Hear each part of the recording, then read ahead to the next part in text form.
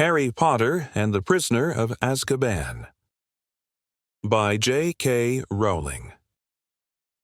Chapter 1. All Post. Harry Potter was a highly unusual boy in many ways. For one thing, he hated the summer holidays more than any other time of year. For another, he really wanted to do his homework but was forced to do it in secret, in the dead of night. And he also happened to be a wizard. It was nearly midnight, and he was lying on his stomach in bed, the blankets drawn right over his head like a tent, a flashlight in one hand, and a large leather-bound book, A History of Magic, by Bathilda Bagshot, propped open against the pillow.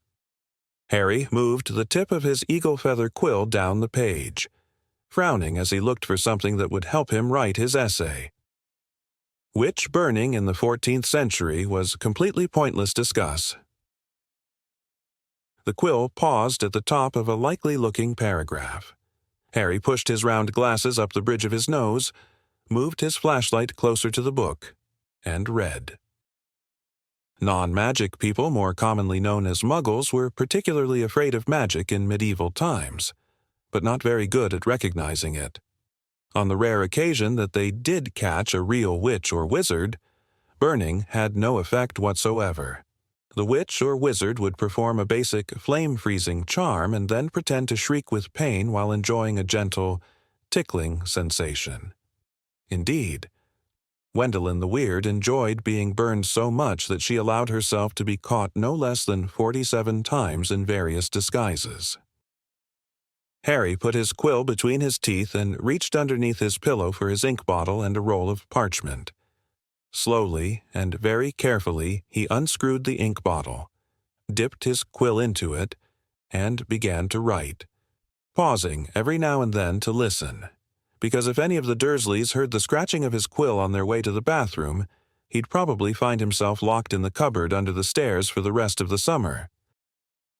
The Dursley family of number 4, Privet Drive, was the reason that Harry never enjoyed his summer holidays. Uncle Vernon, Aunt Petunia, and their son, Dudley, were Harry's only living relatives. They were muggles, and they had a very medieval attitude toward magic. Harry's dead parents, who had been a witch and wizard themselves, were never mentioned under the Dursleys' roof. For years, Aunt Petunia and Uncle Vernon had hoped that if they kept Harry as downtrodden as possible, they would be able to squash the magic out of him. To their fury, they had not been unsuccessful. These days they lived in terror of anyone finding out that Harry had spent most of the last 2 years at Hogwarts School of Witchcraft and Wizardry. The most they could do, however, was to lock away Harry's spellbooks, wand, cauldron, and broomstick at the start of the summer break, and forbid him to talk to the neighbors. This separation from his spellbooks had been a real problem for Harry, because his teachers at Hogwarts had given him a lot of holiday work. One of the essays, a particularly nasty one about shrinking potions, was for Harry's least favorite teacher, Professor Snape, who would be delighted to have an excuse to give Harry detention for a month. Harry had therefore seized his chance in the first week of the holidays, while Uncle Vernon, Aunt Petunia, and Dudley had gone out into the front garden to admire Uncle Vernon's new company car in very loud voices, so that the rest of the street would notice it too. Harry had crept downstairs, picked the lock on the cupboard under the stairs, grabbed some of his books, and hidden them in his bedroom. As long as he didn't leave spots of ink on the sheets, the Dursleys need never know that he was studying magic by night. Harry was particularly keen to avoid trouble with his aunt and uncle at the moment, as they were already in an especially bad mood with him, all because he'd received a telephone call from a fellow wizard 1 week into the school vacation. Ron Weasley, who was one of Harry's best friends at Hogwarts, came from a whole family of wizards. This meant that he knew a lot of things Harry didn't, but had never used a telephone before. Most unluckily, it had been Uncle Vernon who had answered the call. Vernon Dursley speaking. Harry, who happened to be in the room at the time, froze as he heard Ron's voice answer. Hello. Hello. Can you hear me? I want to talk to Harry Potter." Ron was yelling so loudly that Uncle Vernon jumped and held the receiver a foot away from his ear, staring at it with an expression of mingled fury and alarm. "Who is this?" he roared in the direction of the mouthpiece. "Who are you?" "Ron Weasley," Ron bellowed back, as though he and Uncle Vernon were speaking from opposite ends of a football field. "I'm a friend of Harry's from school." Uncle Vernon's small eyes swiveled around to Harry, who was rooted to the spot. "There is no Harry Potter here," he roared, now holding the receiver at arm's length, as though frightened it might explode. "I don't know what school you're talking about. Never contact me again. Don't you come near my family." And he threw the receiver back onto the telephone as if dropping a poisonous spider. The fight that had followed had been one of the worst ever. "How dare you give this number to people like you?" Uncle Vernon had roared, spraying Harry with spit. Ron obviously realized that he'd gotten Harry into trouble, because he hadn't called again. Harry's other best friend from Hogwarts, Hermione Granger, hadn't been in touch either. Harry suspected that Ron had warned Hermione not to call, which was a pity, because Hermione, the cleverest witch in Harry's year, had Muggle parents, knew perfectly well how to use a telephone, and would probably have had enough sense not to say that she went to Hogwarts. So Harry had had no word from any of his wizarding friends for 5 long weeks, and this summer was turning out to be almost as bad as the last one. There was just one very small improvement after swearing that he wouldn't use her to send letters to any of his friends. Harry had been allowed to let his owl, Hedwig, out at night. Uncle Vernon had given in because of the racket Hedwig made if she was locked in her cage all the time. Harry finished writing about Wendelin the Weird and paused to listen again. The silence in the dark house was broken only by the distant, grunting snores of his enormous cousin. Dudley. It must be very late, Harry thought. His eyes were itching with tiredness. Perhaps he'd finish this essay tomorrow night. He replaced the top of the ink bottle, pulled an old pillowcase from under his bed, put the flashlight, a history of magic, his essay, quill, and ink inside it, got out of bed, and hid the lot under a loose floorboard under his bed. Then he stood up, stretched, and checked the time on the luminous alarm clock on his bedside table. It was 1 o'clock in the morning. Harry's stomach gave a funny jolt. He had been 13 years old, without realizing it, for a whole hour. Yet another unusual thing about Harry was how little he looked forward to his birthdays. He had never received a birthday card in his life. The Dursleys had completely ignored his last 2 birthdays, and he had no reason to suppose they would remember this one. Harry walked across the dark room, past Hedwig's large, empty cage, to the open window. He leaned on the sill, the cool night air pleasant on his face after a long time under the blankets. Hedwig had been absent for 2 nights now. Harry wasn't worried about her. She'd been gone this long before, but he hoped she'd be back soon. She was the only living creature in this house who didn't flinch at the sight of him. Harry, though still rather small and skinny for his age, had grown a few inches over the last year. His jet-black hair, however, was just as it always had been, stubbornly untidy, whatever he did to it. The eyes behind his glasses were bright green, and on his forehead, clearly visible through his hair, was a thin scar, shaped like a bolt of lightning. Of all the unusual things about Harry, this scar was the most extraordinary of all.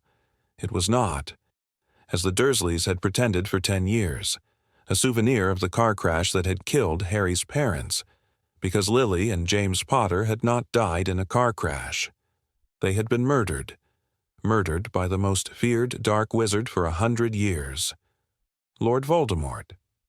Harry had escaped from the same attack with nothing more than a scar on his forehead, where Voldemort's curse, instead of killing him, had rebounded upon its originator. Barely alive, Voldemort had fled. But Harry had come face to face with him at Hogwarts.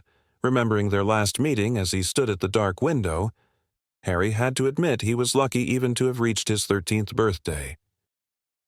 He scanned the starry sky for a sign of Hedwig, perhaps soaring back to him with a dead mouse dangling from her beak, expecting praise, gazing absently over the rooftops. It was a few seconds before Harry realized what he was seeing. Silhouetted against the golden moon, and growing larger every moment, was a large, strangely lopsided creature, and it was flapping in Harry's direction. He stood quite still, watching it sink lower and lower. For a split second he hesitated, his hand on the window latch, wondering whether to slam it shut.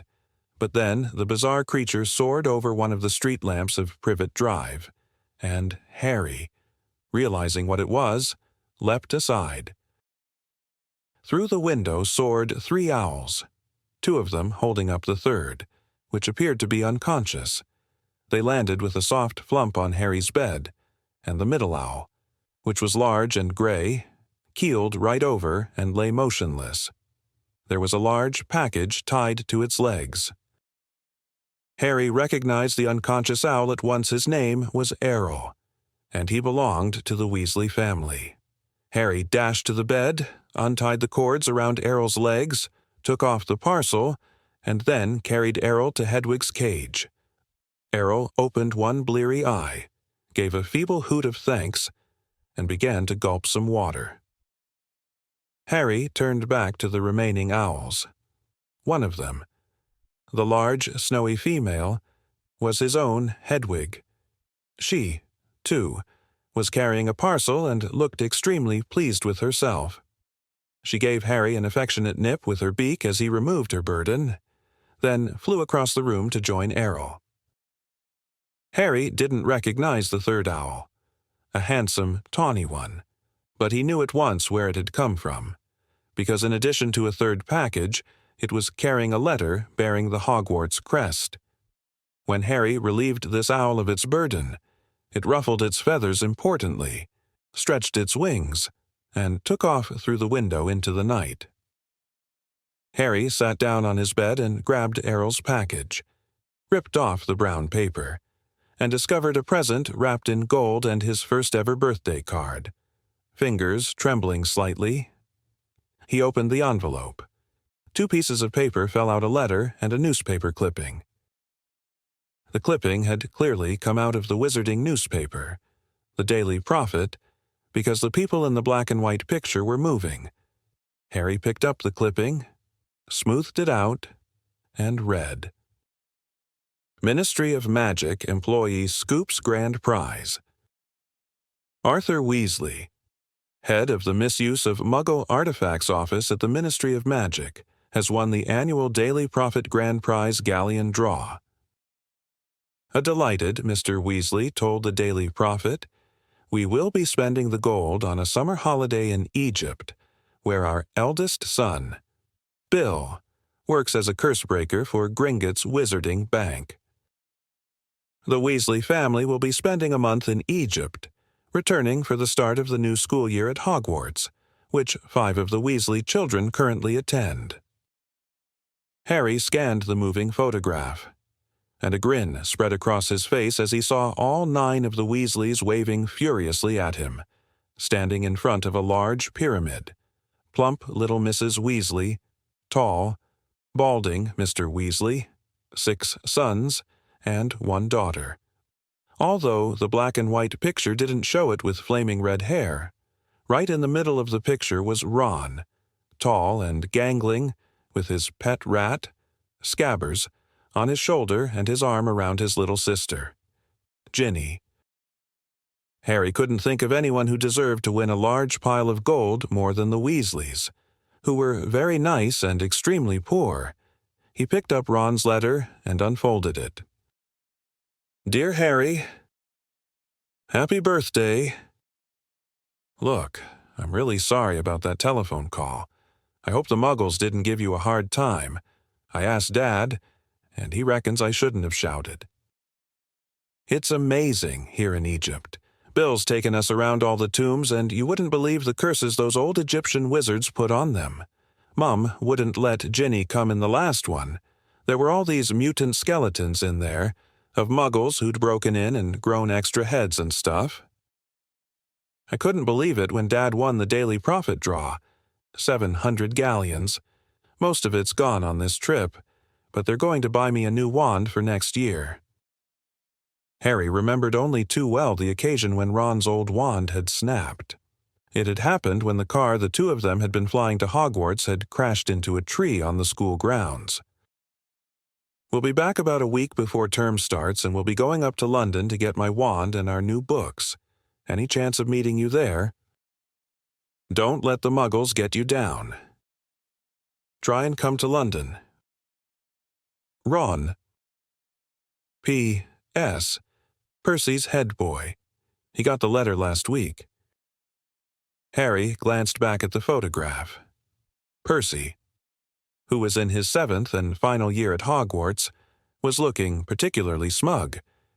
He had pinned his head boy badge to the fez perched jauntily on top of his neat hair, his horn-rimmed glasses flashing in the Egyptian sun. Harry now turned to his present and unwrapped it. Inside was what looked like a miniature glass spinning top.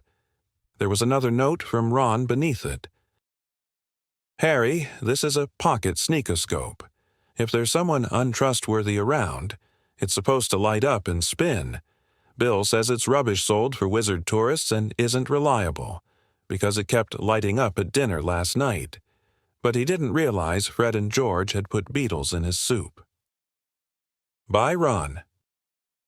Harry put the pocket sneakoscope on his bedside table, where it stood quite still, balanced on its point, reflecting the luminous hands of his clock. He looked at it happily for a few seconds, then picked up the parcel Hedwig had brought. Inside this, too, there was a wrapped present, a card, and a letter, this time from Hermione. Dear Harry, Ron wrote to me and told me about his phone call to your Uncle Vernon. I do hope you're all right. I'm on holiday in France at the moment, and I didn't know how I was going to send this to you. What if they'd opened it at customs? But then Hedwig turned up. I think she wanted to make sure you got something for your birthday for a change. I bought your present by owl order. There was an advertisement in the Daily Prophet. I've been getting it delivered. It's so good to keep up with what's going on in the wizarding world. Did you see that picture of Ron and his family a week ago? I bet he's learning loads. I'm really jealous the ancient Egyptian wizards were fascinating. There's some interesting local history of witchcraft here, too. I've rewritten my whole history of magic essay to include some of the things I've found out. I hope it's not too long. It's 2 rolls of parchment more than Professor Binns asked for. Ron says he's going to be in London in the last week of the holidays. Can you make it? Will your aunt and uncle let you come? I really hope you can. If not, I'll see you on the Hogwarts Express on September 1st.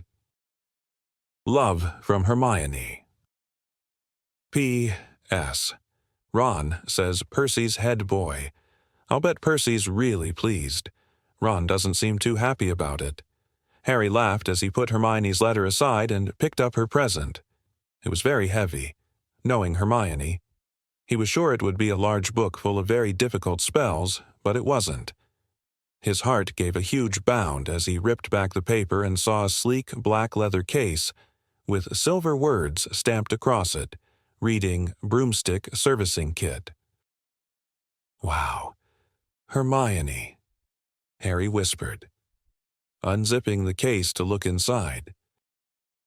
There was a large jar of Fleetwood's high-finish handle polish, a pair of gleaming silver tail twig clippers, a tiny brass compass to clip on your broom for long journeys, and a handbook of do-it-yourself broom care.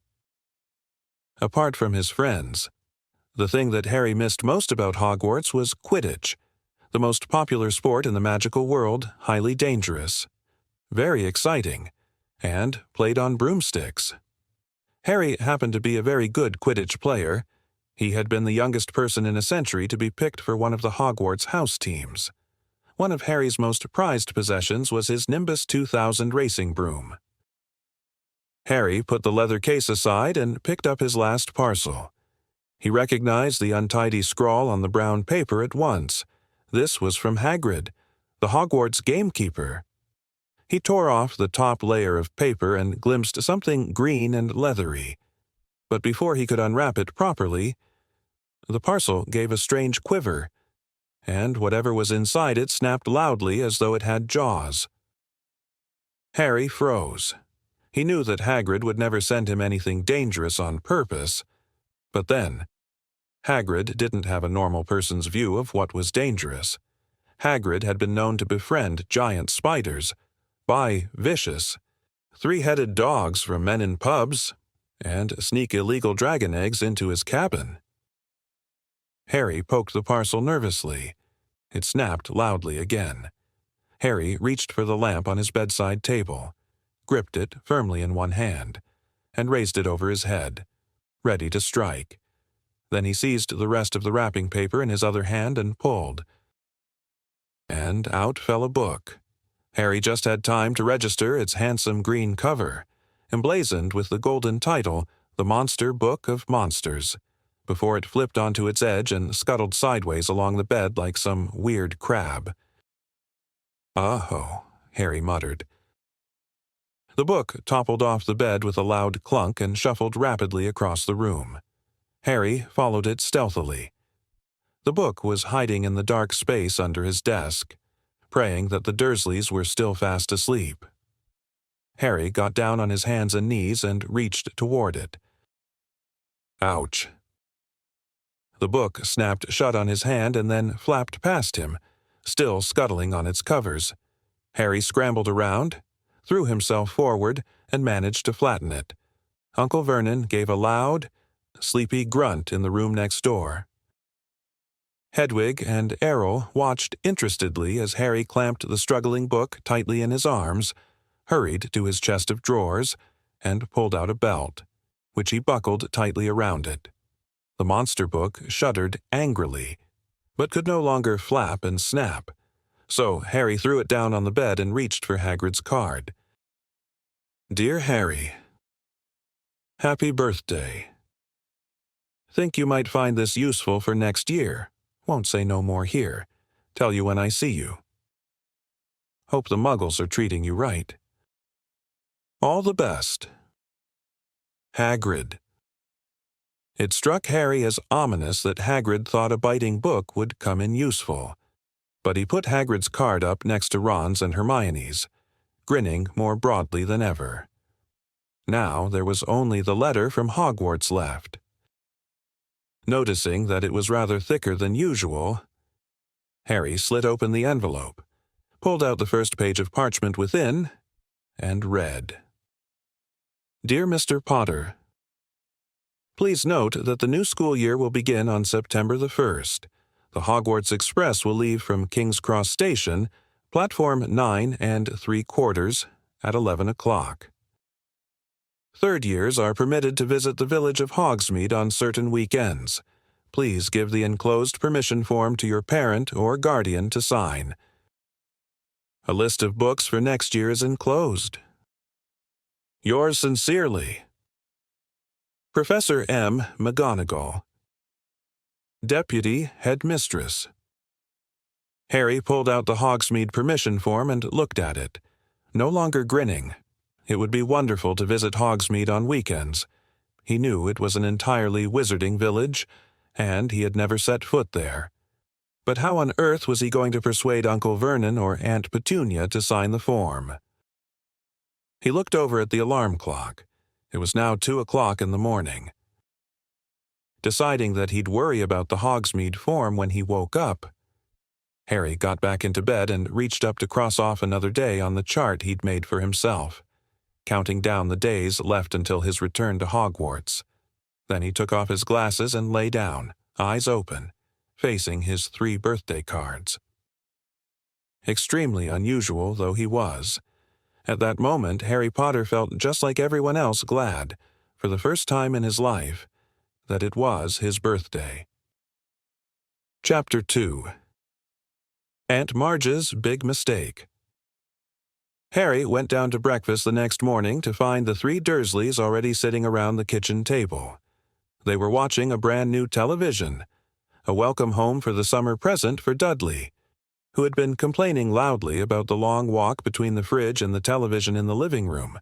Dudley had spent most of the summer in the kitchen, his piggy little eyes fixed on the screen and his 5 chins wobbling as he ate continually. Harry sat down between Dudley and Uncle Vernon, a large and beefy man with very little neck and a lot of mustache. Far from wishing Harry a happy birthday, none of the Dursleys made any sign that they had noticed Harry enter the room, but Harry was far too used to this to care. He helped himself to a piece of toast and then looked up at the reporter on the television, who was halfway through a report on an escaped convict. The public is warned that Black is armed and extremely dangerous. A special hotline has been set up, and any sighting of Black should be reported immediately. No need to tell us he's no good, snorted Uncle Vernon, staring over the top of his newspaper at the prisoner. Look at the state of him, the filthy layabout. Look at his hair. He shot a nasty look sideways at Harry, whose untidy hair had always been a source of great annoyance to Uncle Vernon. Compared to the man on the television, however, whose gaunt face was surrounded by a matted, elbow-length tangle, Harry felt very well groomed indeed. The reporter had reappeared. The Ministry of Agriculture and Fisheries will announce today. "Hang on," barked Uncle Vernon, staring furiously at the reporter. "You didn't tell us where that maniac's escaped from. What use is that? Lunatic could be coming up the street right now."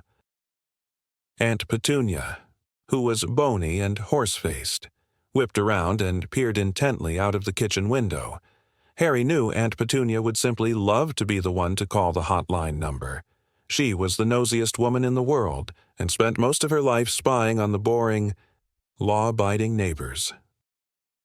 "When will they learn?" said Uncle Vernon, pounding the table with his large purple fist, "that hanging's the only way to deal with these people." "Very true," said Aunt Petunia, who was still squinting into next door's runner beans. Uncle Vernon drained his teacup, glanced at his watch, and added, "I'd better be off in a minute. Petunia, Marge's train gets in at 10. Harry, whose thoughts had been upstairs with the broomstick servicing kit, was brought back to earth with an unpleasant bump. "Aunt Marge," he blurted out, she's not coming here. Is she?"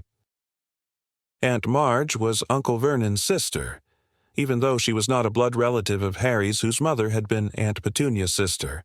He had been forced to call her Aunt all his life. Aunt Marge lived in the country, in a house with a large garden, where she bred bulldogs. She didn't often stay at Privet Drive, because she couldn't bear to leave her precious dogs, but each of her visits stood out horribly vividly in Harry's mind. At Dudley's 5th birthday party, Aunt Marge had whacked Harry around the shins with her walking stick to stop him from beating Dudley at musical statues. A few years later, she had turned up at Christmas with a computerized robot for Dudley and a box of dog biscuits for Harry. On her last visit, the year before Harry started at Hogwarts, Harry had accidentally trodden on the tail of her favorite dog. Ripper had chased Harry out into the garden and up a tree, and Aunt Marge had refused to call him off until past midnight. The memory of this incident still brought tears of laughter to Dudley's eyes. "Marge'll be here for a week," Uncle Vernon snarled, and while we're on the subject, he pointed a fat finger threateningly at Harry. "We need to get a few things straight before I go and collect her." Dudley smirked and withdrew his gaze from the television. Watching Harry being bullied by Uncle Vernon was Dudley's favorite form of entertainment. "Firstly," growled Uncle Vernon, You'll keep a civil tongue in your head when you're talking to Marge." "All right," said Harry bitterly, "if she does when she's talking to me." "Secondly," said Uncle Vernon, acting as though he had not heard Harry's reply, "as Marge doesn't know anything about your abnormality. I don't want any funny stuff while she's here. You behave yourself. Got me?" "I will if she does," said Harry through gritted teeth. "And thirdly," said Uncle Vernon, his mean little eyes now slits in his great purple face, "we've told Marge you attend St. Brutus's Secure Center for Incurably Criminal Boys." "What?" Harry yelled. "And you'll be sticking to that story, boy, or there'll be trouble," spat Uncle Vernon. Harry sat there, white-faced and furious, staring at Uncle Vernon, hardly able to believe it. Aunt Marge coming for a week-long visit, it was the worst birthday present the Dursleys had ever given him, including that pair of Uncle Vernon's old socks. "Well, Petunia," said Uncle Vernon, getting heavily to his feet, "I'll be off to the station. Then, want to come along for the ride? Dudders." "No," said Dudley, whose attention had returned to the television now that Uncle Vernon had finished threatening Harry. "Duddy's got to make himself smart for his auntie," said Aunt Petunia, smoothing Dudley's thick blonde hair. "Mummy's bought him a lovely new bow tie." Uncle Vernon clapped Dudley on his porky shoulder. "See you in a bit, then," he said, and he left the kitchen. Harry, who had been sitting in a kind of horrified trance, had a sudden idea, abandoning his toast. He got quickly to his feet and followed Uncle Vernon to the front door. Uncle Vernon was pulling on his car coat. "I'm not taking you," he snarled as he turned to see Harry watching him.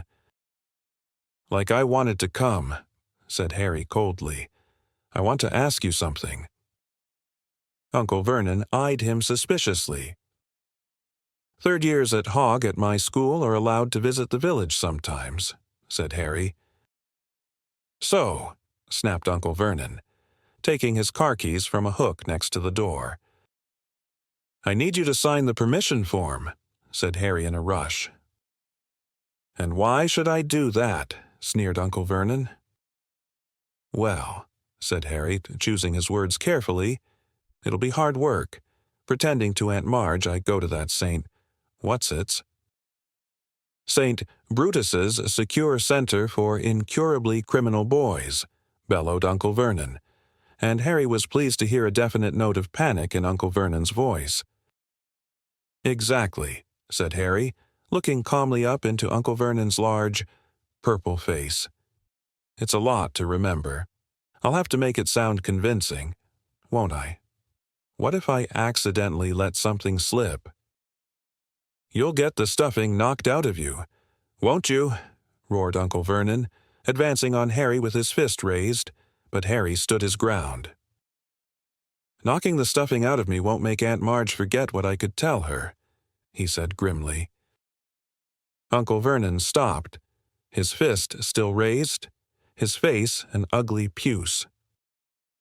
"But if you sign my permission form," Harry went on quickly, "I swear I'll remember where I'm supposed to go to school, and I'll act like a mug, like I'm normal and everything."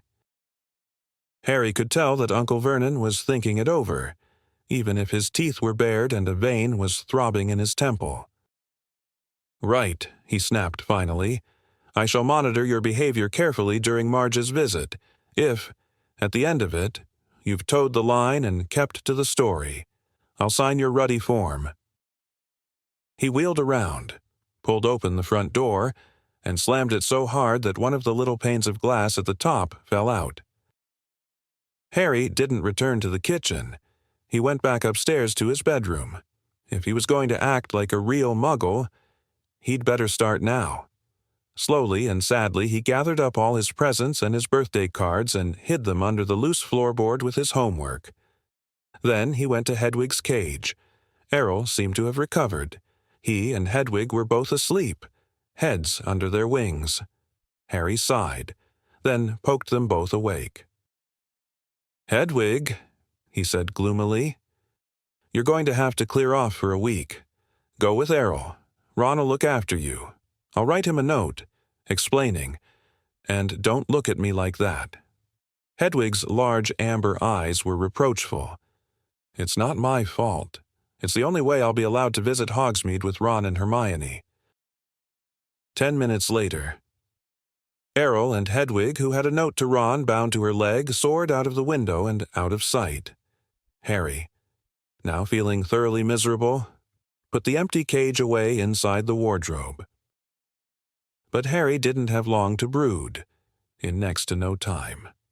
Aunt Petunia was shrieking up the stairs for Harry to come down and get ready to welcome their guest. "Do something about your hair," Aunt Petunia snapped as he reached the hall. Harry couldn't see the point of trying to make his hair lie flat.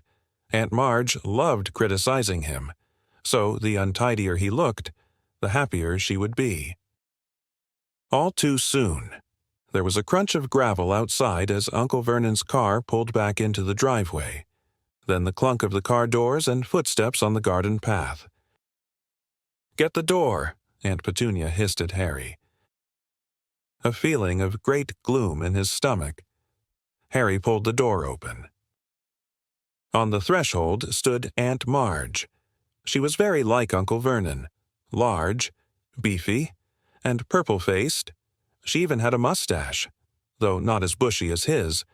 In one hand she held an enormous suitcase, and tucked under the other was an old and evil-tempered bulldog. "Where's my dudders?" roared Aunt Marge. "Where's my Neffy Pooh?" Dudley came waddling down the hall, his blond hair plastered flat to his fat head, a bow tie just visible under his many chins. Aunt Marge thrust the suitcase into Harry's stomach, knocking the wind out of him, seized Dudley in a tight one-armed hug, and planted a large kiss on his cheek.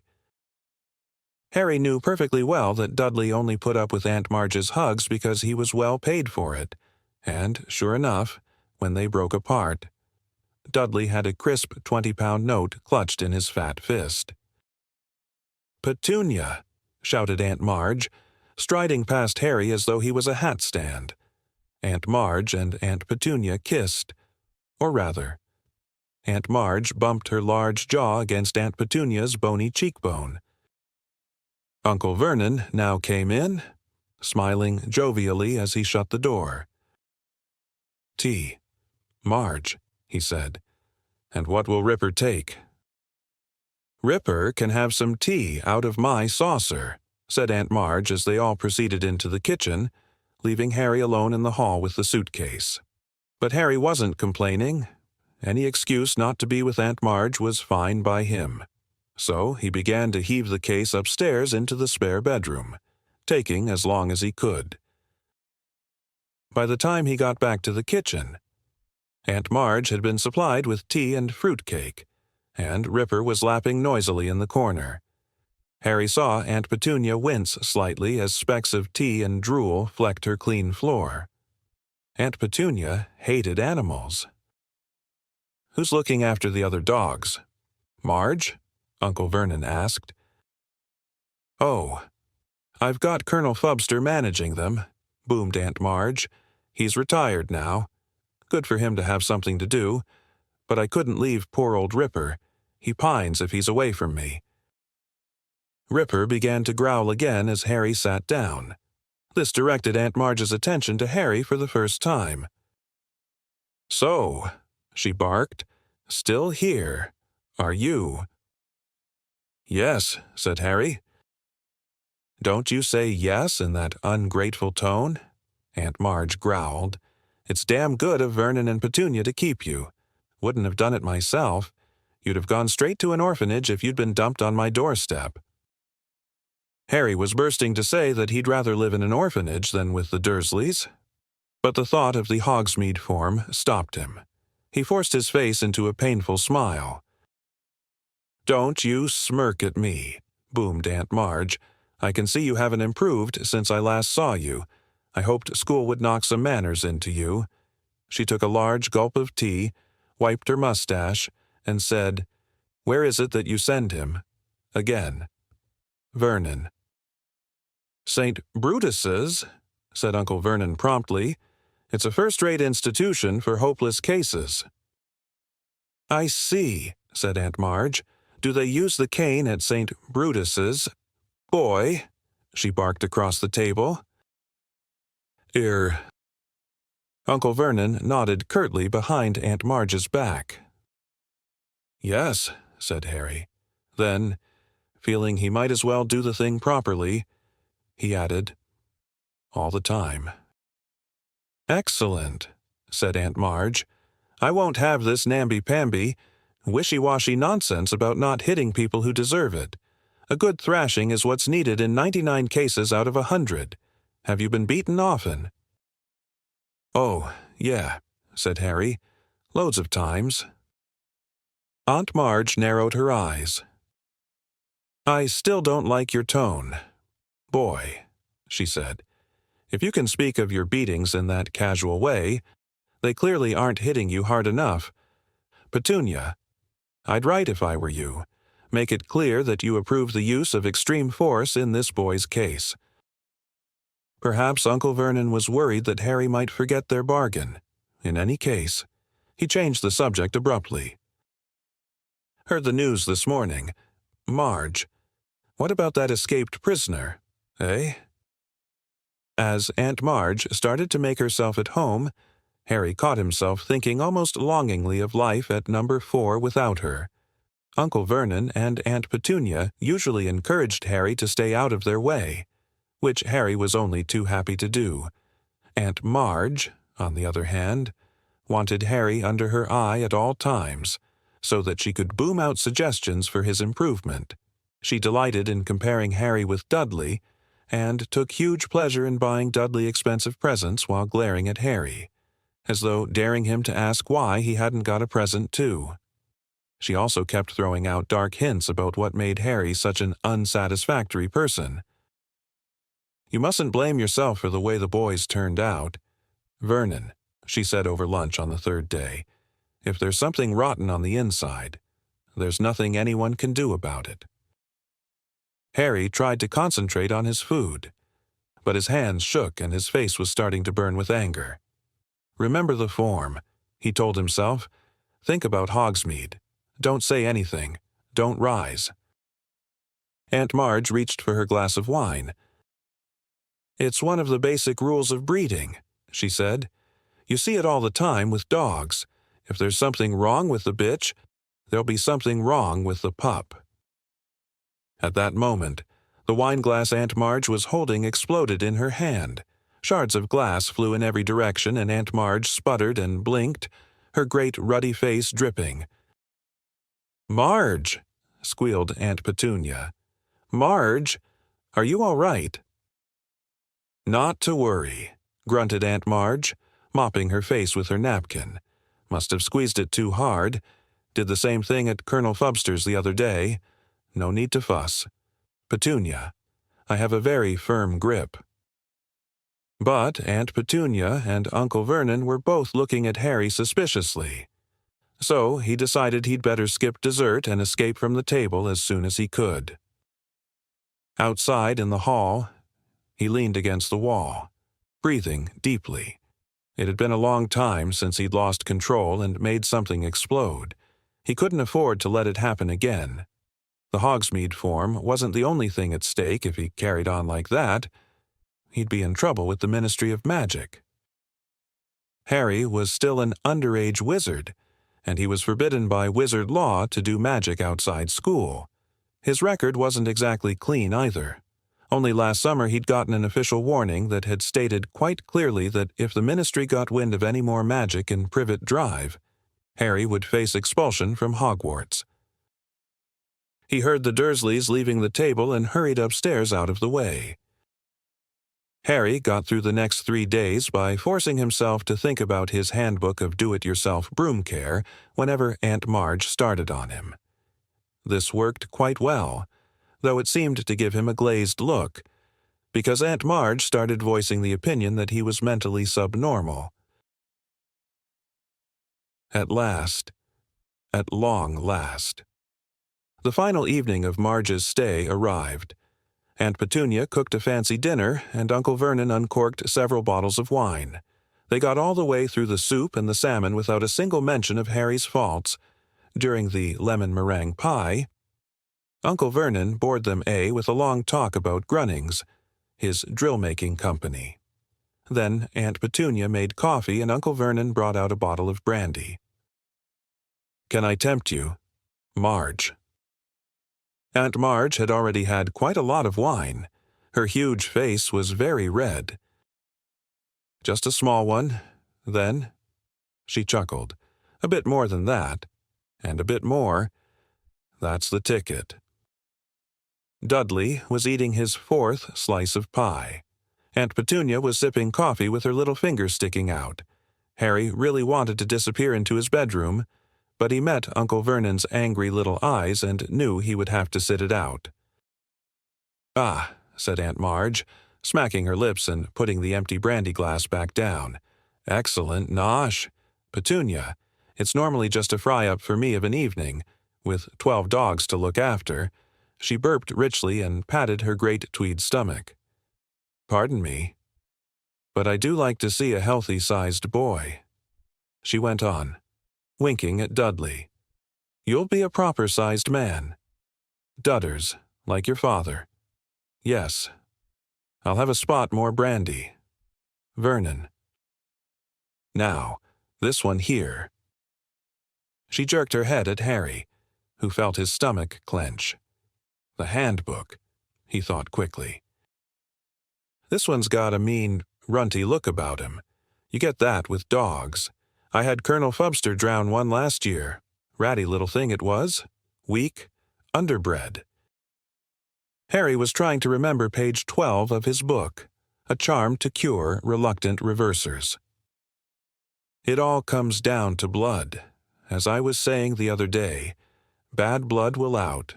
Now, I'm saying nothing against your family.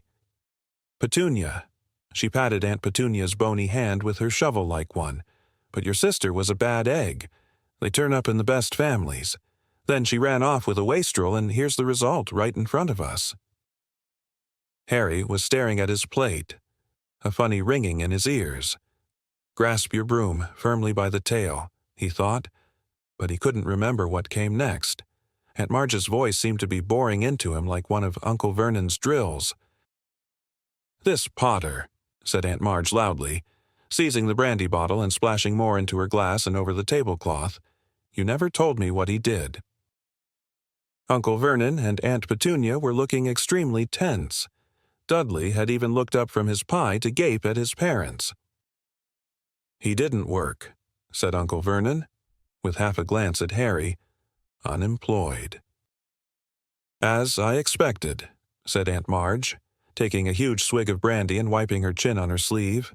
"A no-account, good-for-nothing, lazy scrounger who—" "He was not," said Harry suddenly. The table went very quiet. Harry was shaking all over. He had never felt so angry in his life. "More brandy!" yelled Uncle Vernon, who had gone very white. He emptied the bottle into Aunt Marge's glass. "You, boy," he snarled at Harry. "Go to bed. Go on." "No, Vernon," hiccuped Aunt Marge, holding up a hand. Her tiny bloodshot eyes fixed on Harry's. "Go on. Boy, go on. Proud of your parents, are you? They go and get themselves killed in a car crash drunk, I expect." "They didn't die in a car crash," said Harry, who found himself on his feet. "They died in a car crash, you nasty little liar, and left you to be a burden on their decent, hard-working relatives," screamed Aunt Marge, swelling with fury. "You are an insolent, ungrateful little—" But Aunt Marge suddenly stopped speaking. For a moment, it looked as though words had failed her. She seemed to be swelling with inexpressible anger, but the swelling didn't stop. Her great red face started to expand. Her tiny eyes bulged, and her mouth stretched too tightly for speech next second. Several buttons had just burst from her tweed jacket and pinged off the wall she was inflating like a monstrous balloon. Her stomach bursting free of her tweed waistband, each of her fingers blowing up like a salami. "Marge!" yelled Uncle Vernon and Aunt Petunia together as Aunt Marge's whole body began to rise off her chair toward the ceiling. She was entirely round, now, like a vast life buoy with piggy eyes, and her hands and feet stuck out weirdly as she drifted up into the air, making apoplectic popping noises. Ripper came skidding into the room, barking madly. "No!" Uncle Vernon seized one of Marge's feet and tried to pull her down again, but was almost lifted from the floor himself. A second later, Ripper leapt forward and sank his teeth into Uncle Vernon's leg. Harry tore from the dining room before anyone could stop him, heading for the cupboard under the stairs. The cupboard door burst magically open as he reached it, in seconds. He had heaved his trunk to the front door. He sprinted upstairs and threw himself under the bed, wrenching up the loose floorboard, and grabbed the pillowcase full of his books and birthday presents. He wriggled out, seized Hedwig's empty cage, and dashed back downstairs to his trunk, just as Uncle Vernon burst out of the dining room, his trouser leg in bloody tatters. "Come back in here," he bellowed. "Come back and put her right." But a reckless rage had come over Harry. He kicked his trunk open, pulled out his wand, and pointed it at Uncle Vernon. "She deserved it," Harry said, breathing very fast. "She deserved what she got. You keep away from me." He fumbled behind him for the latch on the door. "I'm going," Harry said. "I've had enough." And in the next moment, he was out in the dark, quiet street, heaving his heavy trunk behind him, Hedwig's cage under his arm. Chapter 3. The Night Bus. Harry was several streets away before he collapsed onto a low wall in Magnolia Crescent, panting from the effort of dragging his trunk. He sat quite still, anger still surging through him, listening to the frantic thumping of his heart. But after 10 minutes alone in the dark street, a new emotion overtook him. Panic. Whichever way he looked at it, he had never been in a worse fix. He was stranded, quite alone, in the dark, Muggle world, with absolutely nowhere to go. And the worst of it was, he had just done serious magic, which meant that he was almost certainly expelled from Hogwarts. He had broken the decree for the restriction of underage wizardry so badly. He was surprised Ministry of Magic representatives weren't swooping down on him where he sat. Harry shivered and looked up and down Magnolia Crescent. What was going to happen to him? Would he be arrested, or would he simply be outlawed from the wizarding world? He thought of Ron and Hermione, and his heart sank even lower. Harry was sure that, criminal or not, Ron and Hermione would want to help him now, but they were both abroad, and with Hedwig gone, he had no means of contacting them. He didn't have any Muggle money, either. There was a little wizard gold in the money bag at the bottom of his trunk, but the rest of the fortune his parents had left him was stored in a vault at Gringotts Wizarding Bank in London. He'd never be able to drag his trunk all the way to London, unless... He looked down at his wand, which he was still clutching in his hand. If he was already expelled, his heart was now thumping painfully fast. A bit more magic couldn't hurt. He had the invisibility cloak he had inherited from his father. What if he bewitched the trunk to make it feather light, tied it to his broomstick, covered himself in the cloak, and flew to London? Then he could get the rest of his money out of his vault and begin his life as an outcast. It was a horrible prospect, but he couldn't sit on this wall forever, or he'd find himself trying to explain to Muggle police why he was out in the dead of night with a trunk full of spellbooks and a broomstick. Harry opened his trunk again and pushed the contents aside. looking for the invisibility cloak, but before he had found it, he straightened up suddenly, looking around him once more. A funny prickling on the back of his neck had made Harry feel he was being watched, but the street appeared to be deserted, and no lights shone from any of the large square houses. He bent over his trunk again, but almost immediately stood up once more, his hand clenched on his wand. He had sensed rather than heard it. Someone or something was standing in the narrow gap between the garage and the fence behind him. Harry squinted at the black alleyway. If only it would move. Then he'd know whether it was just a stray cat or something else. Lumos, Harry muttered, and a light appeared at the end of his wand, almost dazzling him. He held it high over his head, and the pebble-dashed walls of number 2 suddenly sparkled. The garage door gleamed, and between them Harry saw, quite distinctly, the hulking outline of something very big, with wide, gleaming eyes. Harry stepped backward. His legs hit his trunk and he tripped. His wand flew out of his hand as he flung out an arm to break his fall, and he landed, hard, in the gutter. There was a deafening bang, and Harry threw up his hands to shield his eyes against a sudden blinding light.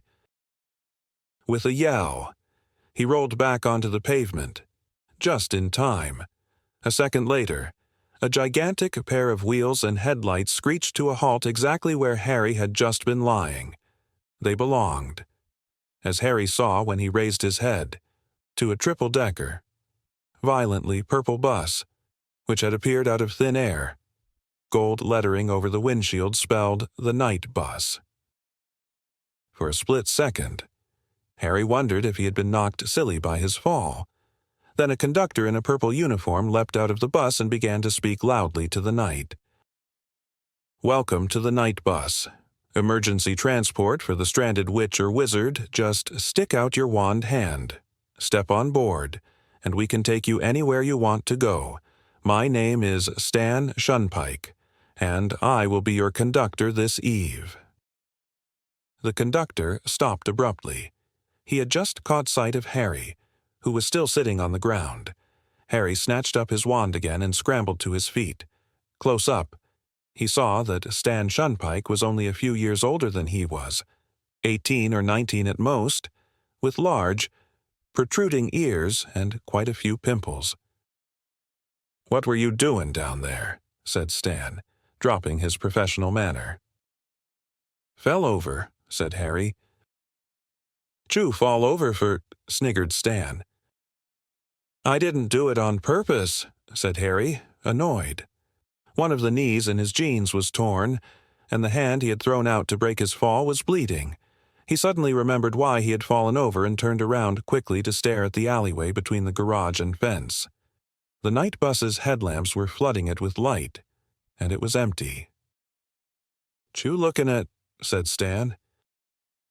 "There was a big black thing," said Harry, pointing uncertainly into the gap, like a dog, but massive. He looked around at Stan, whose mouth was slightly open, with a feeling of unease. Harry saw Stan's eyes move to the scar on Harry's forehead. "What's that on your head?" said Stan abruptly. "Nothing," said Harry quickly, flattening his hair over his scar. If the Ministry of Magic was looking for him, he didn't want to make it too easy for them. "What's your name?" Stan persisted. "Neville Longbottom," said Harry, saying the first name that came into his head.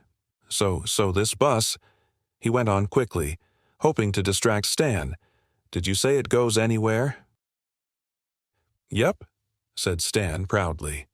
"Anywhere you like, long it's on land. Can't do nothing underwater." He said, looking suspicious again. "You did flag us down, didn't ya? Stuck out your wand and didn't ya?" "Yes," said Harry quickly. "Listen, how much would it be to get to London?" 11 sickles, said Stan. "But for 13 you get hot chocolate, and for 15 you get an hot water bottle and a toothbrush in the color of your choice.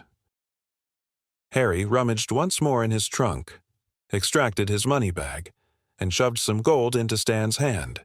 He and Stan then lifted his trunk, with Hedwig's cage balanced on top, up the steps of the bus. There were no seats. Instead, half a dozen brass bedsteads stood beside the curtained windows. Candles were burning in brackets beside each bed, illuminating the wood-paneled walls. A tiny wizard in a nightcap at the rear of the bus muttered, "Not now. Thanks. I'm pickling some slugs," and rolled over in his sleep. "You have this one," Stan whispered, shoving Harry's trunk under the bed right behind the driver, who was sitting in an armchair in front of the steering wheel. "This is our driver, Ernie Prang. This is Neville Longbottom. Ern." Ernie Prang, an elderly wizard wearing very thick glasses, nodded to Harry, who nervously flattened his bangs again and sat down on his bed. "Take her away, Ern," said Stan, sitting down in the armchair next to Ernie's. There was another tremendous bang, and the next moment Harry found himself flat on his bed, thrown backward by the speed of the night bus. Pulling himself up, Harry stared out of the dark window and saw that they were now bowling along a completely different street. Stan was watching Harry's stunned face with great enjoyment. "This is where we was before you flagged us down," he said. "Where are we?" "Ern. Somewhere in Wales." Said Ernie. "How come the Muggles don't hear the bus?" said Harry. "Them," said Stan contemptuously. "Don't listen properly, do they? Don't look properly either. Never notice nothink. They don't. Best go wake up Madam Marsh." "Stan," said Ern. "We'll be in Abergavenny in a minute." Stan passed Harry's bed and disappeared up a narrow wooden staircase. Harry was still looking out of the window, feeling increasingly nervous. Ernie didn't seem to have mastered the use of a steering wheel. The night bus kept mounting the pavement, but it didn't hit anything.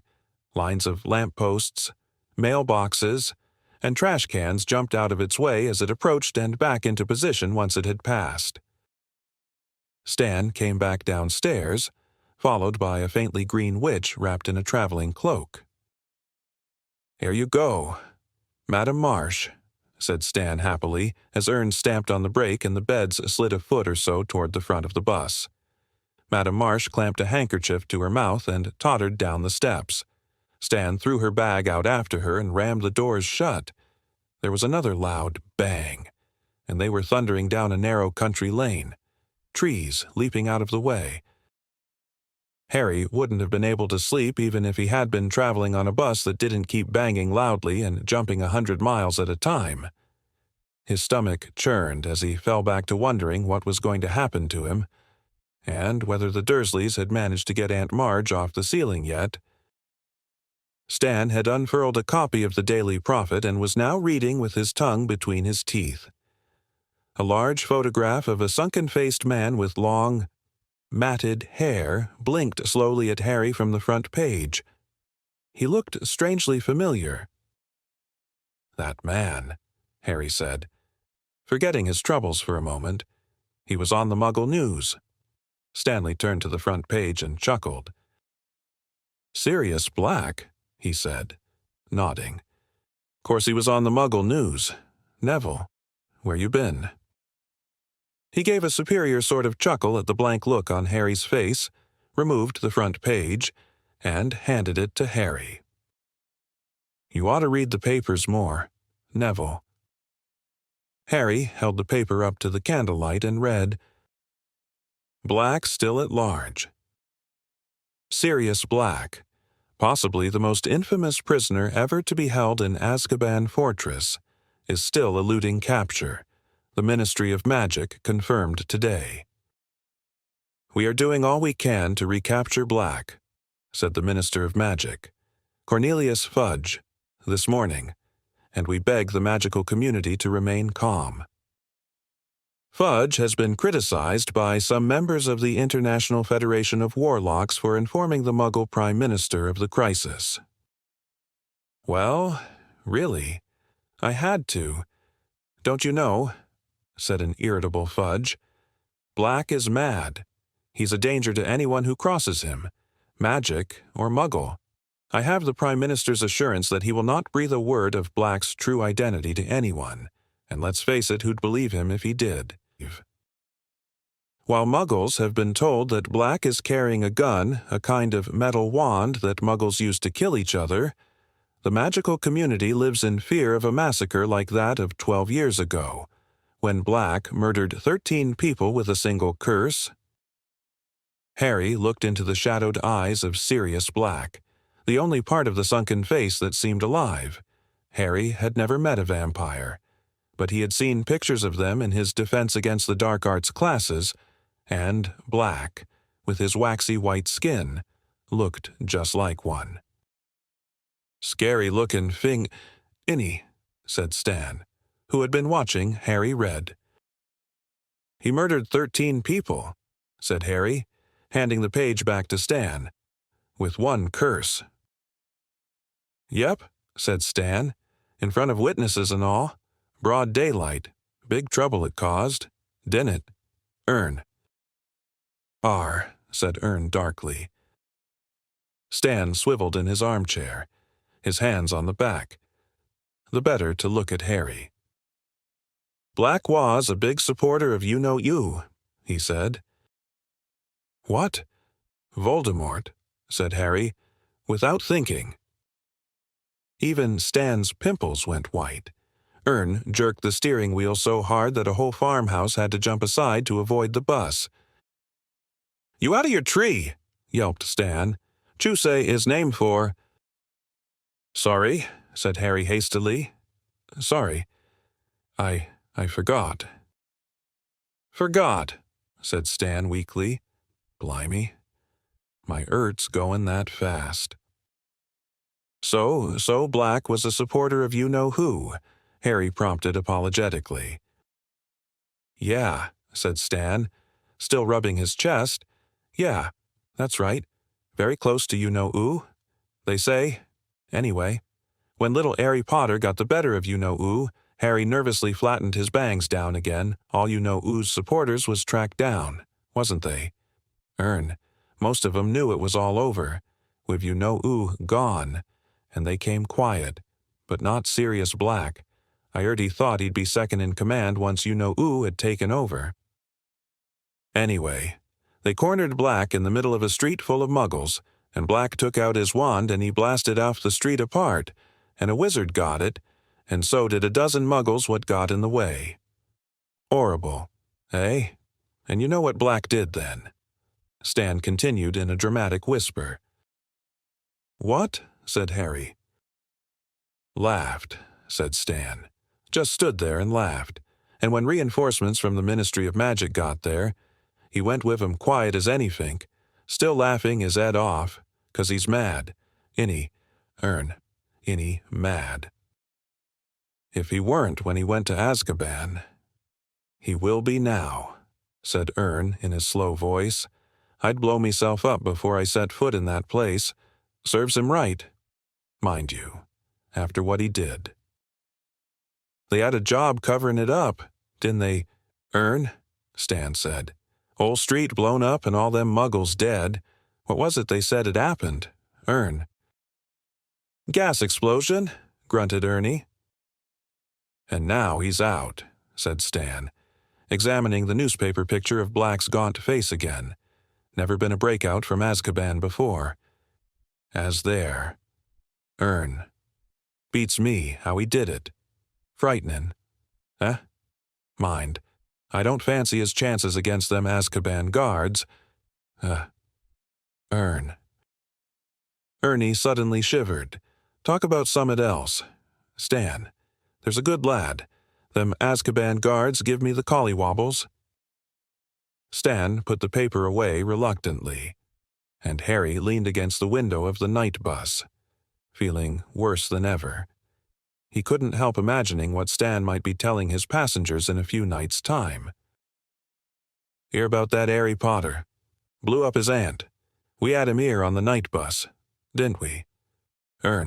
He was trying to run for it. Harry, had broken wizard law just like Sirius Black, was inflating Aunt Marge bad enough to land him in Azkaban. Harry didn't know anything about the wizard prison, though everyone he'd ever heard speak of it did so in the same fearful tone. Hagrid, the Hogwarts gamekeeper, had spent 2 months there only last year.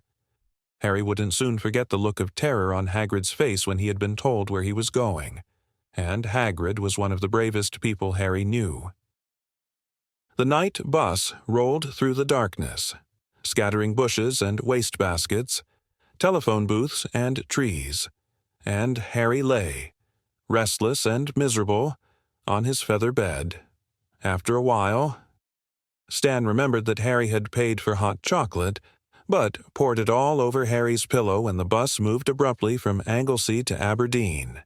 One by one, wizards and witches in dressing gowns and slippers descended from the upper floors to leave the bus.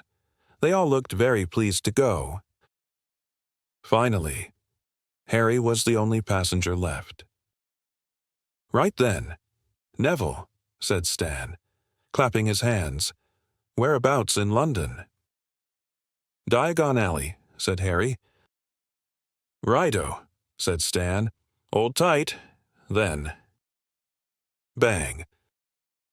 They were thundering along Charing Cross Road.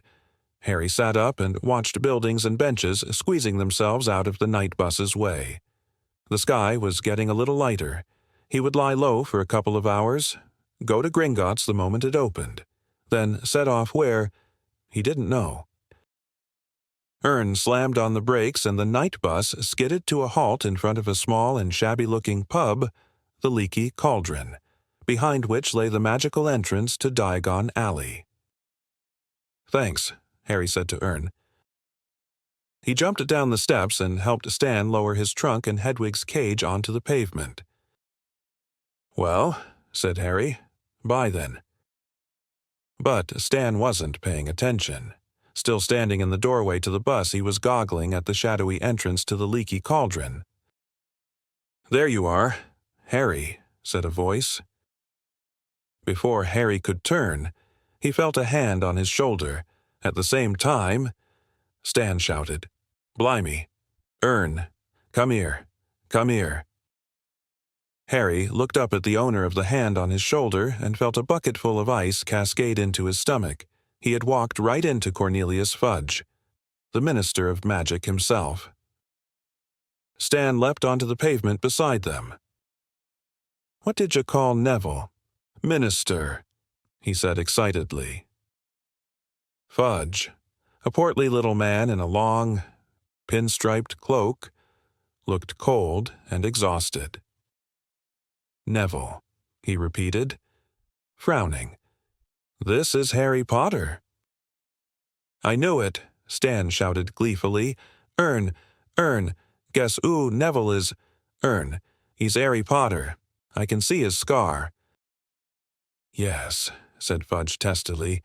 "Well, I'm very glad the night bus picked Harry up, but he and I need to step inside the Leaky Cauldron now."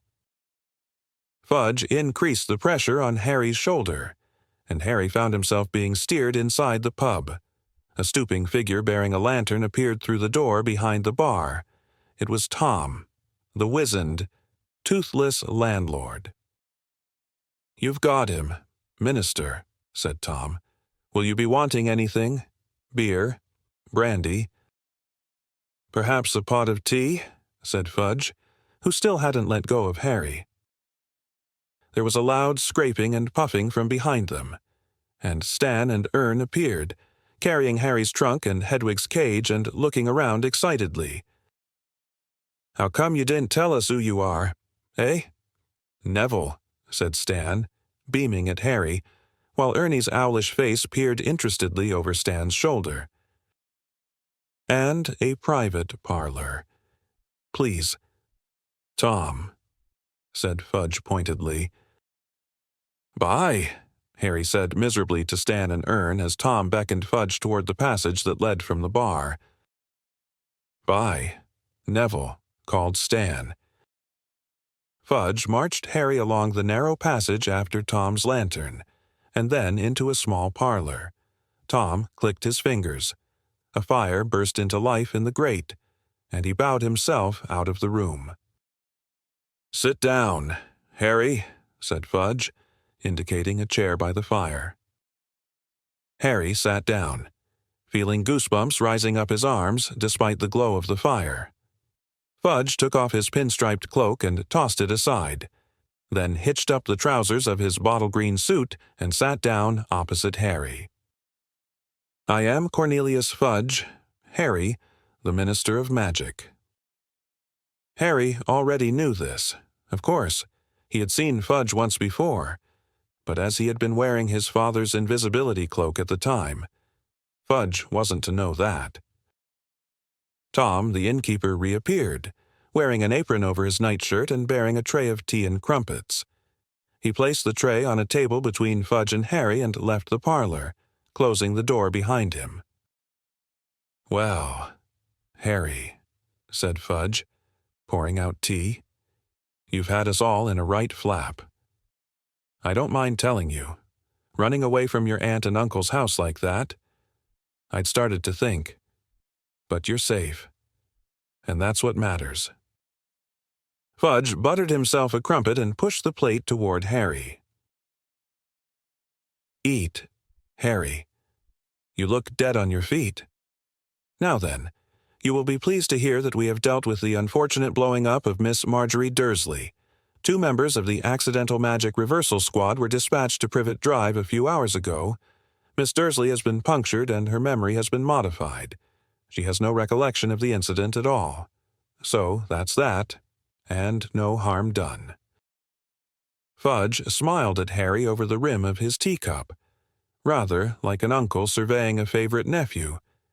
Harry, who couldn't believe his ears, opened his mouth to speak, couldn't think of anything to say, and closed it again. "Ah, you're worrying about the reaction of your aunt and uncle," said Fudge. "Well, I won't deny that they are extremely angry, Harry, but they are prepared to take you back next summer as long as you stay at Hogwarts for the Christmas and Easter holidays." Harry unstuck his throat. "I always stay at Hogwarts for the Christmas and Easter holidays," he said, "and I don't ever want to go back to Privet Drive." Now, I'm sure you'll feel differently once you've calmed down," said Fudge in a worried tone.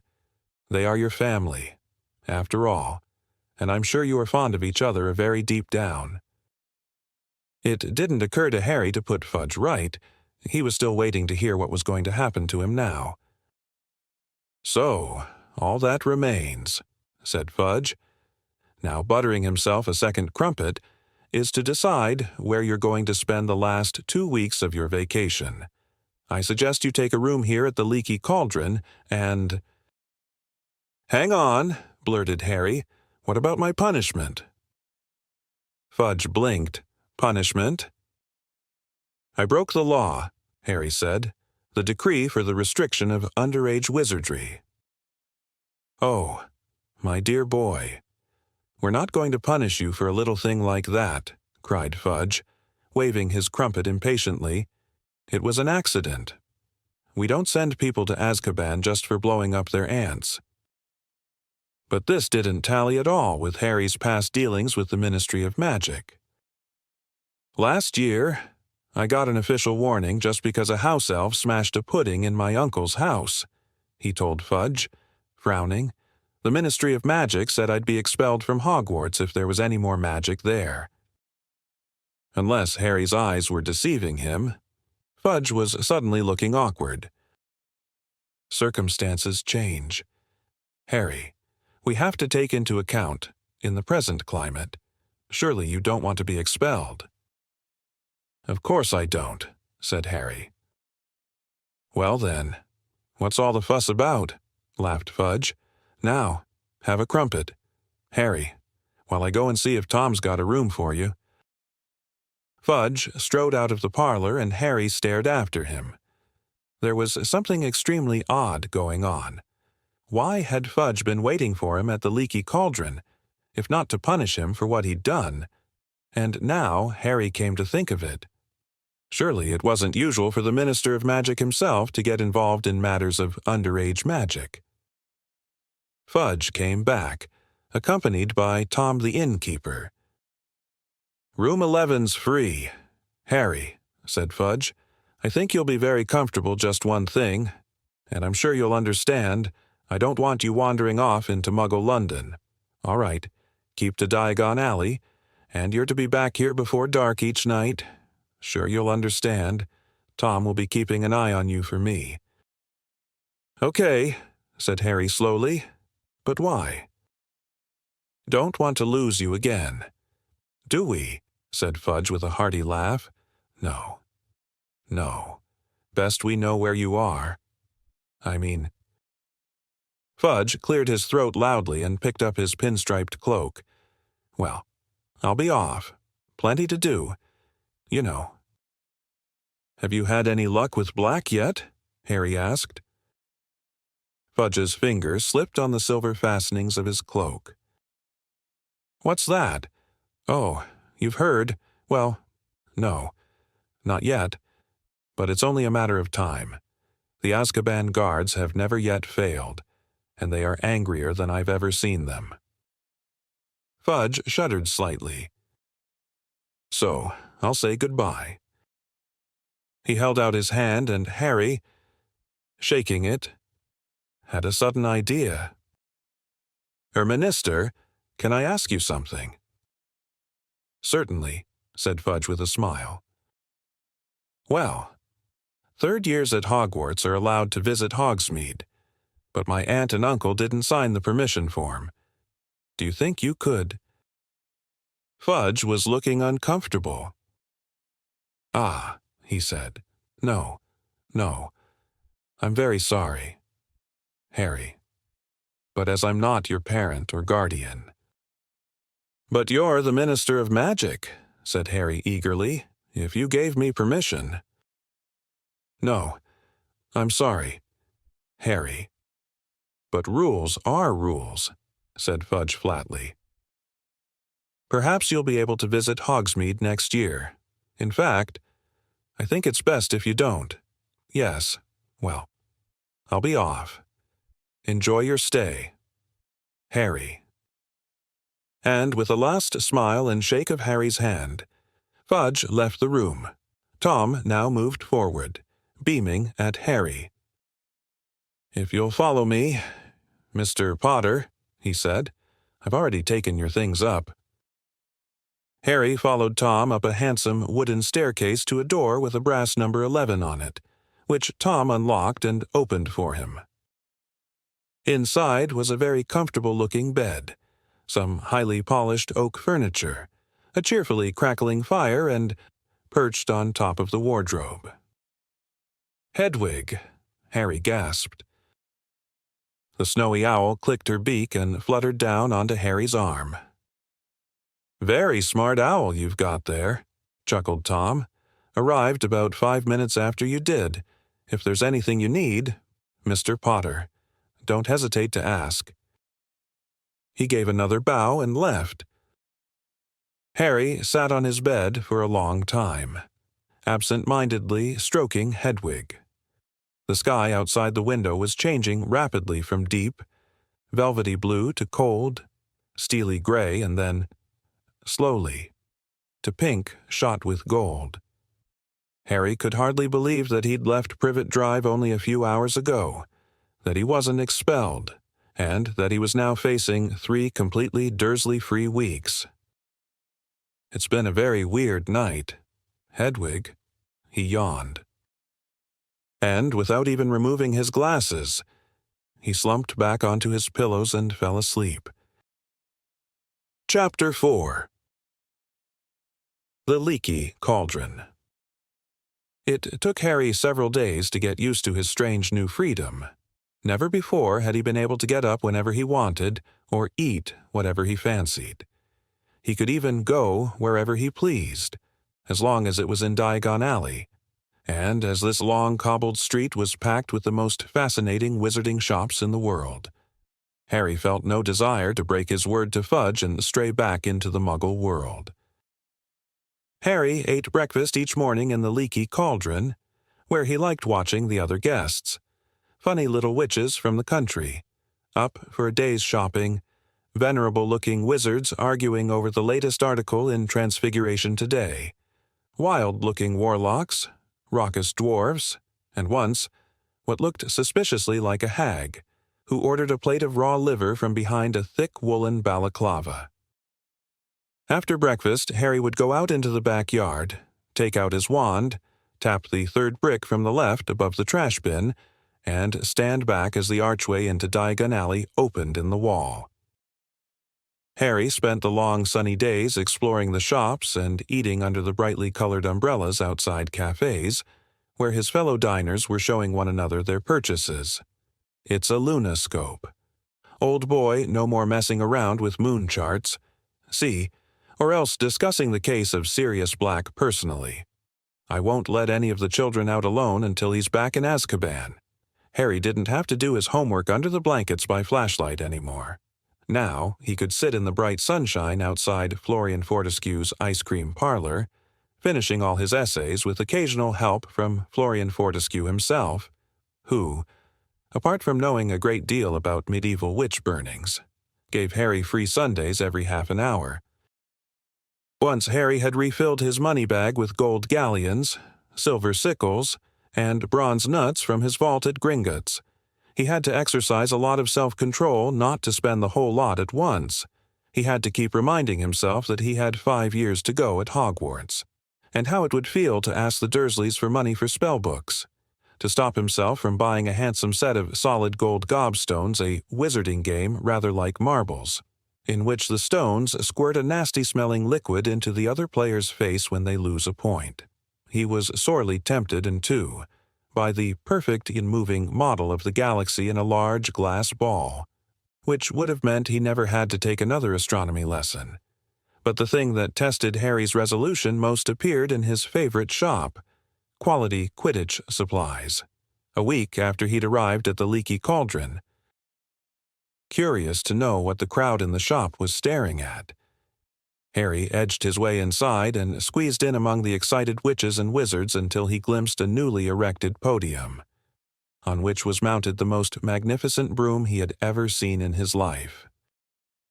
Just come out prototype, a square-jawed wizard was telling his companion. "It's the fastest broom in the world, isn't it, Dad?" squeaked a boy younger than Harry, who was swinging off his father's arm. "Irish International sides just put in an order for 7 of these beauties," the proprietor of the shop told the crowd, "and they're favorites for the World Cup." A large witch in front of Harry moved, and he was able to read the sign next to the broom. The Firebolt. This state-of-the-art racing broom sports a streamlined, superfine handle of ash, treated with a diamond-hard polish and hand-numbered with its own registration number. Each individually selected birch twig in the broom tail has been honed to aerodynamic perfection, giving the Firebolt unsurpassable balance and pinpoint precision. The Firebolt has an acceleration of 150 miles an hour in 10 seconds and incorporates an unbreakable braking charm. Price on request. Price on request? Harry didn't like to think how much gold the Firebolt would cost. He had never wanted anything as much in his whole life, but he had never lost a Quidditch match on his Nimbus 2000. And what was the point in emptying his Gringotts vault for the Firebolt, when he had a very good broom already? Harry didn't ask for the price, but he returned, almost every day after that, just to look at the Firebolt. There were, however, things that Harry needed to buy. He went to the apothecary to replenish his store of potions ingredients, and, as his school robes were now several inches too short in the arm and leg, he visited Madame Malkin's robes for all occasions and bought new ones. Most important of all, he had to buy his new schoolbooks, which would include those for his 2 new subjects, care of magical creatures and divination. Harry got a surprise as he looked in at the bookshop window. Instead of the usual display of gold-embossed spellbooks the size of paving slabs, there was a large iron cage behind the glass that held about 100 copies of The Monster Book of Monsters. Torn pages were flying everywhere as the books grappled with each other, locked together in furious wrestling matches and snapping aggressively. Harry pulled his book list out of his pocket and consulted it for the first time. The Monster Book of Monsters was listed as the required book for care of magical creatures. Now Harry understood why Hagrid had said it would come in useful. He felt relieved. He had been wondering whether Hagrid wanted help with some terrifying new pet. As Harry entered Flourish and Blots, the manager came hurrying toward him. "Hogwarts," he said abruptly. "Come to get your new books." "Yes," said Harry. "I need." "Get out of the way," said the manager impatiently, brushing Harry aside. He drew on a pair of very thick gloves, picked up a large, knobbly walking stick, and proceeded toward the door of the monster book's cage. "Hang on," said Harry quickly. "I've already got one of those." "Have you?" A look of enormous relief spread over the manager's face. "Thank heavens for that. I've been bitten 5 times already this morning." A loud ripping noise rent the air. 2 of the monster books had seized a third and were pulling it apart. "Stop it! Stop it!" cried the manager, poking the walking stick through the bars and knocking the books apart. "I'm never stocking them again. Never. It's been bedlam. I thought we'd seen the worst when we bought 200 copies of the Invisible Book of Invisibility cost a fortune, and we never found them. Well, is there anything else I can help you with?" "Yes," said Harry, looking down his book list. "I need Unfogging the Future by Cassandra Vablatsky." "Ah, starting divination, are you?" said the manager, stripping off his gloves and leading Harry into the back of the shop, where there was a corner devoted to fortune-telling. A small table was stacked with volumes such as Predicting the Unpredictable, Insulate Yourself Against Shocks and Broken Balls, When Fortunes Turn Foul. "Here you are," said the manager, who had climbed a set of steps to take down a thick, black-bound book, Unfogging the Future, very good guide to all your basic fortune-telling methods, palmistry, crystal balls, bird entrails. But Harry wasn't listening. His eyes had fallen on another book, which was among a display on a small table. Death Omens, What to Do When You Know the Worst is Coming. "Oh, I wouldn't read that if I were you," said the manager lightly, looking to see what Harry was staring at.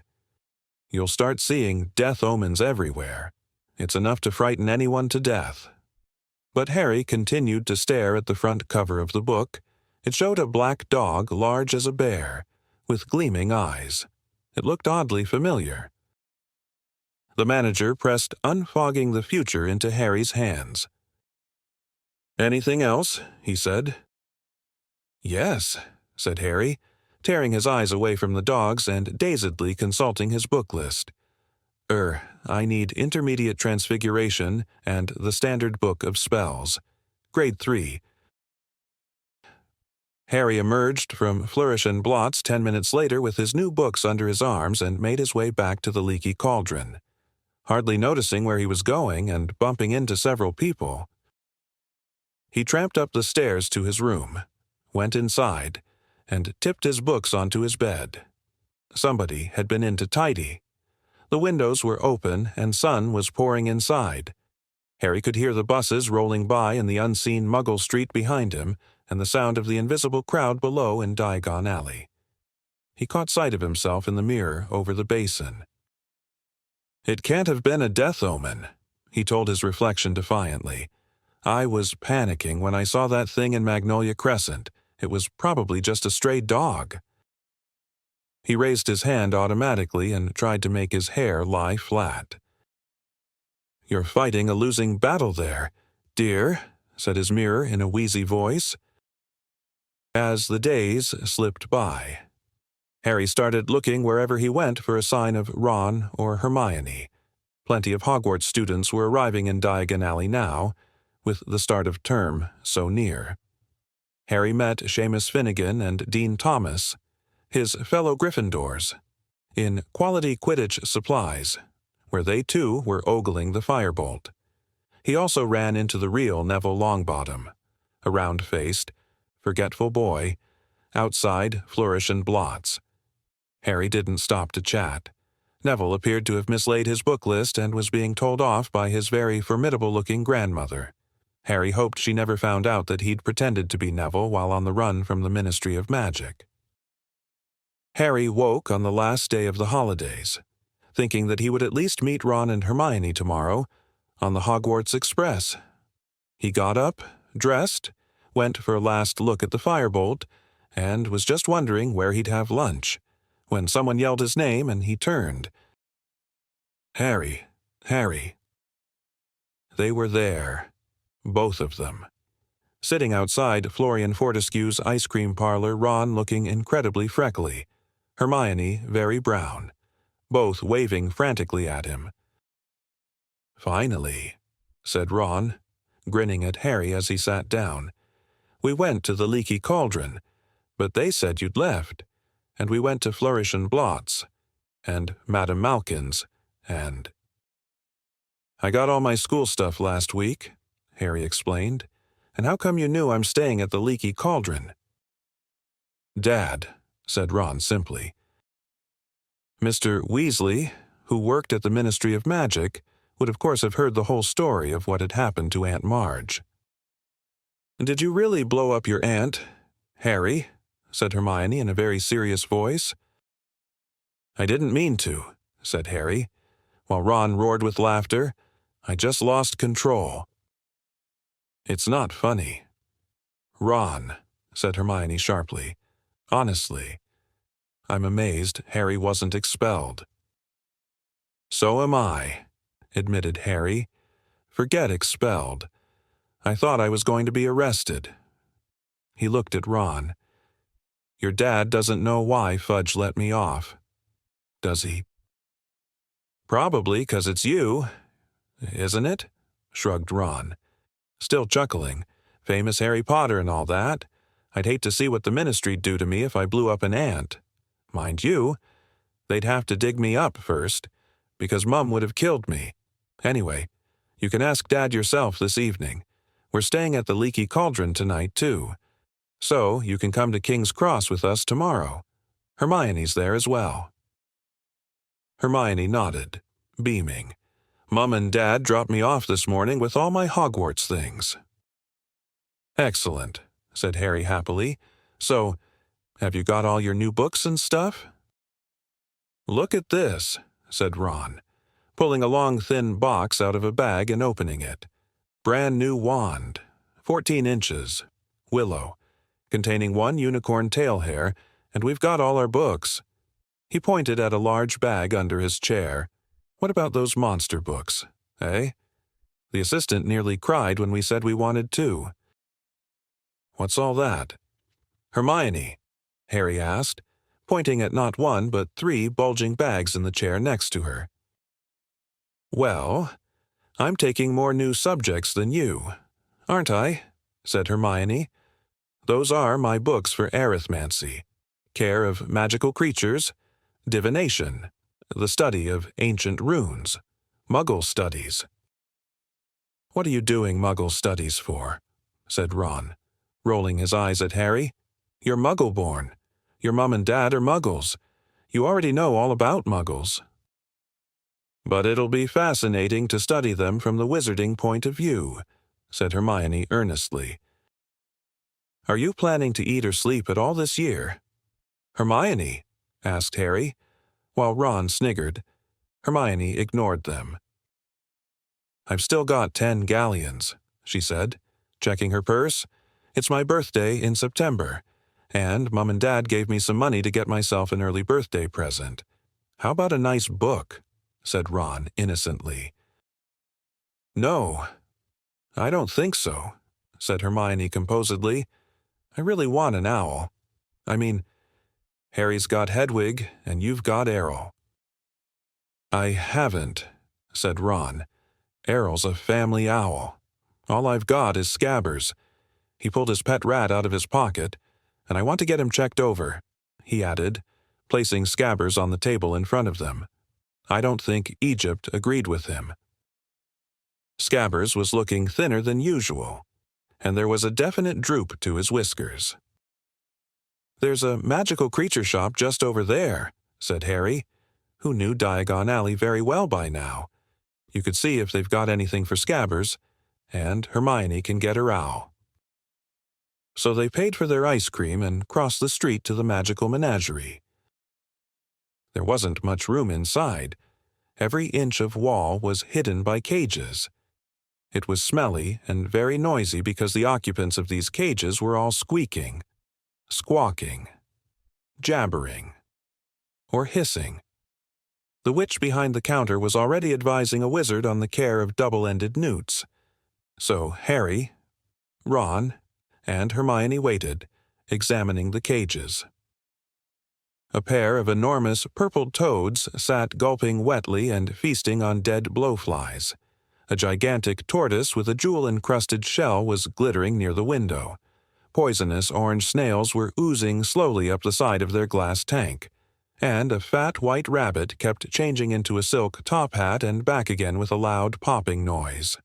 Then there were cats of every color, a noisy cage of ravens, a basket of funny custard-colored furballs that were humming loudly, and, on the counter, a vast cage of sleek black rats that were playing some sort of skipping game using their long, bald tails.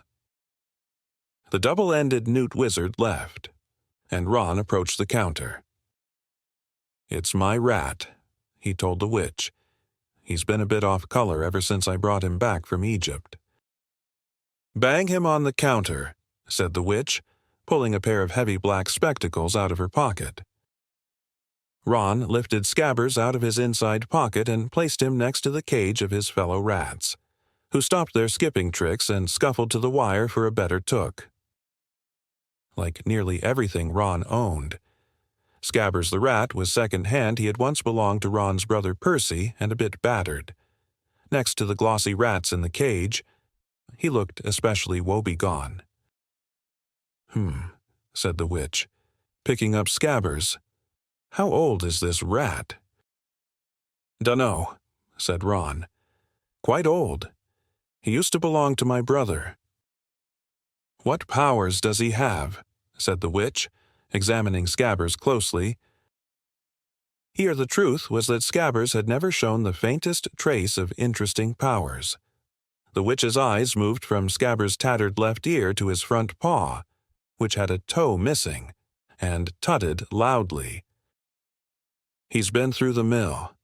This one," she said. "He was like that when Percy gave him to me," said Ron defensively. "An ordinary common or garden rat like this can't be expected to live longer than 3 years or so," said the witch. "Now, if you were looking for something a bit more hard-wearing, you might like one of these." She indicated the black rats, who promptly started skipping again.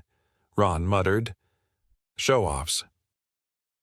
"Well, if you don't want a replacement, you can try this rat tonic," said the witch, reaching under the counter and bringing out a small red bottle. "Okay," said Ron. "How much ouch?" Ron buckled as something huge and orange came soaring from the top of the highest cage, landed on his head, and then propelled itself, spitting madly, at Scabbers. "No! Cruikshanks! No!" cried the witch, but Scabbers shot from between her hands like a bar of soap, landed splay-legged on the floor, and then scampered for the door. "Scabbers!" Ron shouted, racing out of the shop after him. Harry followed. It took them nearly 10 minutes to catch Scabbers, who had taken refuge under a waste-paper bin outside Quality Quidditch Supplies. Ron stuffed the trembling rat back into his pocket and straightened up, massaging his head. "What was that?" "It was either a very big cat or quite a small tiger," said Harry. "Where's Hermione?" "Probably getting her owl." They made their way back up the crowded street to the magical menagerie. As they reached it, Hermione came out, but she wasn't carrying an owl. Her arms were clamped tightly around the enormous ginger cat. "You bought that monster," said Ron, his mouth hanging open. "He's gorgeous, isn't he?" said Hermione, glowing. That was a matter of opinion, thought Harry. The cat's ginger fur was thick and fluffy, but it was definitely a bit bow-legged and its face looked grumpy and oddly squashed, as though it had run headlong into a brick wall. Now that Scabbers was out of sight, however, the cat was purring contentedly in Hermione's arms. "Hermione, that thing nearly scalped me," said Ron. "He didn't mean to. Did you, Crookshanks?" said Hermione. "And what about Scabbers?" said Ron, pointing at the lump in his chest pocket. "He needs rest and relaxation. How's he going to get it with that thing around?" "That reminds me. You forgot your rat tonic," said Hermione, slapping the small red bottle into Ron's hand. "And stop worrying. Crookshanks will be sleeping in my dormitory and Scabbers in yours. What's the problem? Poor Crookshanks. That witch said he'd been in there for ages. No one wanted him." "Wonder why," said Ron sarcastically as they set off toward the leaky cauldron. They found Mr. Weasley sitting in the bar, reading the Daily Prophet. "Harry," he said, smiling as he looked up. "How are you?" "Fine, thanks," said Harry as he... Ron and Hermione joined Mr. Weasley with their shopping. Mr. Weasley put down his paper, and Harry saw the now familiar picture of Sirius Black staring up at him. "They still haven't caught him, then?" he asked. "No," said Mr. Weasley, looking extremely grave. "They've pulled us all off our regular jobs at the ministry to try and find him, but no luck so far." "Would we get a reward if we caught him?" asked Ron. "It'd be good to get some more money." "Don't be ridiculous." "Ron," said Mr. Weasley, who on closer inspection looked very strained. "Black's not going to be caught by a 13-year-old wizard. It's the Azkaban guards who'll get him back. You mark my words."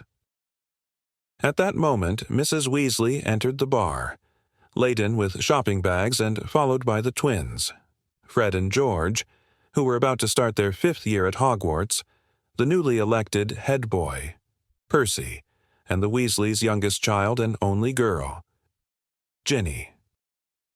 Ginny, who had always been very taken with Harry, seemed even more heartily embarrassed than usual when she saw him, perhaps because he had saved her life during their previous year at Hogwarts. She went very red and muttered hello without looking at him. Percy, however, held out his hand solemnly as though he and Harry had never met and said, "Harry, how nice to see you." "Hello." "Percy," said Harry, trying not to laugh. "I hope you're well," said Percy pompously, shaking hands. It was rather like being introduced to the mayor. "Very well, thanks." "Harry," said Fred, elbowing Percy out of the way and bowing deeply. "Simply splendid to see you, old boy." "Marvelous," said George, pushing Fred aside and seizing Harry's hand in turn. "Absolutely spiffing." Percy scowled. "That's enough. Now," said Mrs. Weasley. "Mum," said Fred, as though he'd only just spotted her and seizing her hand. "Too. How really corking to see you." "I said, that's enough," said Mrs. Weasley, depositing her shopping in an empty chair. "Hello, Harry. Dear, I suppose you've heard our exciting news." She pointed to the brand-new silver badge on Percy's chest. "Second head boy in the family," she said, swelling with pride. "And last," Fred muttered under his breath. "I don't doubt that," said Mrs. Weasley, frowning suddenly. "I notice they haven't made you two prefects." "What do we want to be prefects for?" said George, looking revolted at the very idea. "It'd take all the fun out of life." Ginny giggled. "You want to set a better example for your sister," snapped Mrs. Weasley. "Ginny's got other brothers to set her an example." "Mother," said Percy loftily, "I'm going up to change for dinner." He disappeared, and George heaved a sigh. "We tried to shut him in a pyramid," he told Harry, "but Mum spotted us." Dinner that night was a very enjoyable affair. Tom the innkeeper put 3 tables together in the parlor, and the 7 Weasleys, Harry, and Hermione ate their way through 5 delicious courses. "Are we getting to King's Cross tomorrow, Dad?" asked Fred as they dug into a sumptuous chocolate pudding. "The ministry's providing a couple of cars," said Mr. Weasley. Everyone looked up at him. "Why?" said Percy curiously. "It's because of you, Perce," said George seriously. "And there'll be little flags on the hoods, with HB on them." "For Humongous Bighead," said Fred. Everyone except Percy and Mrs. Weasley snorted into their pudding. "Why are the ministry providing cars, Father?" Percy asked again, in a dignified voice. "Well, as we haven't got one anymore," said Mr. Weasley, "and as I work there, they're doing me a favor." His voice was casual, but Harry couldn't help noticing that Mr. Weasley's ears had gone red, just like Ron's did when he was under pressure. "Good thing, too," said Mrs. Weasley briskly. "Do you realize how much luggage you've all got between you? A nice sight you'd be on the Muggle Underground. You're all packed, aren't you?" "Ron hasn't put all his new things in his trunk yet," said Percy in a long-suffering voice. "He's dumped them on my bed." "You'd better go and pack properly, Ron, because we won't have much time in the morning." Mrs. Weasley called down the table. Ron scowled at Percy. After dinner, everyone felt very full and sleepy. One by one, they made their way upstairs to their rooms to check their things for the next day. Ron and Percy were next door to Harry. He had just closed and locked his own trunk when he heard angry voices through the wall, and went to see what was going on. The door of number 12 was ajar, and Percy was shouting. It was here, on the bedside table. I took it off for polishing. "I haven't touched it." "All right," Ron roared back. "What's up?" said Harry. "My head boy badge is gone," said Percy, rounding on Harry. "So's Scabbers' rat tonic," said Ron, throwing things out of his trunk to look. "I think I might have left it in the bar." "You're not going anywhere till you've found my badge," yelled Percy. "I'll get Scabbers' stuff. I'm packed," Harry said to Ron, and he went downstairs. Harry was halfway along the passage to the bar, which was now very dark, when he heard another pair of angry voices coming from the parlor. A second later, he recognized them as Mr. and Mrs. Weasley's. He hesitated, not wanting them to know he'd heard them arguing, when the sound of his own name made him stop, then move closer to the parlor door. "Makes no sense not to tell him," Mr. Weasley was saying heatedly. "Harry's got a right to know. I've tried to tell Fudge, but he insists on treating Harry like a child. He's 13 years old and—" "Arthur, the truth would terrify him," said Mrs. Weasley shrilly. "Do you really want to send Harry back to school with that hanging over him? For heaven's sake, he's happy not knowing." "I don't want to make him miserable. I want to put him on his guard," retorted Mr. Weasley. "You know what Harry and Ron are like. Wandering off by themselves, they've even ended up in the Forbidden Forest. But Harry mustn't do that this year. When I think what could have happened to him that night he ran away from home. If the night bus hadn't picked him up, I'm prepared to bet he would have been dead before the ministry found him. But he's not dead. He's fine. So what's the point? Molly, they say Sirius Black's mad, and maybe he is, but he was clever enough to escape from Azkaban, and that's supposed to be impossible. It's been 3 weeks, and no one's seen hide nor hair of him, and I don't care what Fudge keeps telling the Daily Prophet. We're no nearer catching Black than inventing self-spelling wands. The only thing we know for sure is what Black's after. But Harry will be perfectly safe at Hogwarts. We thought Azkaban was perfectly safe. If Black can break out of Azkaban, he can break into Hogwarts. But no one's really sure that Black's after Harry.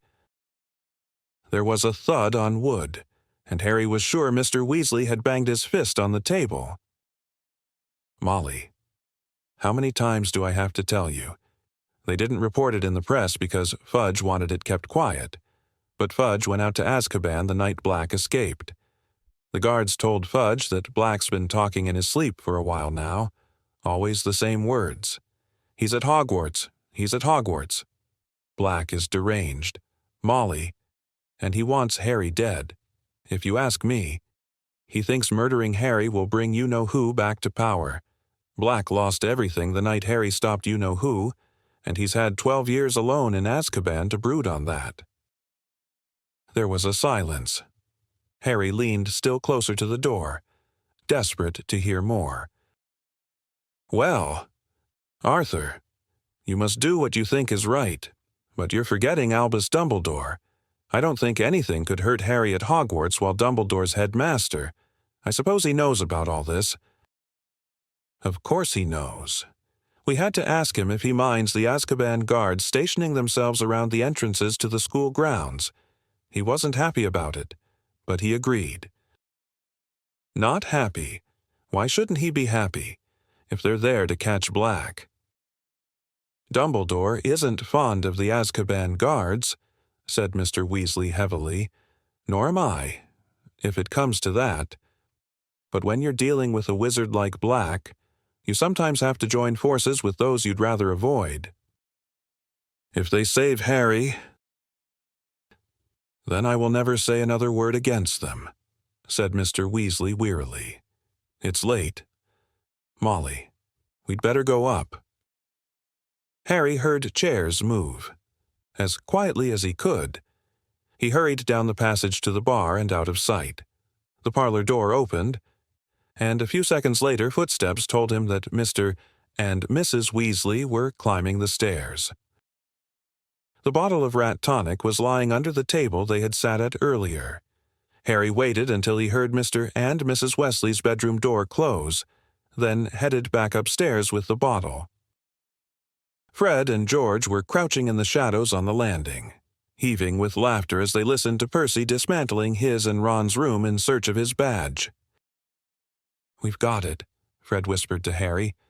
"We've been improving it." The badge now read Big Head Boy. Harry forced a laugh, went to give Ron the rat tonic, then shut himself in his room and lay down on his bed. So Sirius Black was after him. This explained everything. Fudge had been lenient with him because he was so relieved to find him alive. He'd made Harry promise to stay in Diagon Alley where there were plenty of wizards to keep an eye on him, and he was sending 2 ministry cars to take them all to the station tomorrow, so that the Weasleys could look after Harry until he was on the train. Harry lay listening to the muffled shouting next door and wondered why he didn't feel more scared.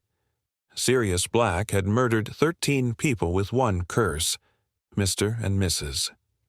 Weasley obviously thought Harry would be panic-stricken if he knew the truth. But Harry happened to agree wholeheartedly with Mrs. Weasley that the safest place on earth was wherever Albus Dumbledore happened to be. Didn't people always say that Dumbledore was the only person Lord Voldemort had ever been afraid of? Surely Black, as Voldemort's right-hand man, would be just as frightened of him. And then there were these Azkaban guards everyone kept talking about, They seemed to scare most people senseless, and if they were stationed all around the school, Black's chances of getting inside seemed very remote. No. All in all, the thing that bothered Harry most was the fact that his chances of visiting Hogsmeade now looked like zero. Nobody would want Harry to leave the safety of the castle until Black was caught. In fact, Harry suspected his every move would be carefully watched until the danger had passed. He scowled at the dark ceiling. Did they think he couldn't look after himself? He'd escaped Lord Voldemort 3 times. He wasn't completely useless. Unbidden. The image of the beast in the shadows of Magnolia Crescent crossed his mind. What to do when you know the worst is coming? "I'm not going to be murdered," Harry said out loud. "That's the spirit, dear," said his mirror sleepily. Chapter 5. The Dementor. Tom woke Harry the next morning with his usual toothless grin and a cup of tea. Harry got dressed and was just persuading a disgruntled Hedwig to get back into her cage when Ron banged his way into the room, pulling a sweatshirt over his head and looking irritable. "The sooner we get on the train, the better," he said. "At least I can get away from Percy at Hogwarts. Now he's accusing me of dripping tea on his photo of Penelope Clearwater. You know." Ron grimaced. "His girlfriend. She's hidden her face under the frame because her nose has gone all blotchy." "I've got something to tell you," Harry began, but they were interrupted by Fred and George, who had looked in to congratulate Ron on infuriating Percy again. They headed down to breakfast, where Mr. Weasley was reading the front page of the Daily Prophet with a furrowed brow, and Mrs. Went. Weasley was telling Hermione and Ginny about a love potion she'd made as a young girl. All 3 of them were rather giggly. "What were you saying?" Ron asked Harry as they sat down. "Later," Harry muttered as Percy stormed in. Harry had no chance to speak to Ron or Hermione in the chaos of leaving. They were too busy heaving all their trunks down the leaky cauldron's narrow staircase and piling them up near the door, with Hedwig and Hermes, Percy's screech owl, perched on top in their cages. A small wickerwork basket stood beside the heap of trunks, spitting loudly. "It's all right, Crookshanks," Hermione cooed through the wickerwork. "I'll let you out on the train." "You won't," snapped Ron. "What about poor Scabbers, eh?" He pointed at his chest, where a large lump indicated that Scabbers was curled up in his pocket. Mr. Weasley, who had been outside waiting for the ministry cars, stuck his head inside. "They're here," he said. "Harry, come on." Mr. Weasley marched Harry across the short stretch of pavement toward the first of 2 old-fashioned dark green cars, each of which was driven by a furtive-looking wizard wearing a suit of emerald velvet. "In you get, Harry," said Mr. Weasley, glancing up and down the crowded street. Harry got into the back of the car and was shortly joined by Hermione, Ron, and, to Ron's disgust, Percy. The journey to King's Cross was very uneventful compared with Harry's trip on the night bus. The Ministry of Magic cars seemed almost ordinary, though Harry noticed that they could slide through gaps that Uncle Vernon's new company car certainly couldn't have managed. They reached King's Cross with 20 minutes to spare. The ministry drivers found them trolleys, unloaded their trunks, touched their hats in salute to Mr. Sewton Weasley, and drove away, somehow managing to jump to the head of an unmoving line at the traffic lights. Mr. Weasley kept close to Harry's elbow all the way into the station. "Right then," he said, glancing around them. "Let's do this in pairs. As there are so many of us, I'll go through first with Harry." Mr. Weasley strolled toward the barrier between platforms 9 and 10, pushing Harry's trolley and apparently very interested in the Intercity 125 that had just arrived at platform 9. With a meaningful look at Harry, he leaned casually against the barrier. Harry imitated him. In a moment, they had fallen sideways through the solid metal onto platform 9 3/4 and looked up to see the Hogwarts Express, a scarlet steam engine, puffing smoke over a platform packed with witches and wizards seeing their children onto the train. Percy and Ginny suddenly appeared behind Harry. They were panting and had apparently taken the barrier at a run. "Ah, there's Penelope," said Percy, smoothing his hair and going pink again.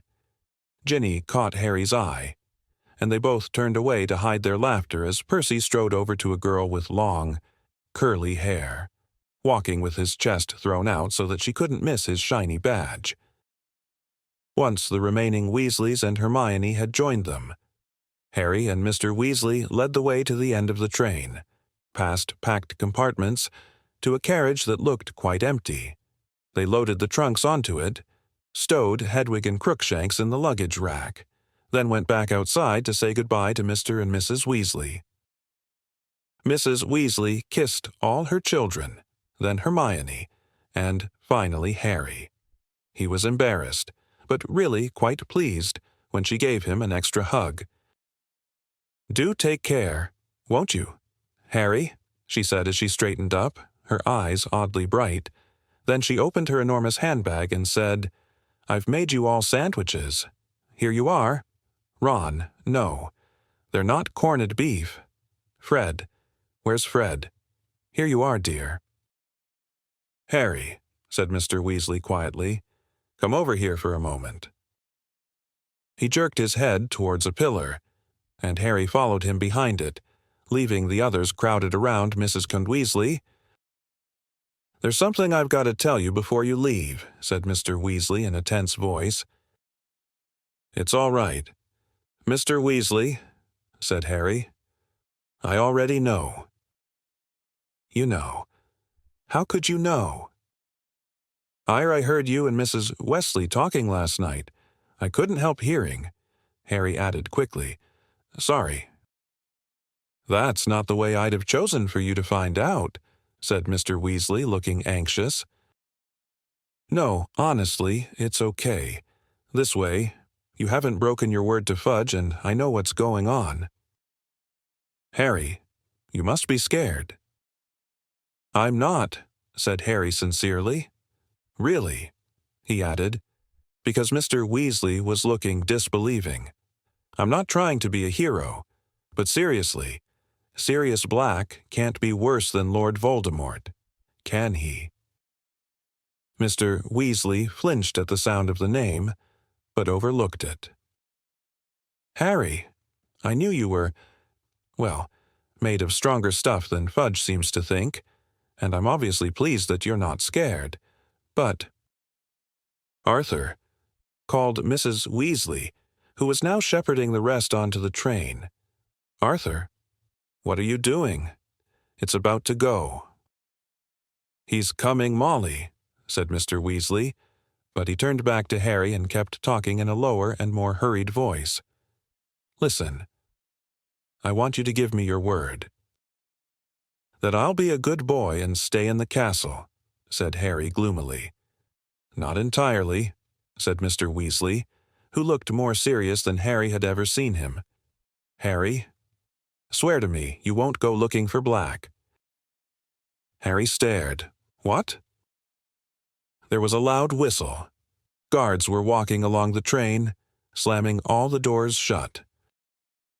"Promise me, Harry," said Mr. Weasley, talking more quickly still, "that whatever happens." "Why would I go looking for someone I know wants to kill me?" said Harry blankly. "Swear to me that whatever you might hear—" "Arthur, quickly!" cried Mrs. Weasley. Steam was billowing from the train. It had started to move. Harry ran to the compartment door and Ron threw it open and stood back to let him on. They leaned out of the window and waved at Mr. and Mrs. Weasley until the train turned a corner and blocked them from view.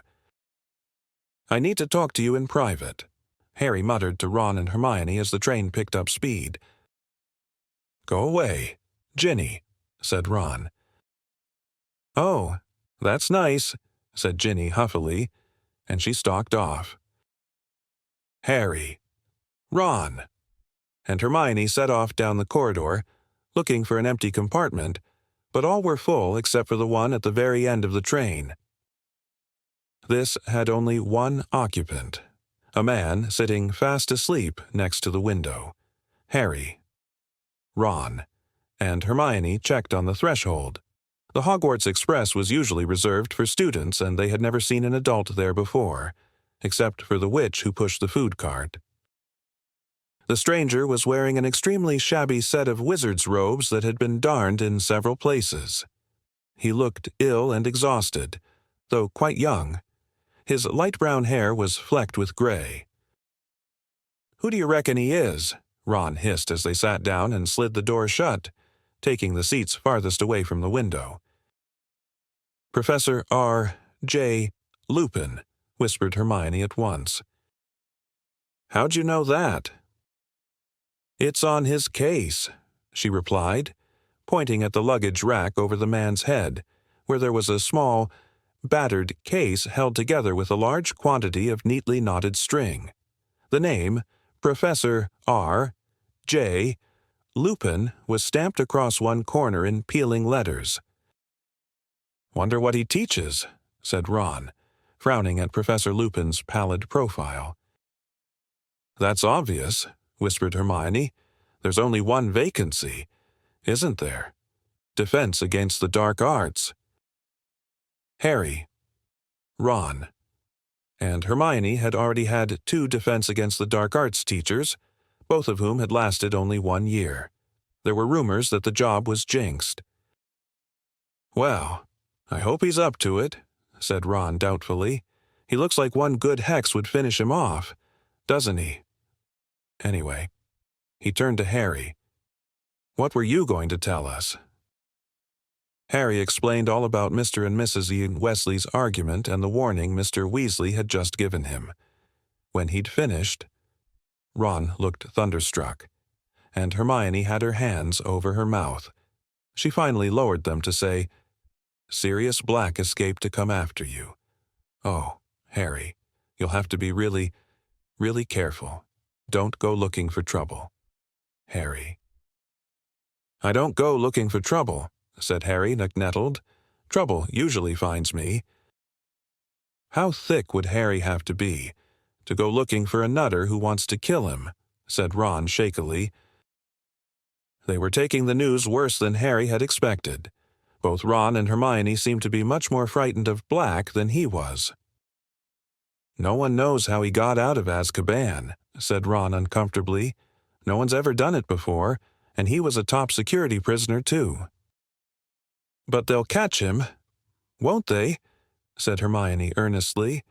"I mean, they've got all the Muggles looking out for him too."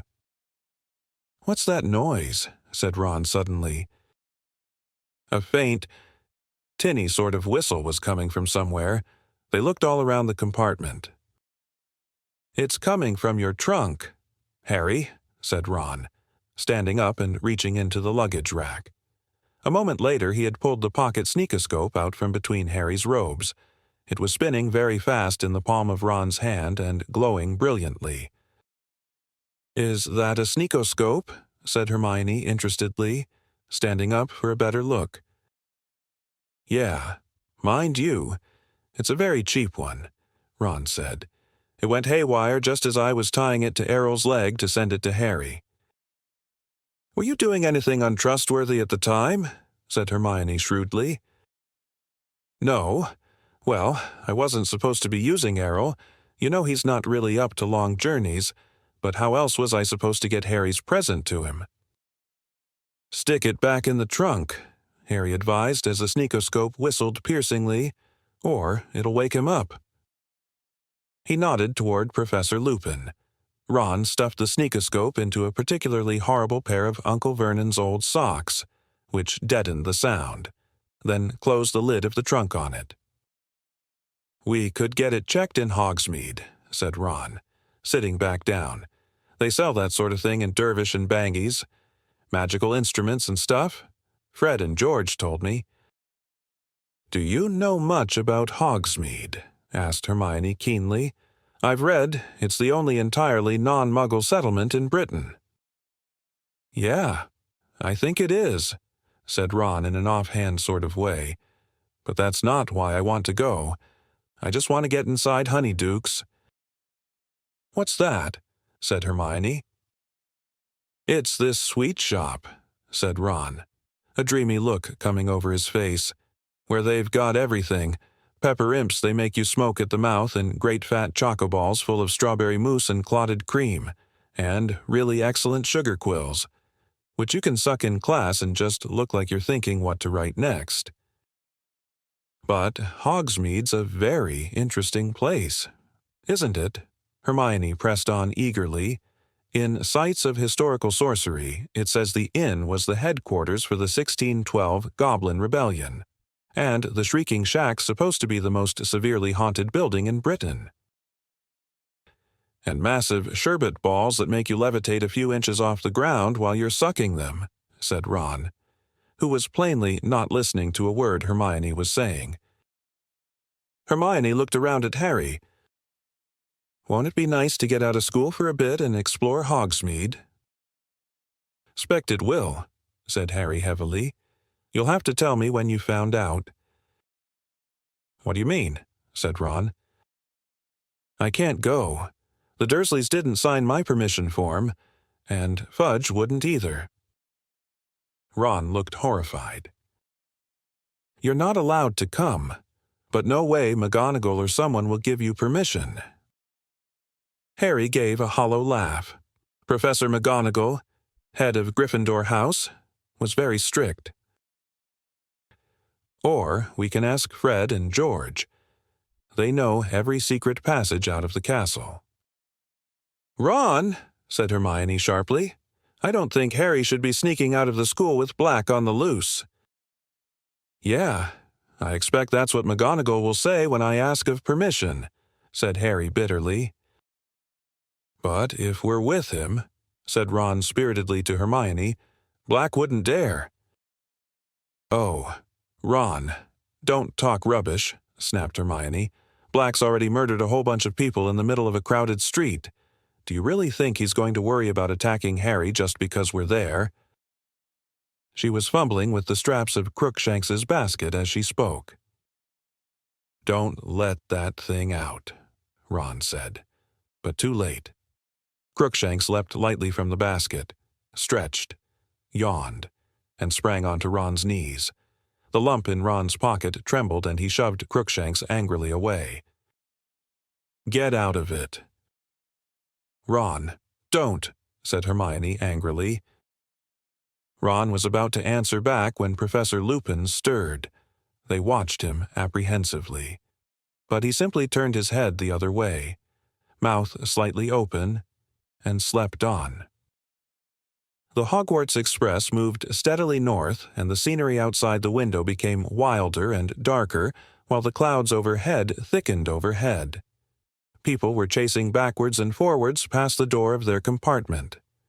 Crookshanks had now settled in an empty seat, his squashed face turned towards Ron, his yellow eyes on Ron's top pocket. At 1 o'clock, the plump witch with the food cart arrived at the compartment door. "Do you think we should wake him up?" Ron asked awkwardly, nodding towards Professor Lupin. "He looks like he could do with some food."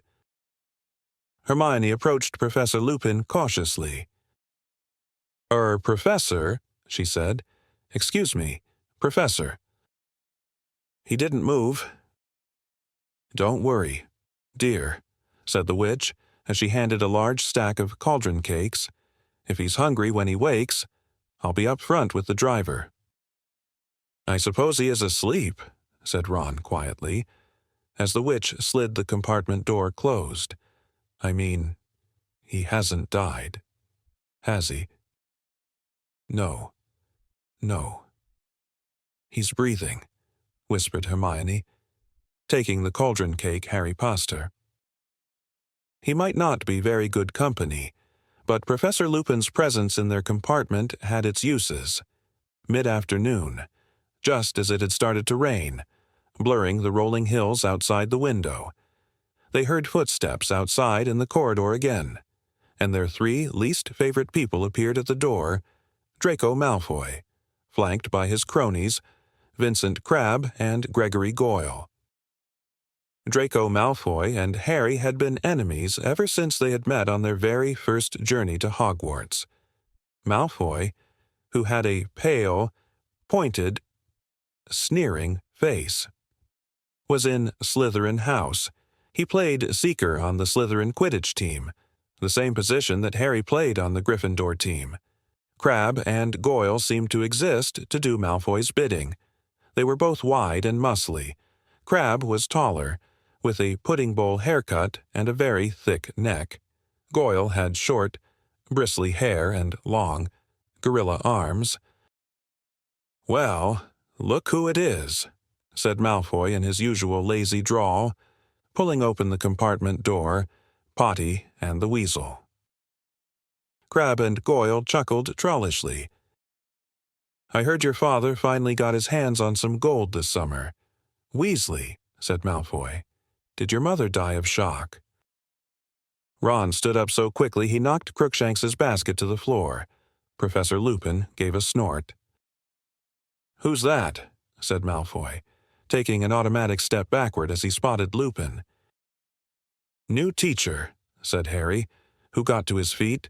"Two, in case he needed to hold Ron back. What were you saying?" "Malfoy." Malfoy's pale eyes narrowed. He wasn't fool enough to pick a fight right under a teacher's nose. "Come on," he muttered resentfully to Crabbe and Goyle, and they disappeared. Harry and Ron sat down again, Ron massaging his knuckles. "I'm not going to take any crap from Malfoy this year," he said angrily. "I mean it. If he makes one more crack about my family, I'm going to get hold of his head and—" Ron made a violent gesture in midair. "Ron," hissed Hermione, pointing at Professor Lupin. "Be careful." But Professor Lupin was still fast asleep. The rain thickened as the train sped yet farther north. The windows were now a solid, shimmering gray, which gradually darkened until lanterns flickered into life all along the corridors and over the luggage racks. The train rattled. The rain hammered. The wind roared. But still, Professor Lupin slept. "We must be nearly there," said Ron, leaning forward to look past Professor Lupin at the now completely black window. The words had hardly left him when the train started to slow down. "Great," said Ron, getting up and walking carefully past Professor Lupin to try and see outside. "I'm starving. I want to get to the feast." "We can't be there yet," said Hermione, not checking her watch. "So why are we stopping?" The train was getting slower and slower. As the noise of the pistons fell away, the wind and rain sounded louder than ever against the windows. Harry, who was nearest the door, got up to look into the corridor. All along the carriage, heads were sticking curiously out of their compartments. The train came to a stop with a jolt, and distant thuds and bangs told them that luggage had fallen out of the racks. Then, without warning, all the lamps went out and they were plunged into total darkness. "What's going on?" said Ron's voice from behind Harry. "Ouch!" gasped Hermione. "Ron, that was my foot?" Harry felt his way back to his seat. "Do you think we've broken down?" "Dunno." There was a squeaking sound, and Harry saw the dim black outline of Ron, wiping a patch clean on the window and peering out. "There's something moving out there," Ron said. "I think people are coming aboard." The compartment door suddenly opened and someone fell painfully over Harry's legs. "Sorry. Do you know what's going on?" "Ouch." "Sorry." "Hello, Neville," said Harry, feeling around in the dark and pulling Neville up by his cloak. "Harry, is that you? What's happening?" "No idea. Sit down." There was a loud hissing and a yelp of pain. Neville had tried to sit on Crookshanks. "I'm going to go and ask the driver what's going on," came Hermione's voice. Harry felt her pass him, heard the door slide open again, and then a thud and 2 loud squeals of pain. "Who's that? Who's that?" "Ginny." "Hermione." "What are you doing?" "I was looking for Ron." "Come in and sit down." "Not here," said Harry hurriedly. "I'm here." "Ouch," said Neville. "Quiet," said a hoarse voice suddenly. Professor Lupin appeared to have woken up at last. Harry could hear movements in his corner. None of them spoke. There was a soft, crackling noise, and a shivering light filled the compartment. Professor Lupin appeared to be holding a handful of flames. They illuminated his tired, gray face, but his eyes looked alert and wary. "Stay where you are," he said in the same hoarse voice, and he got slowly to his feet with his handful of fire held out in front of him. But the door slid slowly open before Lupin could reach it. Standing in the doorway, illuminated by the shivering flames in Lupin's hand, was a cloaked figure that towered to the ceiling. Its face was completely hidden beneath its hood. Harry's eyes darted downward, and what he saw made his stomach contract. There was a hand protruding from the cloak, and it was glistening, grayish, slimy-looking, and scabbed, like something dead that had decayed in water. But it was visible only for a split second. As though the creature beneath the cloak sensed Harry's gaze, the hand was suddenly withdrawn into the folds of its black cloak. And then the thing beneath the hood, whatever it was, drew a long, slow, rattling breath, as though it were trying to suck something more than air from its surroundings. An intense cold swept over them all. Harry felt his own breath catch in his chest. The cold went deeper than his skin. It was inside his chest. It was inside his very heart. Harry's eyes rolled up into his head. He couldn't see. He was drowning in cold. There was a rushing in his ears as though of water. He was being dragged downward, the roaring growing louder. And then, from far away, he heard screaming. Terrible. Terrified. Pleading screams. He wanted to help whoever it was. He tried to move his arms, but couldn't. A thick white fog was swirling around him. Inside him. "Harry, Harry, are you all right?" Someone was slapping his face. "What?" Harry opened his eyes. There were lanterns above him, and the floor was shaking. The Hogwarts Express was moving again, and the lights had come back on. He seemed to have slid out of his seat onto the floor. Ron and Hermione were kneeling next to him, and above them he could see Neville and Professor Lupin watching. Harry felt very sick when he put up his hand to push his glasses back on. He felt cold sweat on his face. Ron and Hermione heaved him back onto his seat. "Are you okay?" Ron asked nervously. "Yeah," said Harry, looking quickly toward the door. The hooded creature had vanished. What happened? Where's that thing? Who screamed?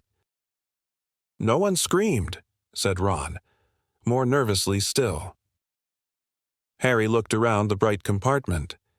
Ginny and Neville looked back at him, both very pale. "But I heard screaming." A loud snap made them all jump. Professor Lupin was breaking an enormous slab of chocolate into pieces. "Here," he said to Harry, handing him a particularly large piece. "Eat it. It'll help." Harry took the chocolate, but didn't eat it. "What was that thing?" he asked Lupin. "A Dementor," said Lupin, who was now giving chocolate to everyone else. One of the Dementors of Azkaban. Everyone stared at him. Professor Lupin crumpled up the empty chocolate wrapper and put it in his pocket. "Eat," he repeated. "It'll help. I need to speak to the driver. Excuse me." He strolled past Harry and disappeared into the corridor. "Are you sure you're okay, Harry?" said Hermione, watching Harry anxiously. "I don't get it. What happened?" said Harry, wiping more sweat off his face. "Well, that thing the Dementor stood there and looked around. I think it did. I couldn't see its face, and you.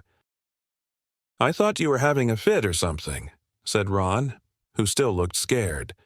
"You went sort of rigid and fell out of your seat and started twitching." "And Professor Lupin stepped over you and walked toward the Dementor and pulled out his wand," said Hermione, "and he said, 'None of us is hiding Sirius Black under our cloaks. Go.' But the Dementor didn't move, so Lupin muttered something, and a silvery thing shot out of his wand at it, and it turned around and sort of glided away." "It was horrible," said Neville, in a higher voice than usual. "Did you feel how cold it got when it came in?" "I felt weird," said Ron, shifting his shoulders uncomfortably, like I'd never be cheerful again. Ginny, who was huddled in her corner looking nearly as bad as Harry felt, gave a small sob. Hermione went over and put a comforting arm around her. "But didn't any of you fall off your seats?" said Harry awkwardly. "No," said Ron, looking anxiously at Harry again. Ginny was shaking like mad.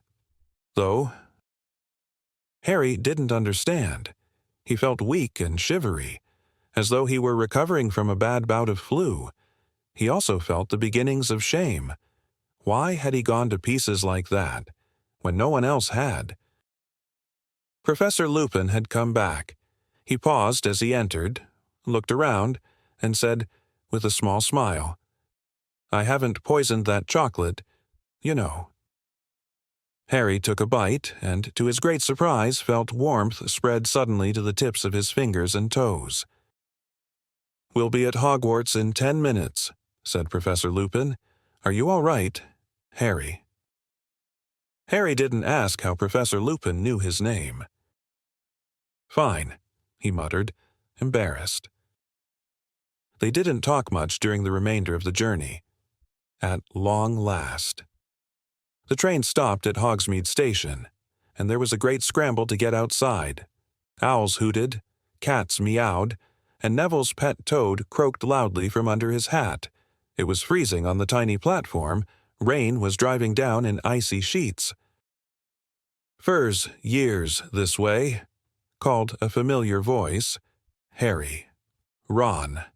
And Hermione turned and saw the gigantic outline of Hagrid at the other end of the platform, beckoning the terrified-looking new students forward for their traditional journey across the lake. "All right. You three," Hagrid yelled over the heads of the crowd. They waved at him, but had no chance to speak to him because the mass of people around them was shunting them away along the platform. Harry. Ron. And Hermione followed the rest of the school along the platform and out onto a rough mud track, where at least 100 stagecoaches awaited the remaining students. Each pulled. Harry could only assume by an invisible horse, because when they climbed inside and shut the door, the coach set off all by itself, bumping and swaying in procession. The coach smelled faintly of mold and straw. Harry felt better since the chocolate, but still weak. Ron and Hermione kept looking at him sideways, as though frightened he might collapse again. As the carriage trundled toward a pair of magnificent wrought iron gates, flanked with stone columns topped with winged boars, Harry saw 2 more towering, hooded Dementors, standing guard on either side. A wave of cold sickness threatened to engulf him again. He leaned back into the lumpy seat and closed his eyes until they had passed the gates. The carriage picked up speed on the long, sloping drive up to the castle. Hermione was leaning out of the tiny window, watching the many turrets and towers draw nearer. At last, the carriage swayed to a halt, and Hermione and Ron got out. As Harry stepped down, a drawling, delighted voice sounded in his ear. "You fainted, Potter. Is Longbottom telling the truth? You actually fainted." Malfoy elbowed past Hermione to block Harry's way up the stone steps to the castle, his face gleeful and his pale eyes glinting maliciously. "Shove off, Malfoy," said Ron, whose jaw was clenched. "Did you faint as well?" "Weasley," said Malfoy loudly. "Did the scary old Dementor frighten you too?" "Weasley." "Is there a problem?" said a mild voice. Professor Lupin had just gotten out of the next carriage. Malfoy gave Professor Lupin an insolent stare, which took in the patches on his robes and the dilapidated suitcase. With a tiny hint of sarcasm in his voice, he said, "Oh, no, Herr Professor." Then he smirked at Crabbe and Goyle and led them up the steps into the castle. Hermione prodded Ron in the back to make him hurry, and the three of them joined the crowd swarming up the steps, through the giant oak front doors, into the cavernous entrance hall, which was lit with flaming torches and housed a magnificent marble staircase that led to the upper floors. The door into the great hall stood open at the right. Harry followed the crowd toward it, but had barely glimpsed the enchanted ceiling, which was black and cloudy tonight, when a voice called, "Potter, Granger, I want to see you both." Harry and Hermione turned around, surprised. Professor McGonagall, Transfiguration teacher and head of Gryffindor House, was calling over the heads of the crowd. She was a stern-looking witch who wore her hair in a tight bun. Her sharp eyes were framed with square spectacles. Harry fought his way over to her with a feeling of foreboding. Professor McGonagall had a way of making him feel he must have done something wrong. "There's no need to look so worried, I just want a word in my office," she told them. "Move along there. Weasley." Ron stared as Professor McGonagall ushered Harry and Hermione away from the chattering crowd. They accompanied her across the entrance hall, up the marble staircase, and along a corridor. Once they were in her office, a small room with a large, welcoming fire. Professor McGonagall motioned Harry and Hermione to sit down. She settled herself behind her desk and said abruptly, "Professor Lupin sent an owl ahead to say that you were taken ill on the train." "Potter." Before Harry could reply, there was a soft knock on the door and Madame Pomfrey, the nurse, came bustling in. Harry felt himself going red in the face. It was bad enough that he'd passed out, or whatever he had done, without everyone making all this fuss. "I'm fine," he said. "I don't need anything." "Oh, it's you, is it?" said Madame Pomfrey, ignoring this and bending down to stare closely at him. "I suppose you've been doing something dangerous again." "It was a Dementor, Poppy," said Professor McGonagall. They exchanged a dark look, and Madame Pomfrey clucked disapprovingly. "Setting Dementors around a school," she muttered, pushing back Harry's hair and feeling his forehead. "He won't be the last one who collapses. Yes, he's all clammy. Terrible things. They are, and the effect they have on people who are already delicate." "I'm not delicate," said Harry crossly. "Of course you're not," said Madame Pomfrey absent-mindedly, now taking his pulse. "What does he need?" said Professor McGonagall crisply. "Bed rest. Should he perhaps spend tonight in the hospital wing?" "I'm fine," said Harry, jumping up. The thought of what Draco Malfoy would say if he had to go to the hospital wing was torture. "Well, he should have some chocolate, at the very least," said Madame Pomfrey, who was now trying to peer into Harry's eyes. "I've already had some," said Harry. "Professor Lupin gave me some. He gave it to all of us." "Did he now?" said Madame Pomfrey approvingly. "So, we finally got a defense against the dark arts teacher who knows his remedies." "Are you sure you feel all right?" "Potter," Professor McGonagall said sharply. "Yes," said Harry. "Very well. Kindly wait outside while I have a quick word with Miss Granger about her course schedule. Then we can go down to the feast together." Harry went back into the corridor with Madame Pomfrey, who left for the hospital wing, muttering to herself. He had to wait only a few minutes. Then Hermione emerged looking very happy about something, followed by Professor McGonagall, and the three of them made their way back down the marble staircase to the great hall. It was a sea of pointed black hats. Each of the long-house tables was lined with students, their faces glimmering by the light of thousands of candles, which were floating over the tables in mid-air. Professor Flitwick, who was a tiny little wizard with a shock of white hair, was carrying an ancient hat and a three-legged stool out of the hall.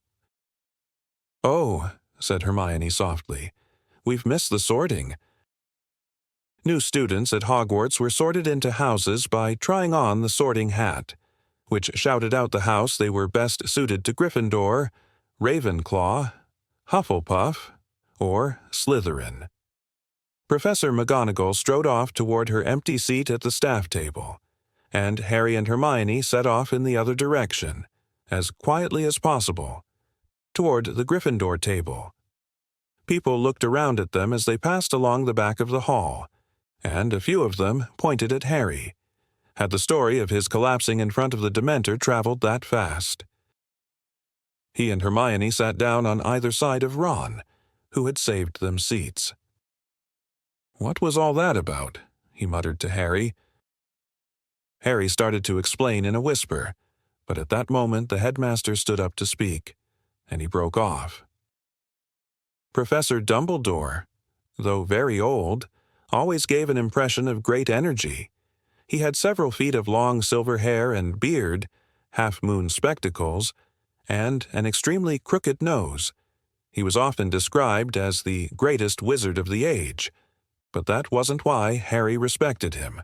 You couldn't help trusting Albus Dumbledore. And as Harry watched him beaming around at the students, he felt really calm for the first time since the Dementor had entered the train compartment. "Welcome," said Dumbledore, the candlelight shimmering on his beard. "Welcome to another year at Hogwarts. I have a few things to say to you all, and as one of them is very serious, I think it best to get it out of the way before you become befuddled by our excellent feast." Dumbledore cleared his throat and continued. "As you will all be aware after their search of the Hogwarts Express, our school is presently playing host to some of the Dementors of Azkaban, who are here on Ministry of Magic business."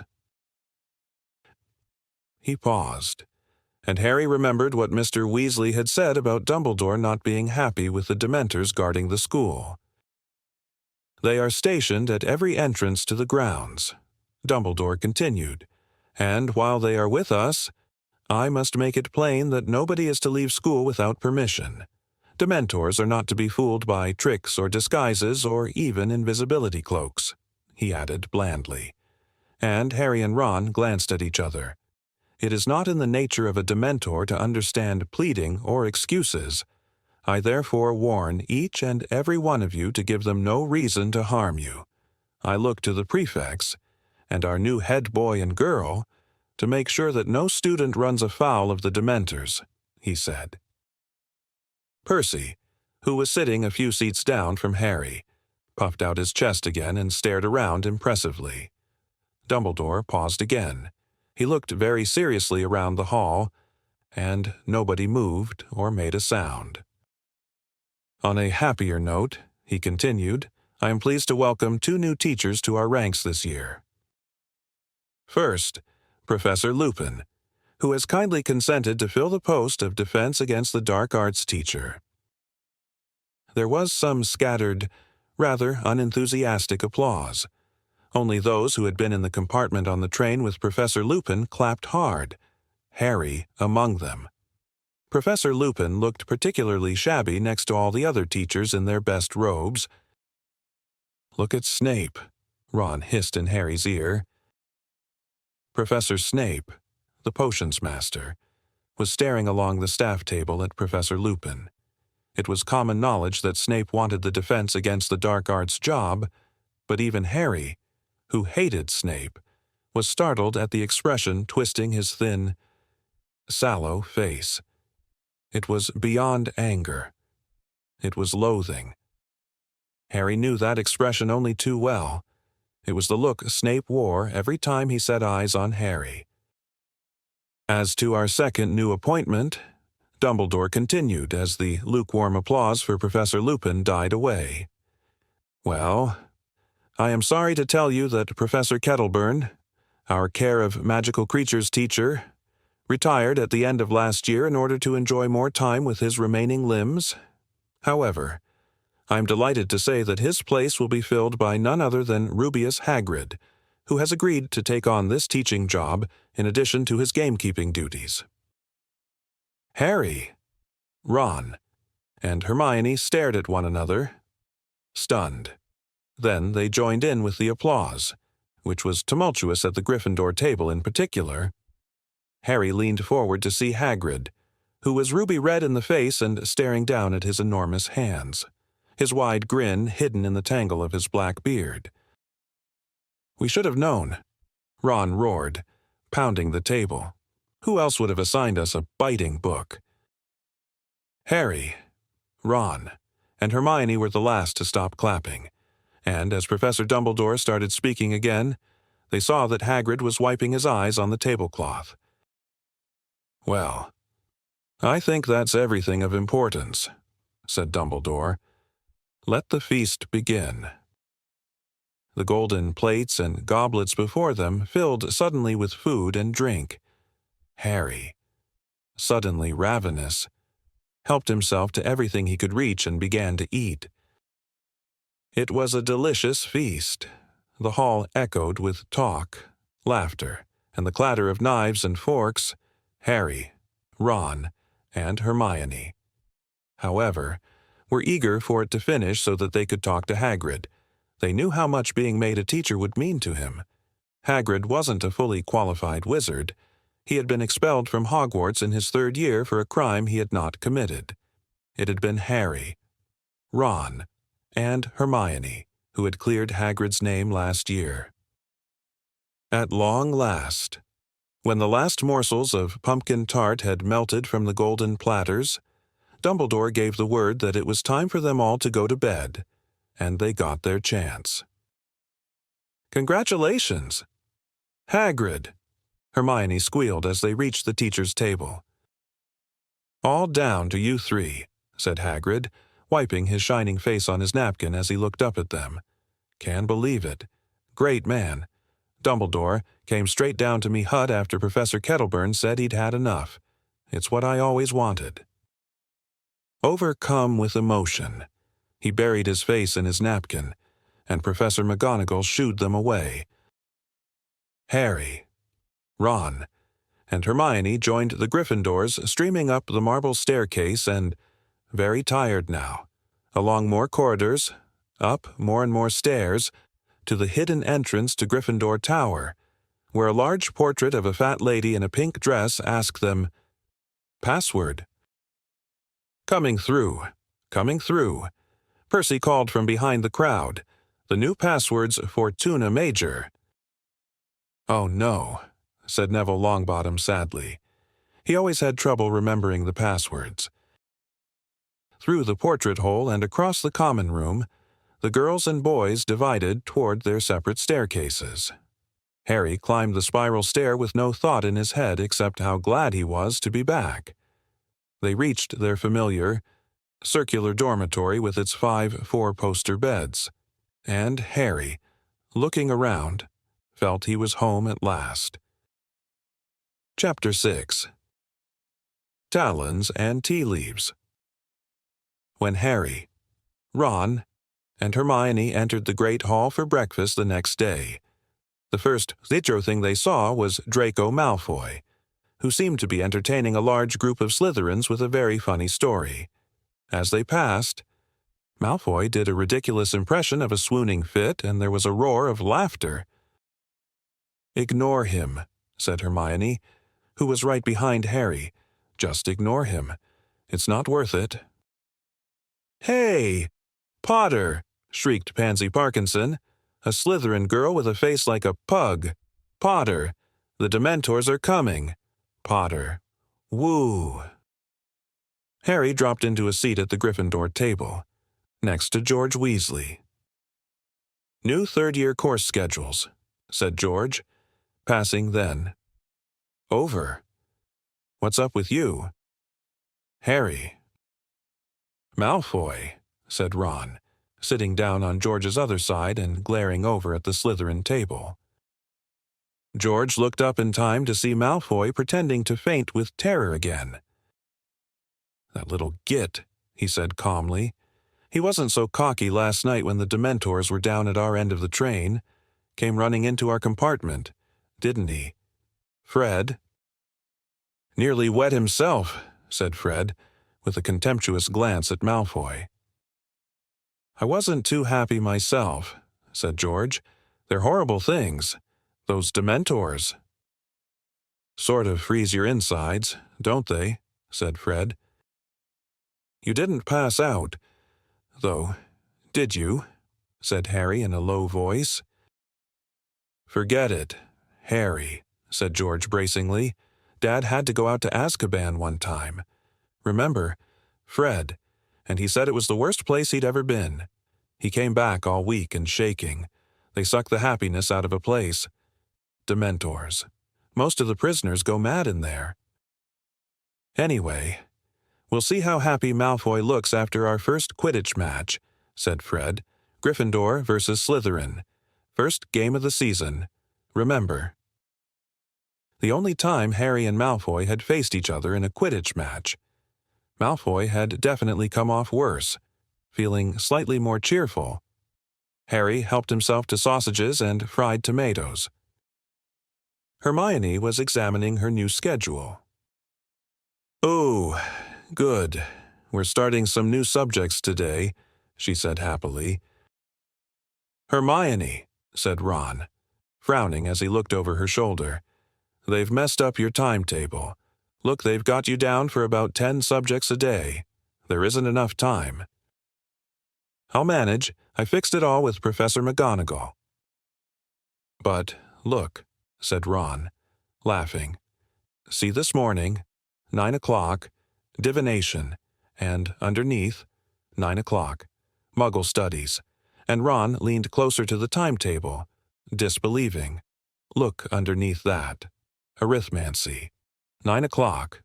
I mean, I know you're good, Hermione, but no one's that good. How are you supposed to be in 3 classes at once?" "Don't be silly," said Hermione shortly. "Of course I won't be in 3 classes at once. Well then." "Pass the marmalade," said Hermione. "But—" "Oh, Ron, what's it to you if my timetable's a bit full?" Hermione snapped. "I told you. I fixed it all with Professor McGonagall." Just then, Hagrid entered the Great Hall. He was wearing his long moleskin overcoat and was absent-mindedly swinging a dead polecat from one enormous hand. "All right," he said eagerly, pausing on his way to the staff table. "You're in my Furs Ever lesson, right after lunch. Been up since 5 getting everything ready. Hope it's okay, me, a teacher, Hansely." He grinned broadly at them and headed off to the staff table, still swinging the polecat. "Wonder what he's been getting ready," said Ron, a note of anxiety in his voice. The hall was starting to empty as people headed off towards their first lesson. Ron checked his schedule. "We'd better go. Look, divination's at the top of North Tower. It'll take us 10 minutes to get there." They finished breakfast hastily, said goodbye to Fred and George, and walked back through the hall. As they passed the Slytherin table, Malfoy did yet another impression of a fainting fit. The shouts of laughter followed Harry into the entrance hall. The journey through the castle to North Tower was a long one. 2 years at Hogwarts hadn't taught them everything about the castle, and they had never been inside North Tower before. "There's got to be a shortcut," Ron panted, as they climbed the 7th long staircase and emerged on an unfamiliar landing, where there was nothing but a large painting of a bare stretch of grass hanging on the stone wall. "I think it's this way," said Hermione, peering down the empty passage to the right. "Can't be," said Ron. "That's south. Look, you can see a bit of the lake outside the window." Harry was watching the painting. A fat, dappled gray pony had just ambled onto the grass and was grazing nonchalantly.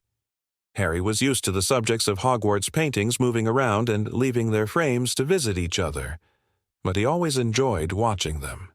A moment later, a squat knight in a suit of armor had clanked into the picture after his pony. By the look of the grass stains on his metal knees, he had just fallen off. "Aha!" he yelled, seeing Harry, Ron, and Hermione. "What villains are these, that trespass upon my private lands, come to scorn at my fall? Perchance, draw, you knaves, you dogs." They watched in astonishment as the little knight tugged his sword out of its scabbard and began brandishing it violently, hopping up and down in rage. But the sword was too long for him. A particularly wild swing made him overbalance, and he landed face down in the grass. "Are you all right?" said Harry, moving closer to the picture. "Get back, you scurvy braggart. Back, you rogue." The knight seized his sword again and used it to push himself back up, but the blade sank deeply into the grass and, though he pulled with all his might, he couldn't get it out again. Finally, he had to flop back down onto the grass and push up his visor to mop his sweating face. "Listen," said Harry, but taking advantage of the knight's exhaustion, "we're looking for the North Tower. You don't know the way, do you?" A quest! The knight's rage seemed to vanish instantly. He clanked to his feet and shouted, "Come follow me, dear friends, and we shall find our goal, or else shall perish bravely in the charge." He gave the sword another fruitless tug, tried and failed to mount the fat pony, gave up, and cried, "On foot, then, good sirs and gentle lady, on, on." And he ran, clanking loudly, into the left side of the frame and out of sight. They hurried after him along the corridor, following the sound of his armor. Every now and then they spotted him running through a picture ahead. "Be of stout heart, the worst is yet to come," yelled the knight, and they saw him reappear in front of an alarmed group of women in crinolines, whose picture hung on the wall of a narrow spiral staircase. Puffing loudly, Harry, Ron, and Hermione climbed the tightly spiraling steps, getting dizzier and dizzier, until at last they heard the murmur of voices above them and knew they had reached the classroom. "Farewell," cried the knight, popping his head into a painting of some sinister-looking monks. "Farewell, my comrades in arms. If ever you have need of noble heart and steely sinew, call upon Sir Cadogan." "Yeah, we'll call you," muttered Ron as the knight disappeared, "if we ever need someone mental." They climbed the last few steps and emerged onto a tiny landing, where most of the class was already assembled. There were no doors off this landing, but Ron nudged Harry and pointed at the ceiling, where there was a circular trapdoor with a brass plaque on it. "Sybil Trelawney, divination teacher." Harry read. "How are we supposed to get up there?" As though in answer to his question, the trapdoor suddenly opened, and a silvery ladder descended right at Harry's feet. Everyone got quiet. "After you," said Ron, grinning. So Harry climbed the ladder first. He emerged into the strangest-looking classroom he had ever seen. In fact, it didn't look like a classroom at all. More like a cross between someone's attic and an old-fashioned tea shop. At least 20 small, circular tables were crammed inside it, all surrounded by chintz armchairs and fat little poufs. Everything was lit with a dim, crimson light. The curtains at the windows were all closed, and the many lamps were draped with dark red scarves. It was stiflingly warm, and the fire that was burning under the crowded mantelpiece was giving off a heavy, sickly sort of perfume as it heated a large copper kettle. The shelves running around the circular walls were crammed with dusty-looking feathers, stubs of candles, many packs of tattered playing cards, countless silvery crystal balls, and a huge array of teacups. Ron appeared at Harry's shoulder as the class assembled around them, all talking in whispers. "Where is she?" Ron said. A voice came suddenly out of the shadows, a soft, misty sort of voice. "Welcome," it said. "How nice to see you in the physical world at last." Harry's immediate impression was of a large, glittering insect. Professor Trelawney moved into the firelight, and they saw that she was very thin. Her large glasses magnified her eyes to several times their natural size, and she was draped in a gauzy spangled shawl. Innumerable chains and beads hung around her spindly neck, and her arms and hands were encrusted with bangles and rings. "Sit, my children, sit," she said, and they all climbed awkwardly into armchairs or sank onto poufs. Harry, Ron, and Hermione sat themselves around the same round table. "Welcome to divination," said Professor Trelawney, who had seated herself in a winged armchair in front of the fire. "My name is Professor Trelawney. You may not have seen me before. I find that descending too often into the hustle and bustle of the main school clouds my inner eye." Nobody said anything to this extraordinary pronouncement. Professor Trelawney delicately rearranged her shawl and continued. "So you have chosen to study divination, the most difficult of all magical arts. I must warn you at the outset that if you do not have the sight, there is very little I will be able to teach you. Books can take you only so far in this field." At these words, both Harry and Ron glanced, grinning, at Hermione, who looked startled at the news that books wouldn't be much help in this subject. Many witches and wizards, talented though they are in the area of loud bangs and smells and sudden disappearings, are yet unable to penetrate the veiled mysteries of the future. Professor Trelawney went on, her enormous, gleaming eyes moving from face to nervous face. "It is a gift granted to few. You, boy," she said suddenly to Neville, who almost toppled off his pouf, "is your grandmother well?" "I think so," said Neville tremulously. "I wouldn't be so sure if I were you, dear," said Professor Trelawney, the firelight glinting on her long emerald earrings. Neville gulped. Professor Trelawney continued placidly. "We will be covering the basic methods of divination this year. The first term will be devoted to reading the tea leaves. Next term we shall progress to palmistry. By the way, my dear," she shot suddenly at Parvati Patil, "beware a red-haired man."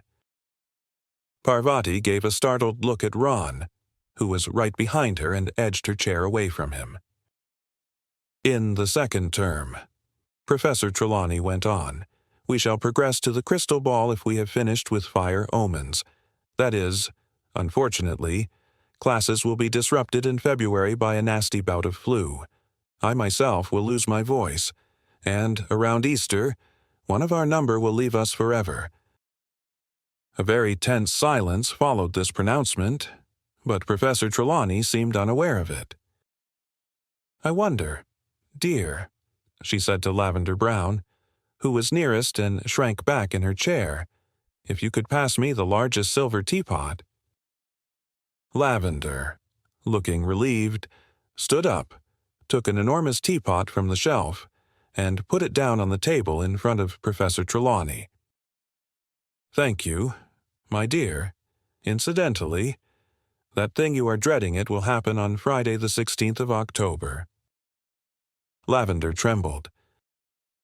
"Now, I want you all to divide into pairs. Collect a teacup from the shelf. Come to me, and I will fill it. Then sit down and drink. Drink until only the dregs remain.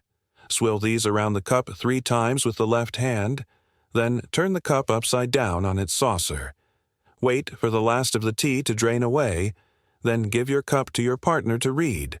You will interpret the patterns using pages 5 and 6 of Unfogging the Future.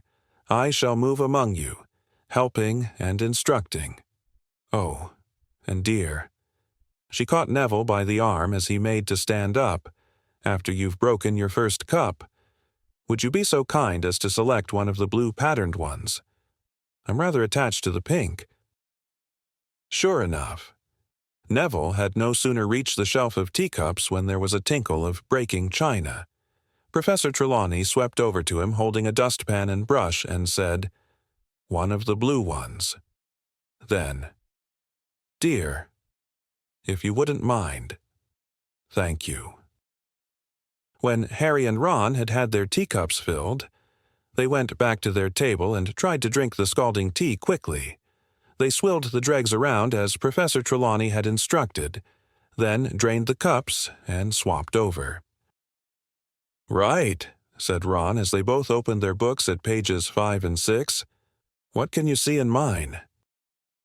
"A load of soggy brown stuff," said Harry. The heavily perfumed smoke in the room was making him feel sleepy and stupid.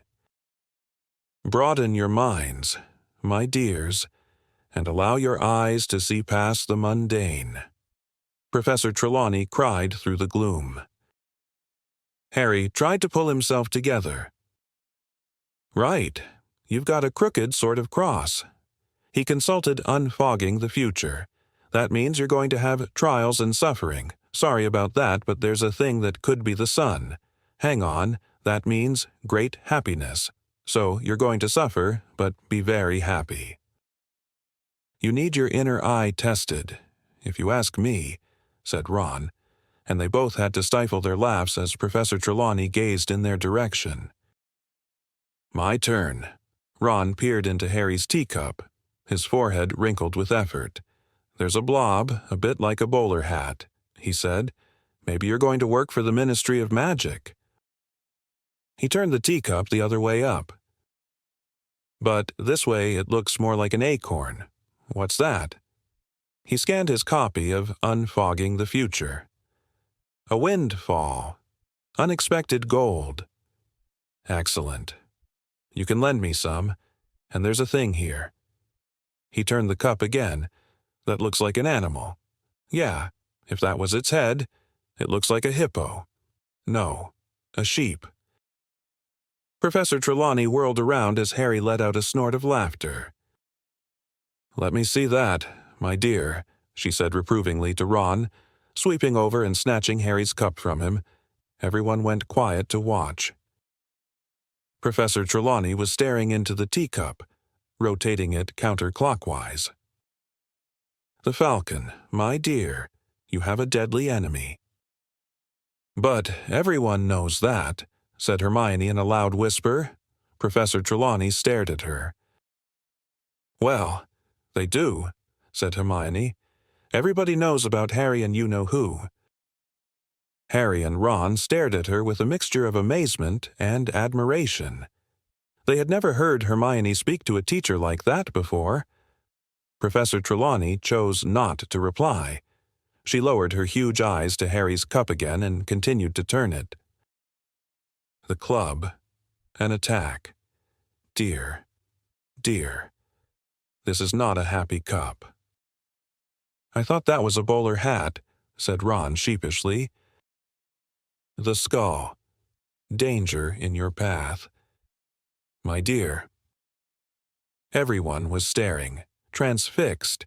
at Professor Trelawney, who gave the cup a final turn, gasped, and then screamed. There was another tinkle of breaking china. Neville had smashed his second cup. Professor Trelawney sank into a vacant armchair, her glittering hand at her heart and her eyes closed. "My dear boy, my poor dear boy, no. It is kinder not to say no, don't ask me." "What is it?" "Professor," said Dean Thomas at once. Everyone had got to their feet, and slowly they crowded around Harry and Ron's table, pressing close to Professor Trelawney's chair to get a good look at Harry's cup. "My dear." Professor Trelawney's huge eyes opened dramatically. "You have the grim." "The what?" said Harry. He could tell that he wasn't the only one who didn't understand. Dean Thomas shrugged at him, and Lavender Brown looked puzzled, but nearly everybody else clapped their hands to their mouths in horror. "The grim, my dear, the grim," cried Professor Trelawney, who looked shocked that Harry hadn't understood. "The giant, spectral dog that haunts churchyards. My dear boy, it is an omen, the worst omen of death." Harry's stomach lurched. That dog on the cover of Death Omens and Flourish and Blots, the dog in the shadows of Magnolia Crescent. Lavender Brown clapped her hands to her mouth, too. Everyone was looking at Harry, everyone except Hermione, who had gotten up and moved around to the back of Professor Trelawney's chair. "I don't think it looks like a grim," she said flatly. Professor Trelawney surveyed Hermione with mounting dislike. "You'll forgive me for saying so, my dear, but I perceive very little aura around you, very little receptivity to the resonances of the future." Seamus Finnegan was tilting his head from side to side. "It looks like a grim if you do this," he said, with his eyes almost shut. "But it looks more like a donkey from here," he said, leaning to the left. "When you've all finished deciding whether I'm going to die or not," said Harry, taking even himself by surprise. Now nobody seemed to want to look at him. "I think we will leave the lesson here for today," said Professor Trelawney in her mistiest voice. "Yes, please pack away your things." Silently, the class took their teacups back to Professor Trelawney, packed away their books, and closed their bags. Even Ron was avoiding Harry's eyes. "Until we meet again," said Professor Trelawney faintly, "fair fortune be yours. Oh, and dear," she pointed at Neville, "you'll be late next time. So mind you work extra hard to catch up." Harry, Ron, and Hermione descended Professor Trelawney's ladder and the winding stair in silence, then set off for Professor McGonagall's Transfiguration lesson. It took them so long to find her classroom that, early as they had left divination, they were only just in time. Harry chose a seat right at the back of the room, feeling as though he were sitting in a very bright spotlight. The rest of the class kept shooting furtive glances at him, as though he were about to drop dead at any moment. He hardly heard what Professor McGonagall was telling them about animagi wizards who could transform at will into animals, and wasn't even watching when she transformed herself in front of their eyes into a tabby cat with spectacle markings around her eyes. "Really, what has got into you all today?" said Professor McGonagall, turning back into herself with a faint pop and staring around at them all. "Not that it matters. But that's the first time my transformation's not got applause from a class." Everybody's heads turned toward Harry again, but nobody spoke. Then Hermione raised her hand. "Please, Professor, we've just had our first divination class, and we were reading the tea leaves, and—" "Ah, of course," said Professor McGonagall, suddenly frowning. "There is no need to say any more. Miss Granger, tell me, which of you will be dying this year?" Everyone stared at her. "Me," said Harry, finally. I see, said Professor McGonagall, fixing Harry with her beady eyes. Then you should know, Potter, that Sybil Trelawney has predicted the death of one student a year since she arrived at this school. None of them has died yet. Seeing death omens is her favorite way of greeting a new class. If it were not for the fact that I never speak ill of my colleagues, Professor McGonagall broke off, and they saw that her nostrils had gone white. She went on, more calmly. Divination is one of the most imprecise branches of magic. I shall not conceal from you that I have very little patience with it. True seers are very rare, and Professor Trelawney. She stopped again, and then said, in a very matter-of-fact tone, You look in excellent health to me, Potter, so you will excuse me if I don't let you off homework today. I assure you that if you die, you need not hand it in. Hermione laughed. Harry felt a bit better. It was harder to feel scared of a lump of tea leaves away from the dim red light and befuddling perfume of Professor Trelawney's classroom. Not everyone was convinced. However, Ron still looked worried, and Lavender whispered, But what about Neville's cup? When the Transfiguration class had finished, they joined the crowd, thundering toward the great hall for lunch. Ron, cheer up, said Hermione, pushing a dish of stew toward him. You heard what Professor McGonagall said. Ron spooned stew onto his plate and picked up his fork, but didn't start. Harry, he said, in a low, serious voice, you haven't seen a great black dog anywhere, have you? Yeah, I have, said Harry. I saw one the night I left the Dursleys. Ron let his fork fall with a clatter. Probably a stray, said Hermione calmly. Ron looked at Hermione as though she had gone mad. Hermione, if Harry's seen a Grim, that's bad, he said. My Uncle Bilius saw one, and he died 24 hours later. Coincidence, said Hermione airily, pouring herself some pumpkin juice.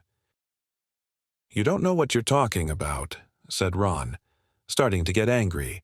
Grims scare the living daylights out of most wizards. There you are, then, said Hermione in a superior tone. They see the Grim and die of fright. The Grim's not an omen, it's the cause of death, and Harry's still with us because he's not stupid enough to see one and think, right. Well, I'd better kick the bucket then. Ron mouthed wordlessly at Hermione, who opened her bag, took out her new arithmancy book, and propped it open against the juice jug.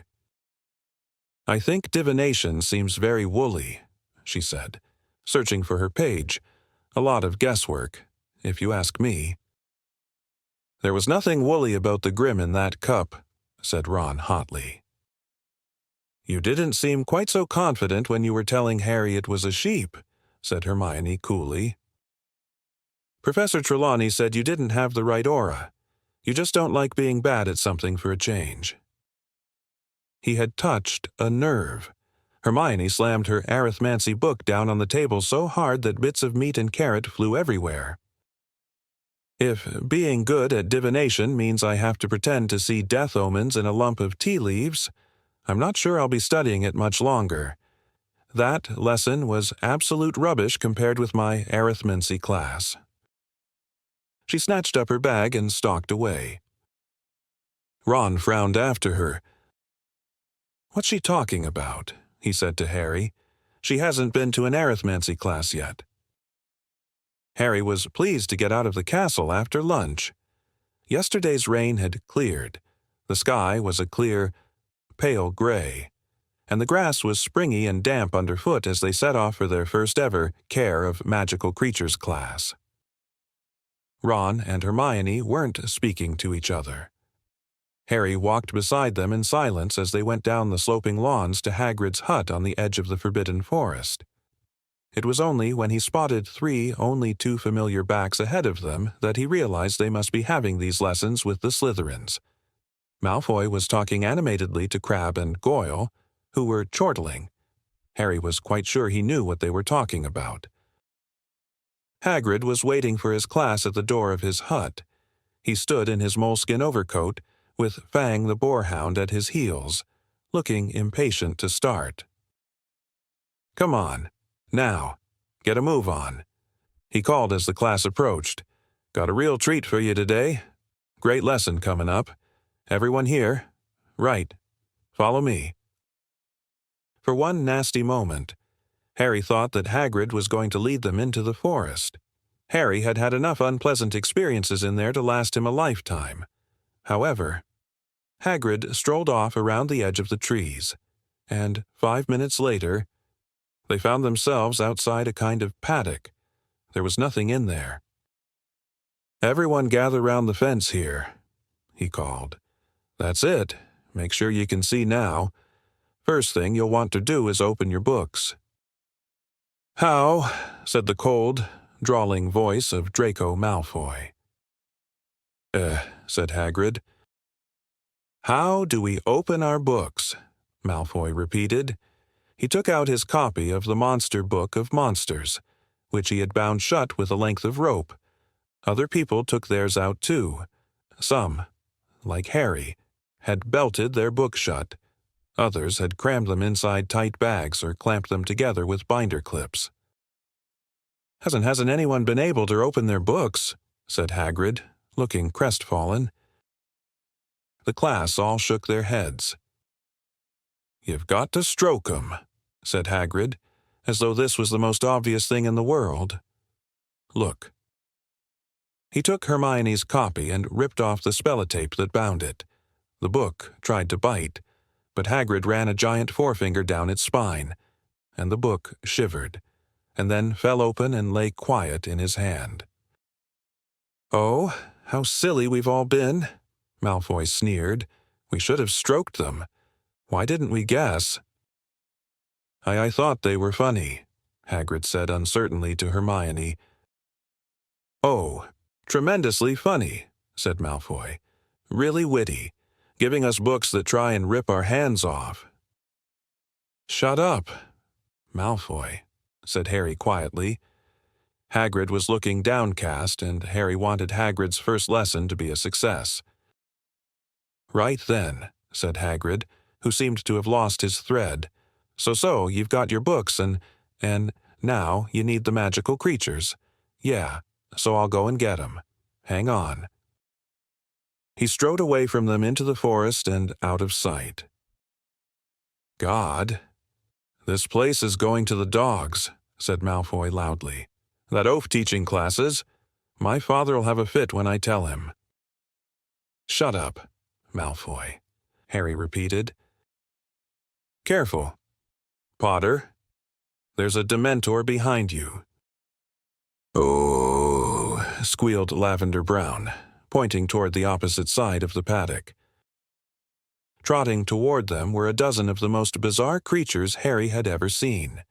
They had the bodies, hind legs, and tails of horses, but the front legs, wings, and heads of what seemed to be giant eagles, with cruel, steel-colored beaks and large, brilliantly orange eyes. The talons on their front legs were 1/2 foot long and deadly-looking.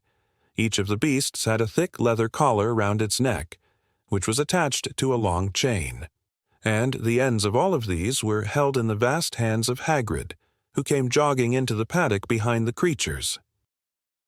"Gee up. There," he roared, shaking the chains and urging the creatures toward the fence where the class stood. Everyone drew back slightly as Hagrid reached them and tethered the creatures to the fence. "Hippogriffs," Hagrid roared happily, waving a hand at them. "Beautiful, aren't they?" Harry could sort of see what Hagrid meant. Once you got over the first shock of seeing something that was half horse, half bird, you started to appreciate the hippogriffs' gleaming coats, changing smoothly from feather to hair, each of them a different color, stormy gray, bronze, pinkish roan, gleaming chestnut, and inky black. "So," said Hagrid, rubbing his hands together and beaming around, "if you want to come a bit nearer." No one seemed to want to. Harry, Ron, and Hermione, however, approached the fence cautiously. "Now, first thing you gotta know about hippogriffs is—" "They're proud," said Hagrid, easily offended. "Hippogriffs are, don't never insult one, 'cause it might be the last thing you do." Malfoy, Crabbe, and Goyle weren't listening. They were talking in an undertone, and Harry had a nasty feeling they were plotting how best to disrupt the lesson. "You always wait for the hippogriff to make the first move," Hagrid continued. "It's polite. See, you walk toward him, and you bow, and you wait. If he bows back, you're allowed to touch him. If he doesn't bow, then get away from him sharpish, 'cause those talons hurt. Right, who wants to go first?" Most of the class backed farther away in answer. Even Harry, Ron, and Hermione had misgivings.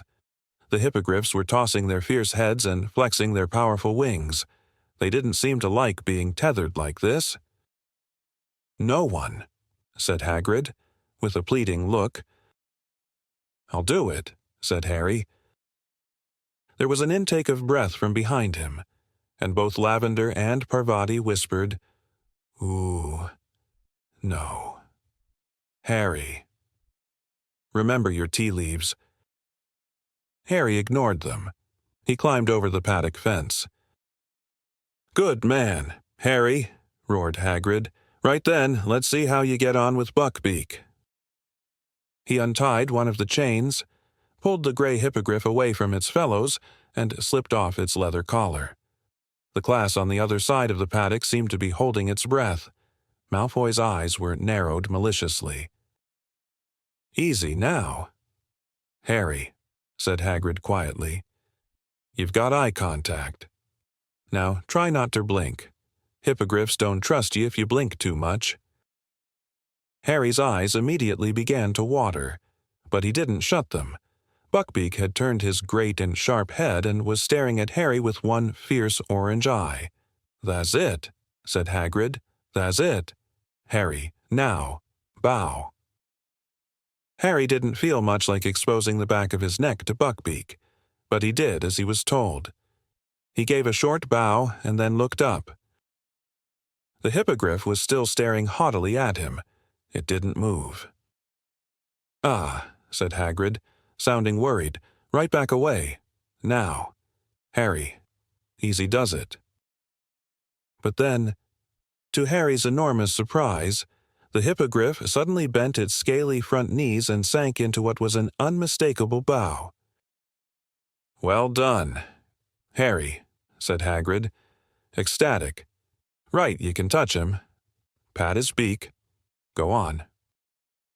Feeling that a better reward would have been to back away, Harry moved slowly toward the hippogriff and reached out toward it. He patted the beak several times, and the hippogriff closed its eyes lazily, as though enjoying it. The class broke into applause, all except for Malfoy, Crabbe, and Goyle, who were looking deeply disappointed. "Right then, Harry," said Hagrid. "I reckon he might let you ride him." This was more than Harry had bargained for. He was used to a broomstick, but he wasn't sure a hippogriff would be quite the same. "Yeah, climb up there, just behind the wing joint," said Hagrid. "And mind you don't pull any of his feathers out. He won't like that." Harry put his foot on the top of Buckbeak's wing and hoisted himself onto its back. Buckbeak stood up. Harry wasn't sure where to hold on. Everything in front of him was covered with feathers. "Go on, then," roared Hagrid, slapping the hippogriff's hindquarters. Without warning, 12-foot wings flapped open on either side of Harry. He just had time to seize the hippogriff around the neck before he was soaring upward. It was nothing like a broomstick, and Harry knew which one he preferred. The hippogriff's wings beat uncomfortably on either side of him, catching him under his legs and making him feel he was about to be thrown off. The glossy feathers slipped under his fingers, and he didn't dare get a stronger grip. Instead of the smooth action of his Nimbus 2000, he now felt himself rocking backward and forward as the hindquarters of the hippogriff rose and fell with its wings. Buckbeak flew him once around the paddock and then headed back to the ground. This was the bit Harry had been dreading. He leaned back as the smooth neck lowered, feeling he was going to slip off over the beak, then felt a heavy thud as the 4 ill-assorted feet hit the ground. He just managed to hold on and push himself straight again. "Good work, Harry!" roared Hagrid as everyone except Malfoy, Crabbe, and Goyle cheered. "Okay, who else wants a go?" Emboldened by Harry's success, the rest of the class climbed cautiously into the paddock. Hagrid untied the hippogriffs one by one, and soon people were bowing nervously all over the paddock. Neville ran repeatedly backward from his, which didn't seem to want to bend its knees. Ron and Hermione practiced on the chestnut, while Harry watched. Malfoy, Crabbe, and Goyle had taken over Buckbeak. He had bowed to Malfoy, who was now patting his beak, looking disdainful. "This is very easy," Malfoy drawled, loud enough for Harry to hear him. "I knew it must have been. If Potter could do it. I bet you're not dangerous at all. Are you?" he said to the hippogriff. "Are you? You great ugly brute." It happened in a flash of steely talons. Malfoy let out a high-pitched scream, and next moment, Hagrid was wrestling Buckbeak back into his collar as he strained to get at Malfoy, who lay curled in the grass, blood blossoming over his robes. "I'm dying," Malfoy yelled as the class panicked. "I'm dying. Look at me. It's killed me." "You're not dying," said Hagrid, who had gone very white. "Someone help me, gotta get him out of here." Hermione ran to hold open the gate as Hagrid lifted Malfoy easily. As they passed, Harry saw that there was a long, deep gash on Malfoy's arm. Blood splattered the grass, and Hagrid ran with him, up the slope toward the castle. Very shaken, the Care of Magical Creatures class followed at a walk. The Slytherins were all shouting about Hagrid. "They should sack him straight away," said Pansy Parkinson, who was in tears. "It was Malfoy's fault," snapped Dean Thomas. Crabbe and Goyle flexed their muscles threateningly. They all climbed the stone steps into the deserted entrance hall. "I'm going to see if he's okay," said Pansy.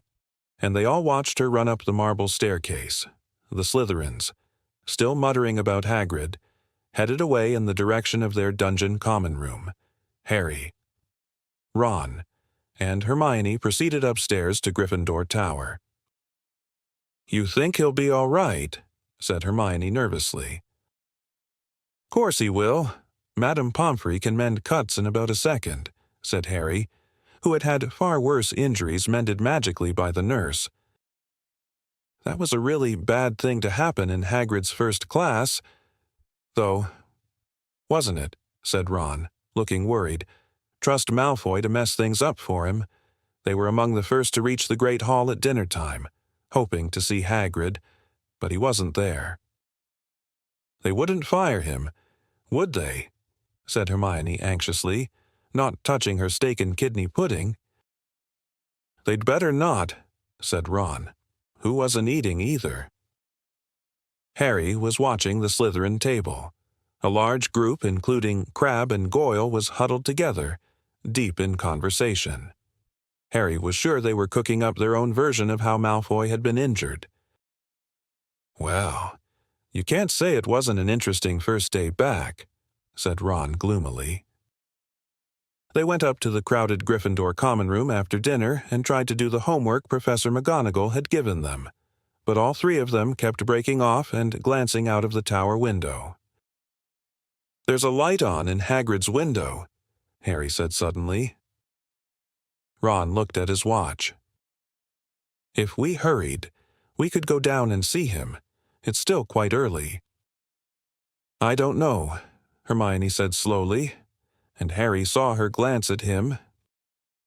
"I'm allowed to walk across the grounds," he said pointedly. "Sirius Black hasn't got past the Dementors yet, has he?" So they put their things away and headed out of the portrait hole, glad to meet nobody on their way to the front doors, as they weren't entirely sure they were supposed to be out. The grass was still wet and looked almost black in the twilight. When they reached Hagrid's hut, they knocked, and a voice growled, "Come in." Hagrid was sitting in his shirt sleeves at his scrubbed wooden table. His boarhound, Fang, had his head in Hagrid's lap. One look told them that Hagrid had been drinking a lot. There was a pewter tankard almost as big as a bucket in front of him, and he seemed to be having difficulty getting them into focus. "'Spect it's a record," he said thickly, when he recognized them. "Don't reckon they've ever had a teacher who lasted on you a day before." "You haven't been fired, Hagrid," gasped Hermione. "Not yet," said Hagrid miserably, taking a huge gulp of whatever was in the tankard. "But it's only a matter of time. Ain't after Malfoy." "How is he?" said Ron as they all sat down. "It wasn't serious, was it?" "Madame Pomfrey fixed him best she could," said Hagrid dully, "but he's saying it's still agony, covered in bandages, moanin'." "He's faking it," said Harry at once. "Madame Pomfrey can mend anything. She regrew half my bones last year. Trust Malfoy to milk it for all it's worth." "School governors have been told." "O' course," said Hagrid miserably. "They reckon I started too big. Should have left hippogriffs for later. Won flobberworms or summit. Just thought it'd make a good first lesson's all my fault." "It's all Malfoy's fault, Hagrid," said Hermione earnestly. "We're witnesses," said Harry. "You said hippogriffs attack if you insult them. It's Malfoy's problem that he wasn't listening. We'll tell Dumbledore what really happened." "Yeah, don't worry. Hagrid, we'll back you up," said Ron. Tears leaked out of the crinkled corners of Hagrid's beetle-black eyes. He grabbed both Harry and Ron and pulled them into a bone-breaking hug. "I think you've had enough to drink." "Hagrid," said Hermione firmly. She took the tankard from the table and went outside to empty it. "Ah, maybe she's right," said Hagrid, letting go of Harry and Ron, who both staggered away, rubbing their ribs. Hagrid heaved himself out of his chair and followed Hermione unsteadily outside. They heard a loud splash. "What's he done?" said Harry nervously as Hermione came back in with the empty tankard. "Stuck his head in the water barrel," said Hermione, putting the tankard away. Hagrid came back, his long hair and beard sopping wet, wiping the water out of his eyes. "That's better," he said, shaking his head like a dog and drenching them all. "Listen, it was good of you to come and see me. I really—" Hagrid stopped dead, staring at Harry as though he'd only just realized he was there. "What do you think you're doing?" He roared, so suddenly that they jumped a foot in the air. "You're not to go wandering around after dark. Harry, and you two, lettin' him." Hagrid strode over to Harry, grabbed his arm, and pulled him to the door. "Come on," Hagrid said angrily. "I'm taking you all back up to school, and don't let me catch you walking down to see me after dark again. I'm not worth that." Chapter 7. The Boggart in the Wardrobe. Malfoy didn't reappear in classes until late on Thursday morning, when the Slytherins and Gryffindors were halfway through double potions. He swaggered into the dungeon, his right arm covered in bandages and bound up in a sling, acting, in Harry's opinion, as though he were the heroic survivor of some dreadful battle. "How is it, Draco?" simpered Pansy Parkinson. "Does it hurt much?" "Yeah," said Malfoy, putting on a brave sort of grimace, but Harry saw him wink at Crabbe and Goyle when Pansy had looked away. Settle down," said Professor Snape idly. Harry and Ron scowled at each other. Snape wouldn't have said, "Settle down," if they'd walked in late. He'd have given them detention. But Malfoy had always been able to get away with anything in Snape's classes. Snape was head of Slytherin House, and generally favored his own students above all others. They were making a new potion today, a shrinking solution. Malfoy set up his cauldron right next to Harry and Ron, so that they were preparing their ingredients on the same table. "Sir," Malfoy called, "Sir, I'll need help cutting up these daisy roots because of my arm." "Weasley, cut up Malfoy's roots for him," said Snape without looking up. Ron went brick red. "There's nothing wrong with your arm," he hissed at Malfoy. Malfoy smirked across the table. "Weasley, you heard Professor Snape. Cut up these roots." Ron seized his knife, pulled Malfoy's roots toward him, and began to chop them roughly, so that they were all different sizes. "Professor," drawled Malfoy, "Weasley's mutilating my roots. Sir." Snape approached their table, stared down his hooked nose at the roots, then gave Ron an unpleasant smile from beneath his long, greasy black hair. "Change roots with Malfoy, Weasley." "But, sir..." Ron had spent the last quarter of an hour carefully shredding his own roots into exactly equal pieces. "Now," said Snape in his most dangerous voice. Ron shoved his own beautifully cut roots across the table at Malfoy, then took up the knife again. "And, sir, I'll need this shrivelfig skinned," said Malfoy, his voice full of malicious laughter. "Potter, you can skin Malfoy's shrivelfig," said Snape, giving Harry the look of loathing he always reserved just for him. Harry took Malfoy's shrivelfig as Ron began trying to repair the damage to the roots he now had to use. Harry skinned the shrivelfig as fast as he could and flung it back across the table at Malfoy without speaking. Malfoy was smirking more broadly than ever. "Seen your pal Hagrid lately?" he asked them quietly. "None of your business," said Ron jerkily, without looking up. "I'm afraid he won't be a teacher much longer," said Malfoy in a tone of mock sorrow. "Father's not very happy about my injury." "Keep talking, Malfoy, and I'll give you a real injury," snarled Ron. "He's complained to the school governors and to the Ministry of Magic. Father's got a lot of influence, you know, and a lasting injury like this he gave a huge, fake sigh. Who knows if my arm will ever be the same again." "So that's why you're putting it on," said Harry, accidentally beheading a dead caterpillar because his hand was shaking in anger, to try to get Hagrid fired. "Well," said Malfoy, lowering his voice to a whisper, "partly, Potter, but there are other benefits too. Weasley, slice my caterpillars for me." A few cauldrons away, Neville was in trouble. Neville regularly went to pieces in potions lessons. It was his worst subject, and his great fear of Professor Snape made things 10 times worse.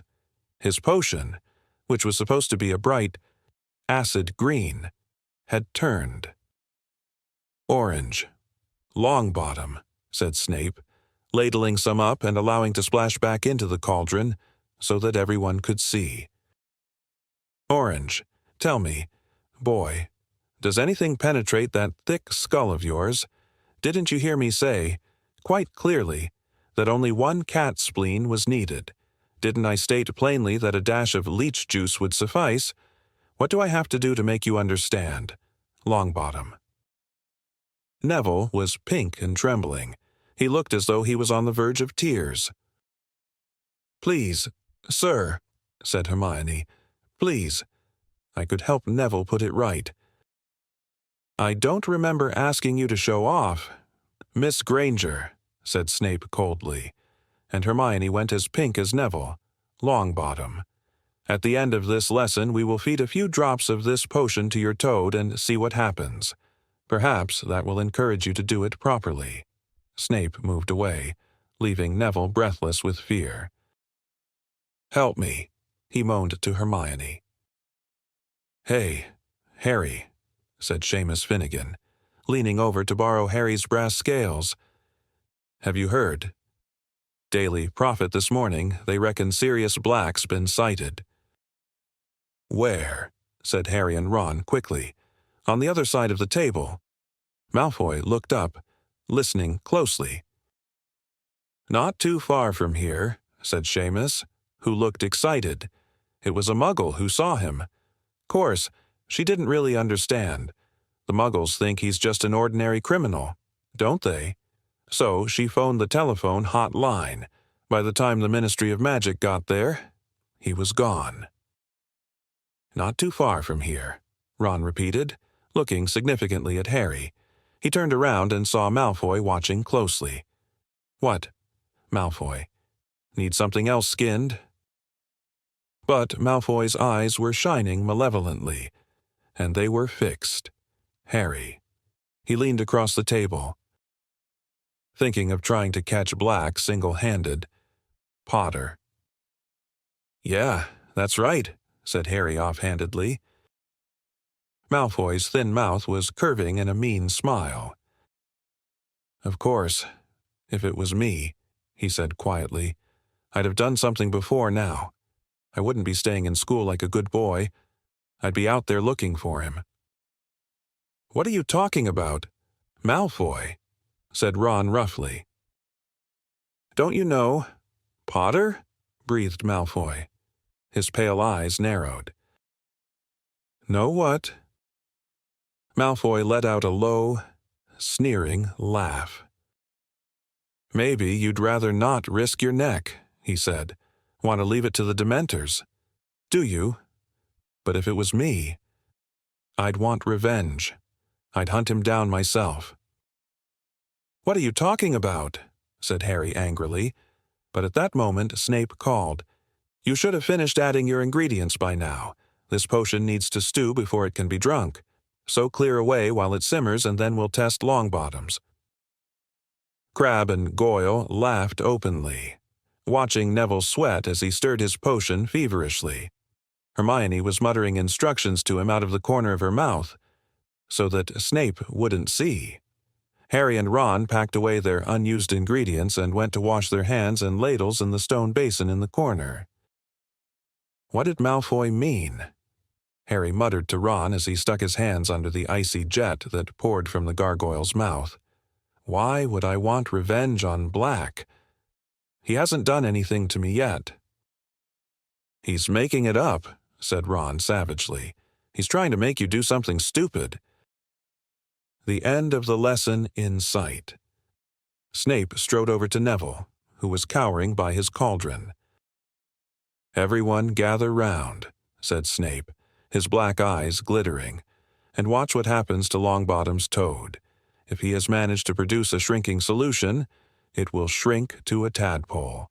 If, as I don't doubt, he has done it wrong, his toad is likely to be poisoned." The Gryffindors watched fearfully. The Slytherins looked excited. Snape picked up Trevor the Toad in his left hand and dipped a small spoon into Neville's potion, which was now green. He trickled a few drops down Trevor's throat. There was a moment of hushed silence, in which Trevor gulped. Then there was a small pop, and Trevor the Tadpole was wriggling in Snape's palm. The Gryffindors burst into applause. Snape, looking sour, pulled a small bottle from the pocket of his robe, poured a few drops on top of Trevor, and he reappeared suddenly, fully grown. 5 points from Gryffindor," said Snape, which wiped the smiles from every face. "I told you not to help him. Miss Granger. Class dismissed." Harry. Ron. And Hermione climbed the steps to the entrance hall. Harry was still thinking about what Malfoy had said, while Ron was seething about Snape. 5 points from Gryffindor because the potion was all right. Why didn't you lie? Hermione, you should have said Neville did it all by himself. Hermione didn't answer. Ron looked around. Where is she? Harry turned too. They were at the top of the steps now, watching the rest of the class pass them, heading for the Great Hall and lunch. "She was right behind us," said Ron, frowning. Malfoy passed them, walking between Crabbe and Goyle. He smirked at Harry and disappeared. "There she is," said Harry. Hermione was panting slightly, hurrying up the stairs. One hand clutched her bag. The other seemed to be tucking something down the front of her robes. "How did you do that?" said Ron. "What?" said Hermione, joining them. "1 minute you were right behind us. The next moment, you were back at the bottom of the stairs again." "What?" Hermione looked slightly confused. "Oh, I had to go back for something. Oh, no." A seam had split on Hermione's bag. Harry wasn't surprised. He could see that it was crammed with at least a dozen large and heavy books. "Why are you carrying all these around with you?" Ron asked her. "You know how many subjects I'm taking," said Hermione breathlessly. "Couldn't hold these for me, could you?" But Ron was turning over the books she had handed him, looking at the covers. "You haven't got any of these subjects today. It's only defense against the dark arts this afternoon."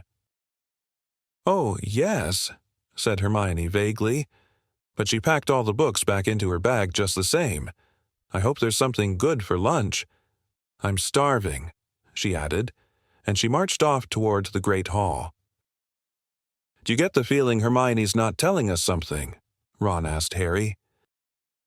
Professor Lupin wasn't there when they arrived at his first Defense Against the Dark Arts lesson. They all sat down, took out their books, quills, and parchment, and were talking when he finally entered the room. Lupin smiled vaguely and placed his tatty old briefcase on the teacher's desk. He was as shabby as ever but looked healthier than he had on the train, as though he had had a few square meals. "Good afternoon," he said. "Would you please put all your books back in your bags? Today's will be a practical lesson. You will need only your wands." A few curious looks were exchanged as the class put away their books. They had never had a practical defense against the dark arts class before, unless you counted the memorable class last year when their old teacher had brought a cage full of pixies to class and set them loose. "Right then," said Professor Lupin. "When everyone was ready, if you'd follow me." Puzzled, but interested, the class got to its feet and followed Professor Lupin out of the classroom. He led them along the deserted corridor and around a corner, where the first thing they saw was Peeves the poltergeist, who was floating upside down in midair and stuffing the nearest keyhole with chewing gum. Peeves didn't look up until Professor Lupin was 2 feet away. Then he wiggled his curly-toed feet and broke into song. "Loony, loopy, Lupin," Peeves sang. "Loony, loopy, Lupin, loony, loopy, Lupin."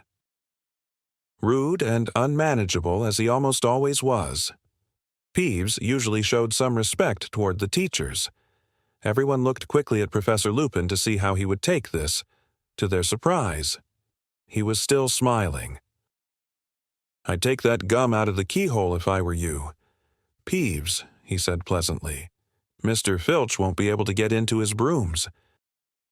Filch was the Hogwarts caretaker, a bad-tempered, failed wizard who waged a constant war against the students and, indeed, Peeves. However, Peeves paid no attention to Professor Lupin's words, except to blow a loud, wet raspberry. Professor Lupin gave a small sigh and took out his wand. "This is a useful little spell," he told the class over his shoulder. "Please watch closely." He raised the wand to shoulder height, said, "Wadi-wasi," and pointed it at Peeves. With the force of a bullet, the wad of chewing gum shot out of the keyhole and straight down Peeves's left nostril. He whirled upright and zoomed away, cursing. "Cool, sir," said Dean Thomas in amazement. "Thank you, Dean," said Professor Lupin, putting his wand away again. "Shall we proceed?" They set off again, the class looking at shabby Professor Lupin with increased respect. He led them down a second corridor and stopped, right outside the staff room door. "Inside, please," said Professor Lupin, opening it and standing back. The staff room, a long, paneled room full of old, mismatched chairs, was empty except for one teacher. Professor Snape was sitting in a low armchair, and he looked around as the class filed in. His eyes were glittering, and there was a nasty sneer playing around his mouth, as Professor Lupin came in and made to close the door behind him. Snape said, "Leave it open." "Lupin, I'd rather not witness this." He got to his feet and strode past the class, his black robes billowing behind him. At the doorway, he turned on his heel and said, "Possibly no one's warned you, Lupin, but this class contains Neville Longbottom. I would advise you not to entrust him with anything difficult, not unless Miss Granger is hissing instructions in his ear." Neville went scarlet. Harry glared at Snape. It was bad enough that he bullied Neville in his own classes, let alone doing it in front of other teachers. Professor Lupin had raised his eyebrows. "I was hoping that Neville would assist me with the first stage of the operation," he said, "and I am sure he will perform it admirably." Neville's face went, if possible, even redder. Snape's lip curled, but he left, shutting the door with a snap. "Now, then," said Professor Lupin, beckoning the class toward the end of the room, where there was nothing but an old wardrobe where the teachers kept their spare robes. As Professor Lupin went to stand next to it, the wardrobe gave a sudden wobble, banging off the wall. "Nothing to worry about," said Professor Lupin calmly because a few people had jumped backward in alarm. "There's a boggart in there." Most people seemed to feel that this was something to worry about. Neville gave Professor Lupin a look of pure terror, and Seamus Finnegan eyed the now rattling doorknob apprehensively. "Boggarts like dark, enclosed spaces," said Professor Lupin. "Wardrobes, the gap beneath beds, the cupboards under sinks. I've even met one that had lodged itself in a grandfather clock. This one moved in yesterday afternoon, and I asked the headmaster if the staff would leave it to give my third years some practice. So, the first question we must ask ourselves is, what is a boggart?" Hermione put up her hand. "It's a shapeshifter," she said. "It can take the shape of whatever it thinks will frighten us most." "Couldn't have put it better myself," said Professor Lupin, and Hermione glowed. "So the boggart sitting in the darkness within has not yet assumed a form. He does not yet know what will frighten the person on the other side of the door. Nobody knows what a boggart looks like when he is alone. But when I let him out, he will immediately become whatever each of us most fears." "This means," said Professor Lupin, choosing to ignore Neville's small sputter of terror, "that we have a huge advantage over the boggart before we begin. Have you spotted it, Harry?" Trying to answer a question with Hermione next to him, bobbing up and down on the balls of her feet with her hand in the air, was very off-putting. But Harry had a go. "Or because there are so many of us, it won't know what shape it should be." "Precisely," said Professor Lupin. and Hermione put her hand down, looking a little disappointed. It's always best to have company when you're dealing with a boggart. He becomes confused. Which should he become? A headless corpse or a flesh-eating slug? I once saw a boggart make that very mistake, tried to frighten two people at once and turned himself into half a slug. Not remotely frightening.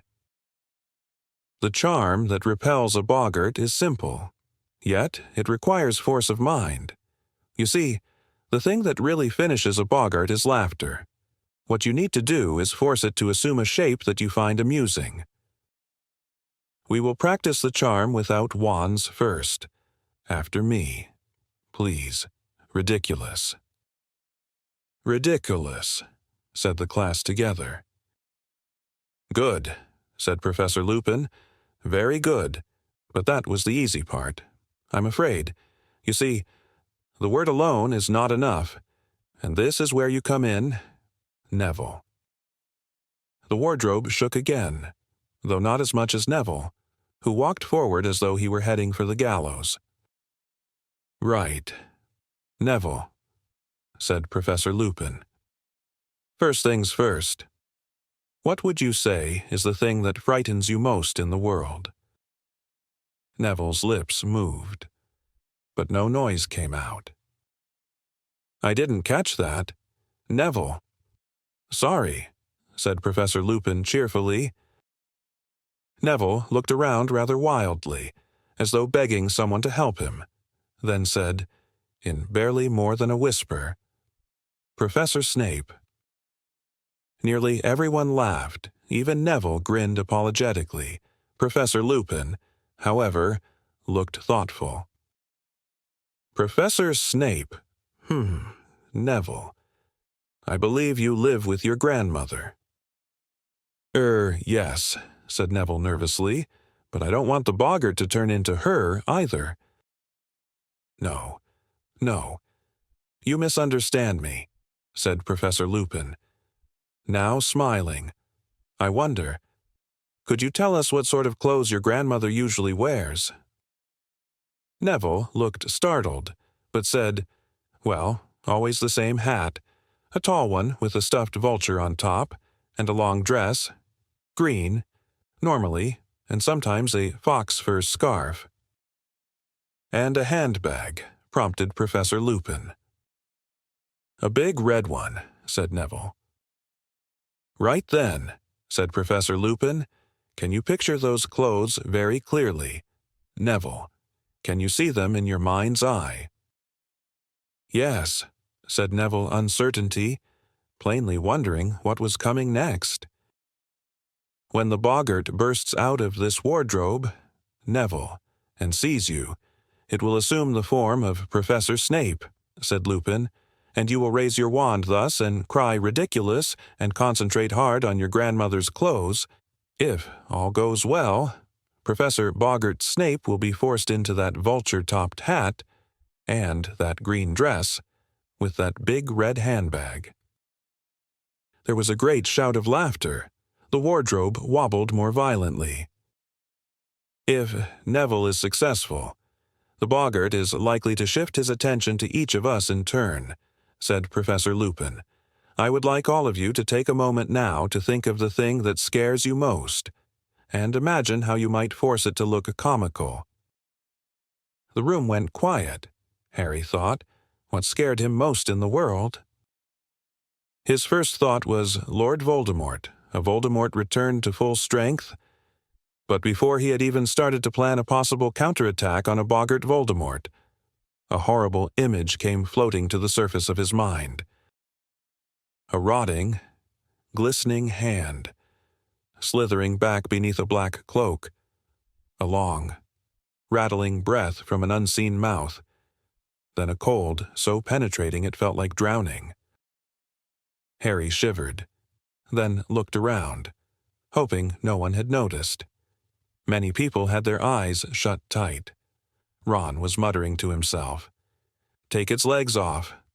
Harry was sure he knew what that was about. Ron's greatest fear was spiders. "Everyone ready," said Professor Lupin. Harry felt a lurch of fear. He wasn't ready. How could you make a Dementor less frightening? But he didn't want to ask for more time. Everyone else was nodding and rolling up their sleeves. Neville. "We're going to back away," said Professor Lupin. "Let you have a clear field. All right, I'll call the next person forward, everyone back. Now, so Neville can get a clear shot." They all retreated, backed against the walls, leaving Neville alone beside the wardrobe. He looked pale and frightened, but he had pushed up the sleeves of his robes and was holding his wand ready. "On the count of 3, Neville," said Professor Lupin, who was pointing his own wand at the handle of the wardrobe. 1, 2, 3, now." A jet of sparks shot from the end of Professor Lupin's wand and hit the doorknob. The wardrobe burst open, hook-nosed and menacing. Professor Snape stepped out, his eyes flashing at Neville. Neville backed away, his wand up, mouthing wordlessly. Snape was bearing down upon him, reaching inside his robes. Are ridiculous," squeaked Neville. There was a noise like a whip crack. Snape stumbled. He was wearing a long, lace-trimmed dress and a towering hat topped with a moth-eaten vulture, and he was swinging a huge crimson handbag. There was a roar of laughter. The boggart paused, confused, and Professor Lupin shouted, "Parvati, forward." Parvati walked forward, her face set. Snape rounded on her. There was another crack, and where he had stood was a blood-stained, bandaged mummy. Its sightless face was turned to Parvati, and it began to walk toward her very slowly, dragging its feet, its stiff arms rising. "Ridiculous!" cried Parvati. A bandage unraveled at the mummy's feet, it became entangled, fell face forward, and its head rolled off. "Seamus!" roared Professor Lupin. Seamus darted past Parvati. Crack. Where the mummy had been was a woman with floor-length black hair and a skeletal, green-tinged face, a banshee. She opened her mouth wide and an unearthly sound filled the room. A long, wailing shriek that made the hair on Harry's head stand on end. "Ridiculous!" shouted Seamus. The banshee made a rasping noise and clutched her throat. Her voice was gone. Crack. The banshee turned into a rat, which chased its tail in a circle. Then crack became a rattlesnake, which slithered and writhed before crack, becoming a single, bloody eyeball. "It's confused," shouted Lupin. "We're getting there. Dean!" Dean hurried forward. Crack. The eyeball became a severed hand, which flipped over and began to creep along the floor like a crab. "Ridiculous!" yelled Dean.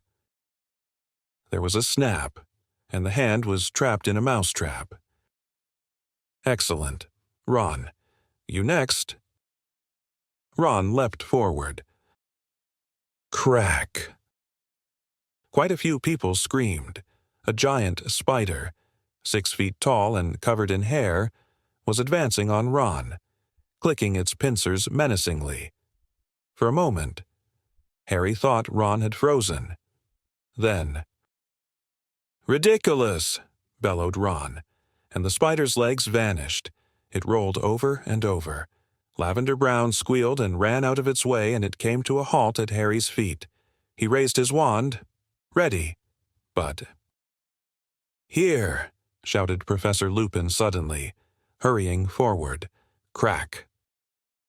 The legless spider had vanished. For a second, everyone looked wildly around to see where it was. Then they saw a silvery white orb hanging in the air in front of Lupin, who said, "Ridiculous," almost lazily. Crack. "Forward, Neville, and finish him off," said Lupin as the boggart landed on the floor as a cockroach. Crack. Snape was back. This time, Neville charged forward, looking determined. "Ridiculous," he shouted. and they had a split-second's view of Snape in his lacy dress before Neville let out a great "ha" of laughter, and the boggart exploded, burst into 1,000 tiny wisps of smoke, and was gone. "Excellent!" cried Professor Lupin as the class broke into applause. "Excellent! Neville, well done. Everyone, let me see. 5 points to Gryffindor for every person to tackle the boggart, 10 for Neville because he did it twice, and 5 each to Hermione and Harry." "But I didn't do anything," said Harry. "You and Hermione answered my questions correctly at the start of the class." "Harry," Lupin said lightly. "Very well. Everyone. An excellent lesson. Homework. Kindly read the chapter on boggarts and summarize it for me. I'll be handed in on Monday. That will be all." Talking excitedly, the class left the staff room. Harry, however, wasn't feeling cheerful. Professor Lupin had deliberately stopped him from tackling the boggart. Why?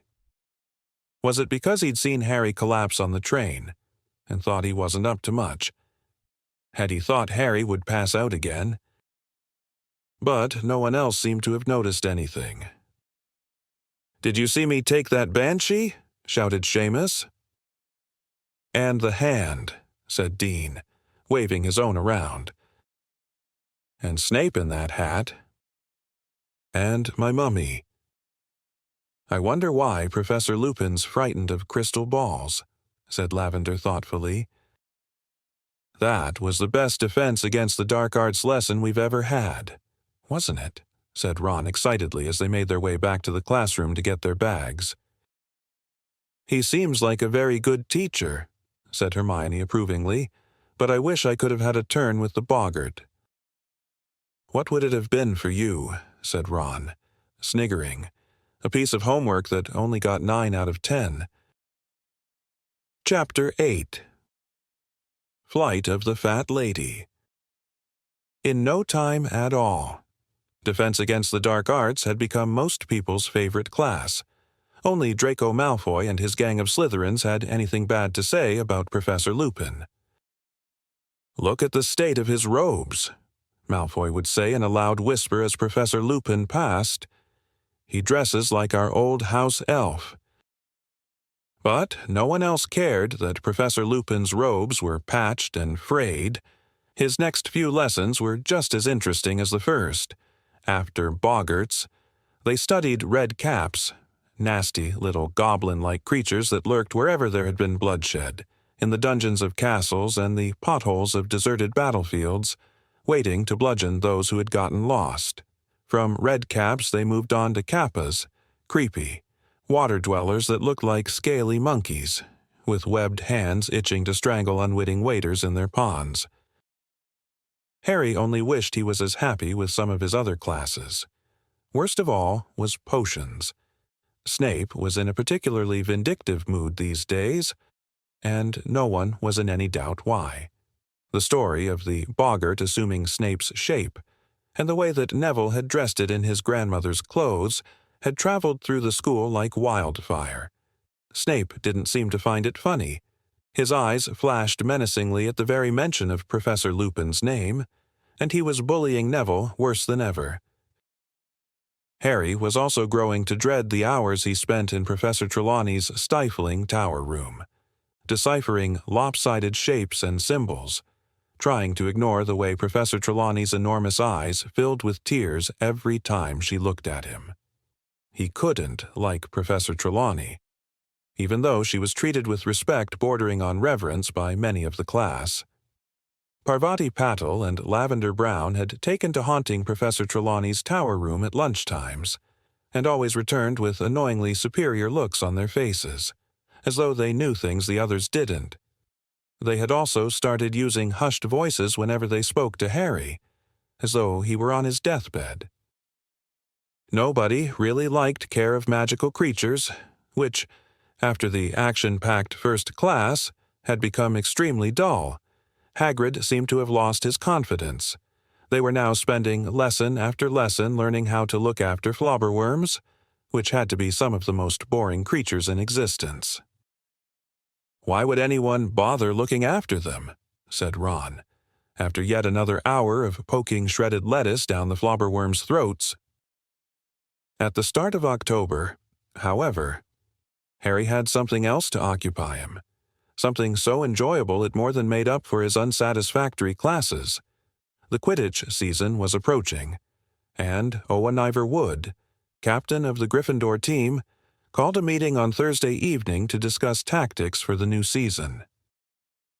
There were 7 people on a Quidditch team, 3 chasers, whose job it was to score goals by putting the quaffle, a red, soccer-sized ball, through one of the 50-foot-high hoops at each end of the field, 2 beaters, who were equipped with heavy bats to repel the bludgers, 2 heavy black balls that zoomed around trying to attack the players, a keeper, who defended the goal posts, and the seeker, who had the hardest job of all, that of catching the golden snitch, a tiny, winged, walnut-sized ball, whose capture ended the game and earned the Seekers team an extra 150 points.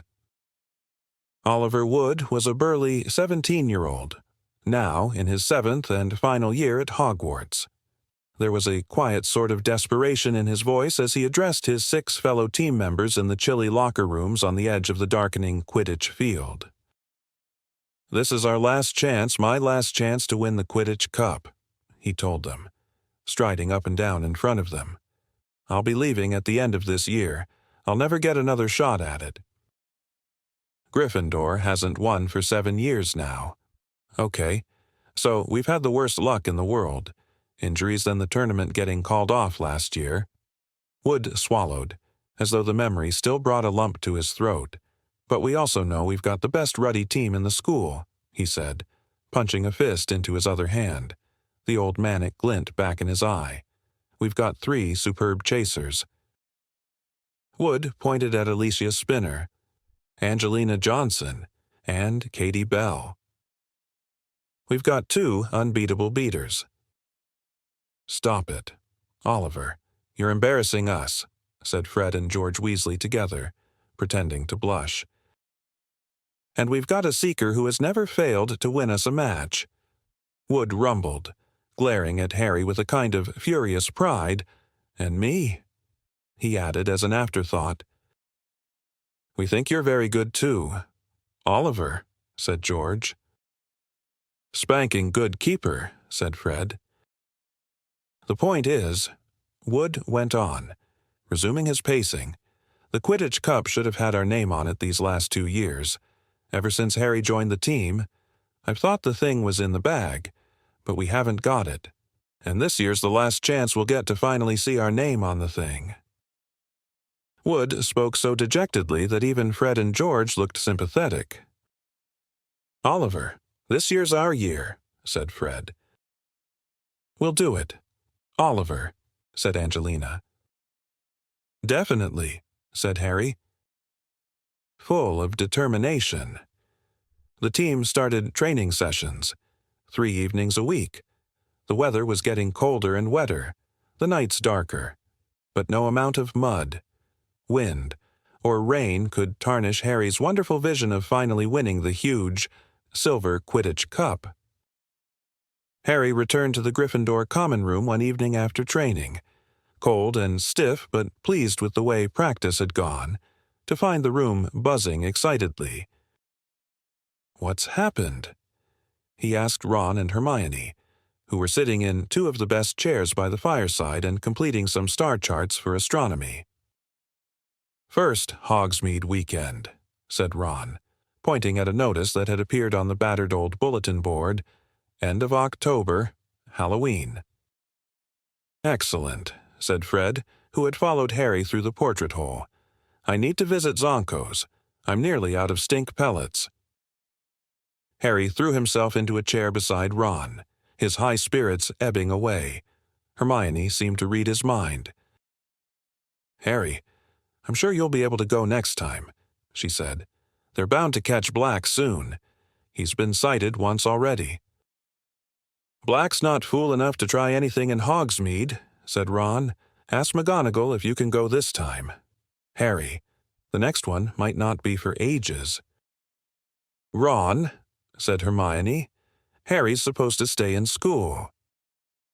"He can't be the only third year left behind," said Ron. "Ask McGonagall.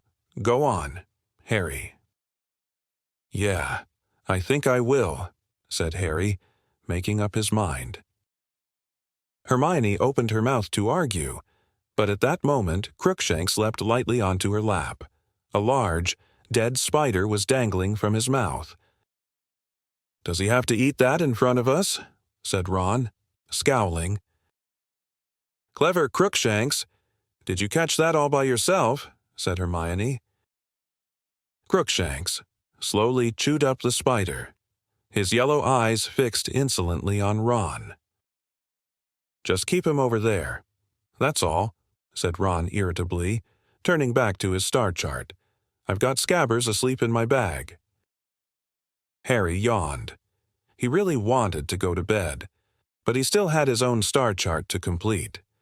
He pulled his bag toward him, took out parchment, ink, and quill, and started work. "You can copy mine, if you like," said Ron, labeling his last star with a flourish and shoving the chart toward Harry. Hermione, who disapproved of copying, pursed her lips but didn't say anything. Crookshanks was still staring unblinkingly at Ron, flicking the end of his bushy tail. Then, without warning, he pounced. "Oi!" Ron roared, seizing his bag as Crookshanks sank 4 sets of claws deep inside it and began tearing ferociously.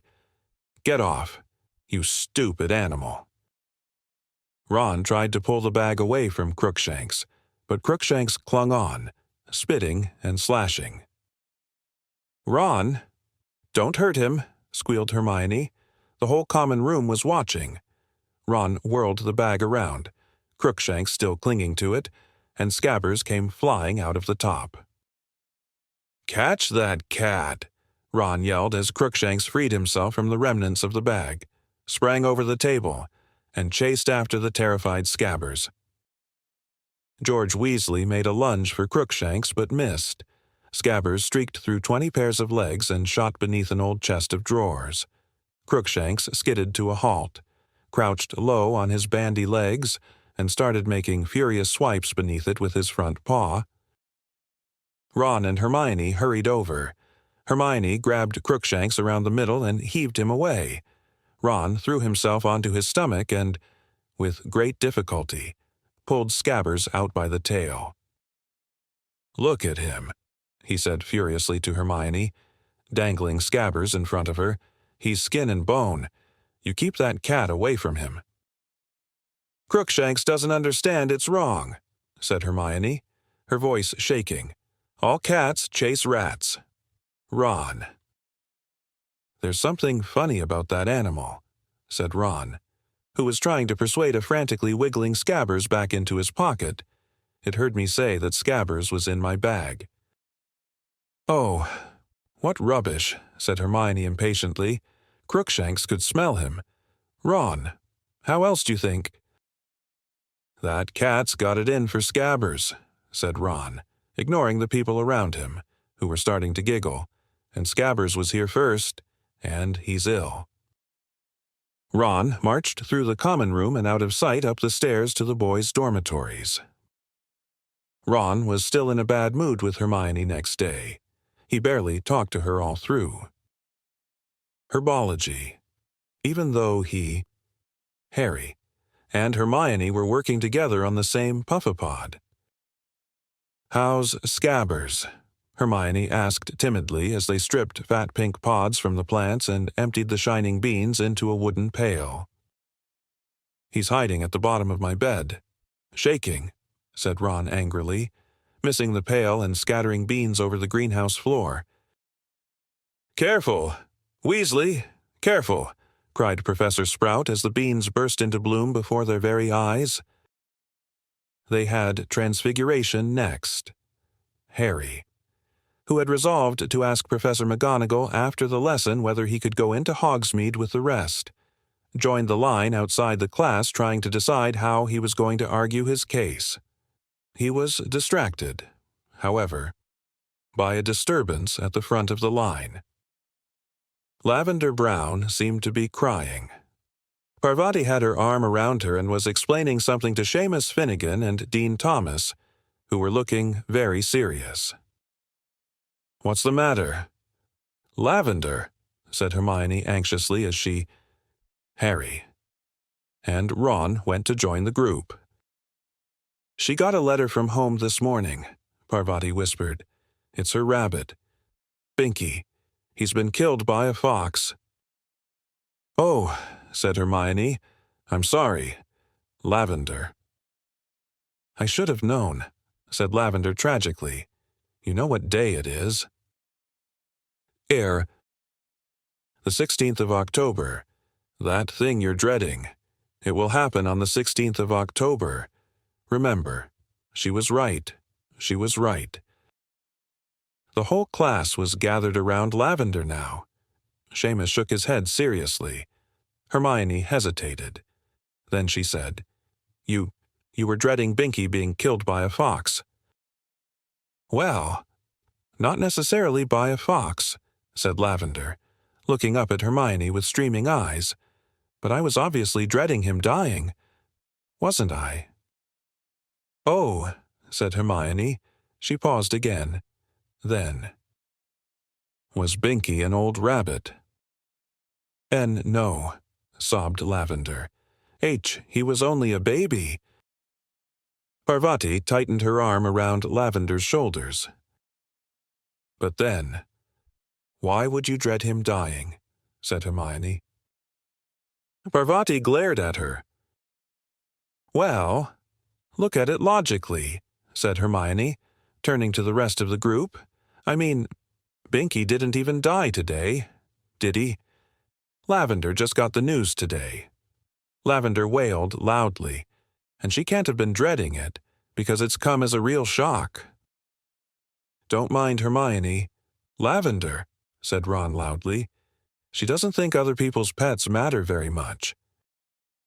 Professor McGonagall opened the classroom door at that moment, which was perhaps lucky. Hermione and Ron were looking daggers at each other, and when they got into class, they seated themselves on either side of Harry and didn't talk to each other for the whole class. Harry still hadn't decided what he was going to say to Professor McGonagall when the bell rang at the end of the lesson, but it was she who brought up the subject of Hogsmeade first. "One moment, please," she called as the class made to leave. "As you're all in my house, you should hand Hogsmeade permission forms to me before Halloween. No form, no visiting the village, so don't forget." Neville put up his hand. "Please, Professor, I think I've lost." "Your grandmother sent yours to me directly. Longbottom," said Professor McGonagall. "She seemed to think it was safer. Well, that's all. You may leave." "Ask her now," Ron hissed at Harry. "Oh, but Hermione began." "Go for it, Harry," said Ron stubbornly. Harry waited for the rest of the class to disappear, then headed nervously for Professor McGonagall's desk. "Yes, Potter." Harry took a deep breath. "Professor, my aunt and uncle forgot to sign my form," he said. Professor McGonagall looked over her square spectacles at him but didn't say anything.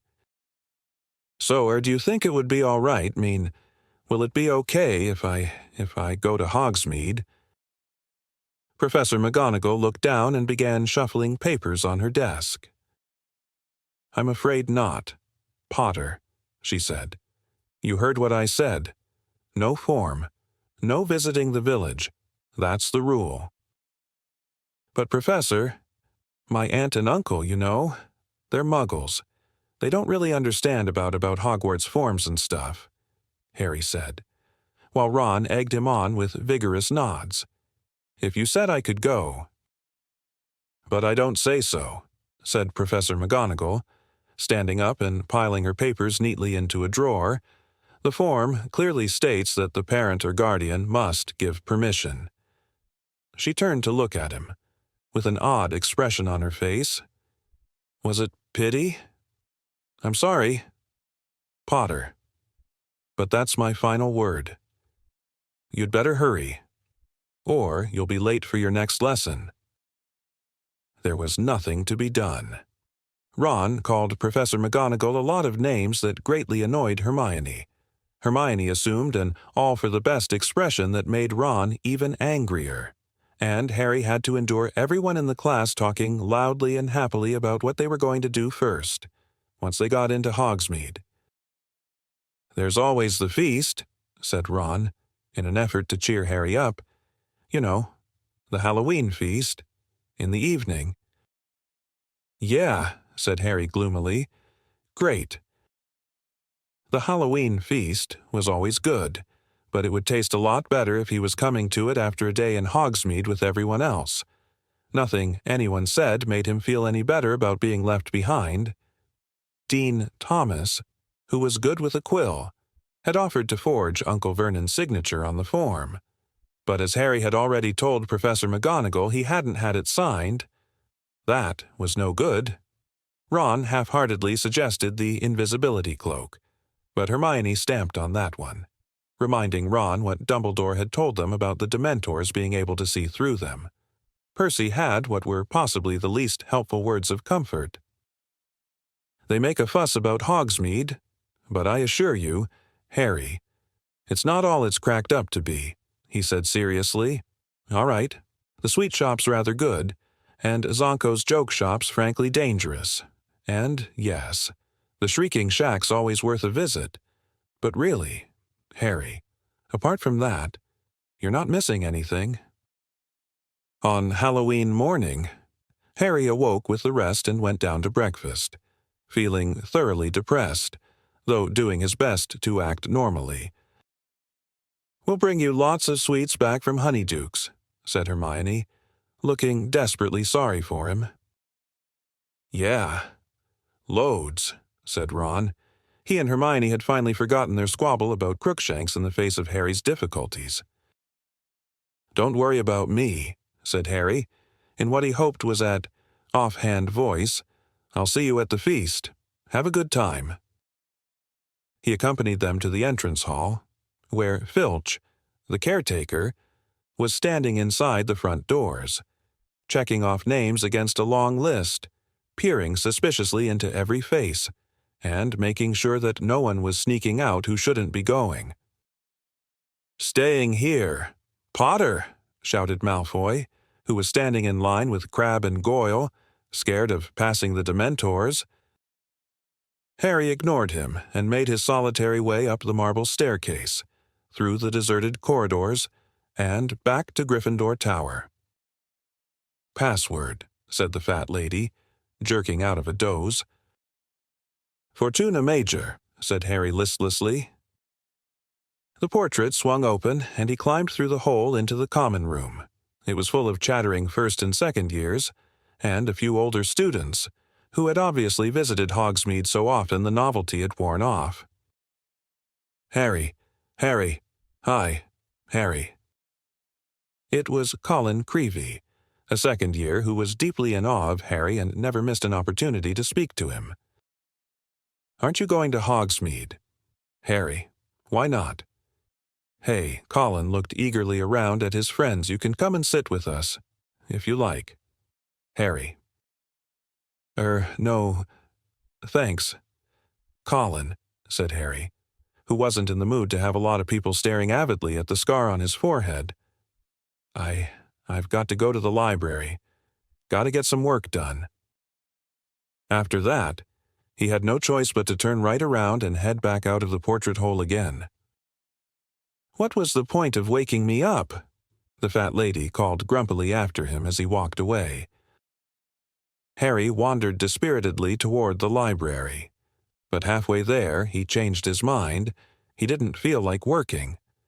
He turned around and came face to face with Filch, who had obviously just seen off the last of the Hogsmeade visitors. "What are you doing?" Filch snarled suspiciously. "Nothing," said Harry truthfully. "Nothing," spat Filch, his jowls quivering unpleasantly. "A likely story. Sneaking around on your own, why aren't you in Hogsmeade buying stink pellets and belch powder and whizzing worms like the rest of your nasty little friends?" Harry shrugged. "Well, get back to your common room where you belong," snapped Filch, and he stood glaring until Harry had passed out of sight. But Harry didn't go back to the common room. He climbed a staircase, thinking vaguely of visiting the owlery to see Hedwig, and was walking along another corridor when a voice from inside one of the rooms said, "Harry." Harry doubled back to see who had spoken and met Professor Lupin, looking around his office door.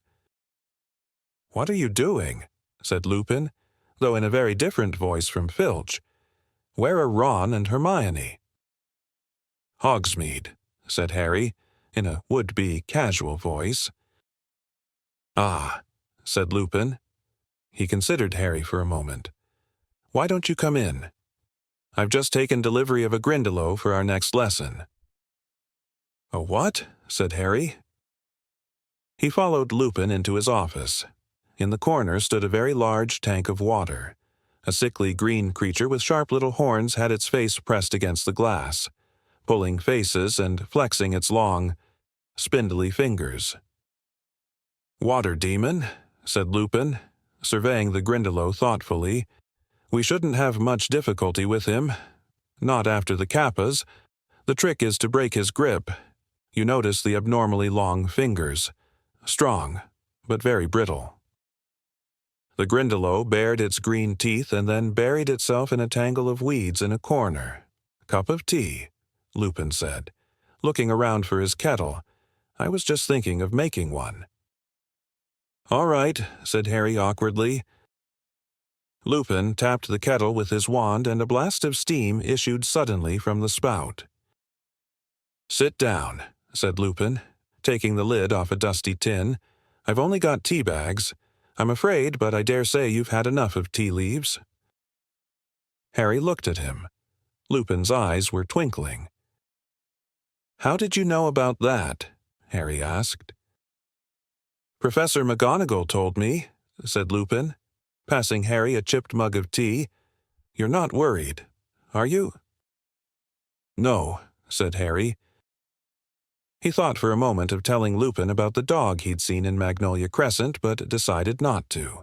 He didn't want Lupin to think he was a coward, especially since Lupin already seemed to think he couldn't cope with a boggart. Something of Harry's thoughts seemed to have shown on his face, because Lupin said, "Anything worrying you, Harry?" "No," Harry lied. He drank a bit of tea and watched the Grindylow brandishing a fist at him. "Yes," he said suddenly, putting his tea down on Lupin's desk. "You know that day we fought the boggart." "Yes," said Lupin slowly. "Why didn't you let me fight it?" said Harry abruptly. Lupin raised his eyebrows.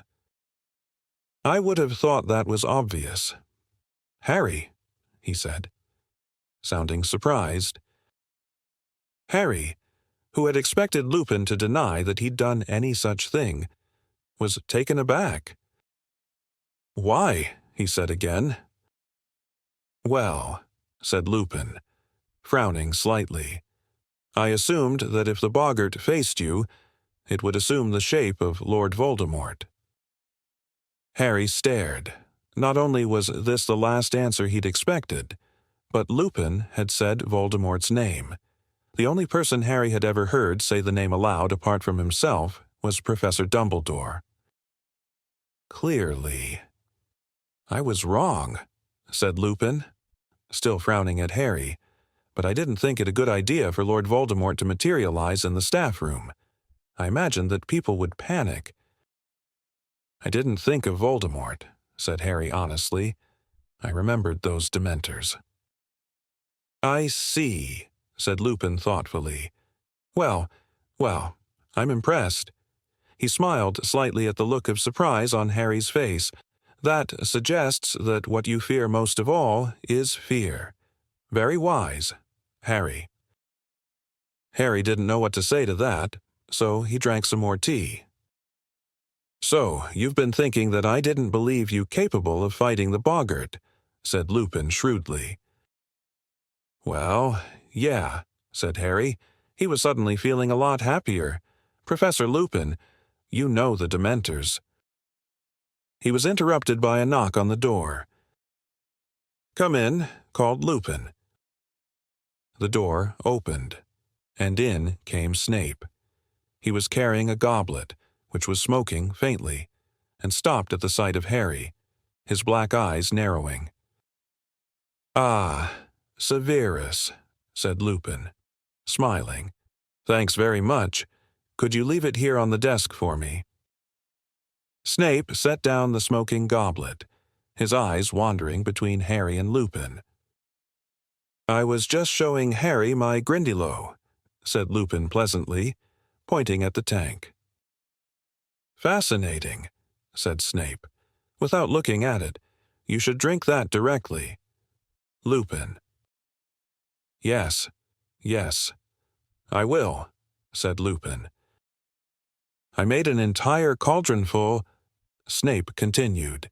"If you need more. I should probably have some again tomorrow. Thanks very much. Severus." "Not at all," said Snape, but there was a look in his eye Harry didn't like. He backed out of the room, unsmiling and watchful. Harry looked curiously at the goblet. Lupin smiled. "Professor Snape has very kindly concocted a potion for me," he said. "I have never been much of a potion brewer, and this one is particularly complex." He picked up the goblet and sniffed it. "Pity sugar makes it useless," he added, taking a sip and shuddering. "Why?" Harry began. Lupin looked at him and answered the unfinished question. "I've been feeling a bit off color," he said. "This potion is the only thing that helps. I am very lucky to be working alongside Professor Snape. There aren't many wizards who are up to making it." Professor Lupin took another sip, and Harry had a crazy urge to knock the goblet out of his hands. "Professor Snape's very interested in the dark arts," he blurted out. "Really?" said Lupin, looking only mildly interested as he took another gulp of potion. Some people reckon Harry hesitated, then plunged recklessly on. Some people reckon he'd do anything to get the defense against the dark arts job. Lupin drained the goblet and pulled a face. "Disgusting," he said. "Well, Harry, I'd better get back to work. See you at the feast later." "Right," said Harry, putting down his empty teacup. The empty goblet was still smoking. "There you go," said Ron. "We got as much as we could carry." A shower of brilliantly colored sweets fell into Harry's lap. It was dusk, and Ron and Hermione had just turned up in the common room, pink-faced from the cold wind and looking as though they'd had the time of their lives. "Thanks," said Harry, too, picking up a packet of tiny black pepper imps. "What's Hogsmeade like? Where did you go?" "By the sound of it, everywhere. Dervish and Bang's, the Wizarding Equipment Shop, Zonko's Joke Shop, into the 3 Broomsticks for foaming mugs of hot butterbeer, and many places besides. The post office, Harry, about 200 owls, all sitting on shelves, all color-coded depending on how fast you want your letter to get there. Honeydukes has got a new kind of fudge. They were giving out free samples. There's a bit. Look. We think we saw an ogre. Honestly, they get all sorts at the 3 Broomsticks. Wish we could have brought you some butterbeer. Really warms you up." "What did you do?" said Hermione, looking anxious. "Did you get any work done?" "No," said Harry. "Lupin made me a cup of tea in his office, and then Snape came in." He told them all about the goblet. Ron's mouth fell open. Lupin drank it. He gasped. "Is he mad?"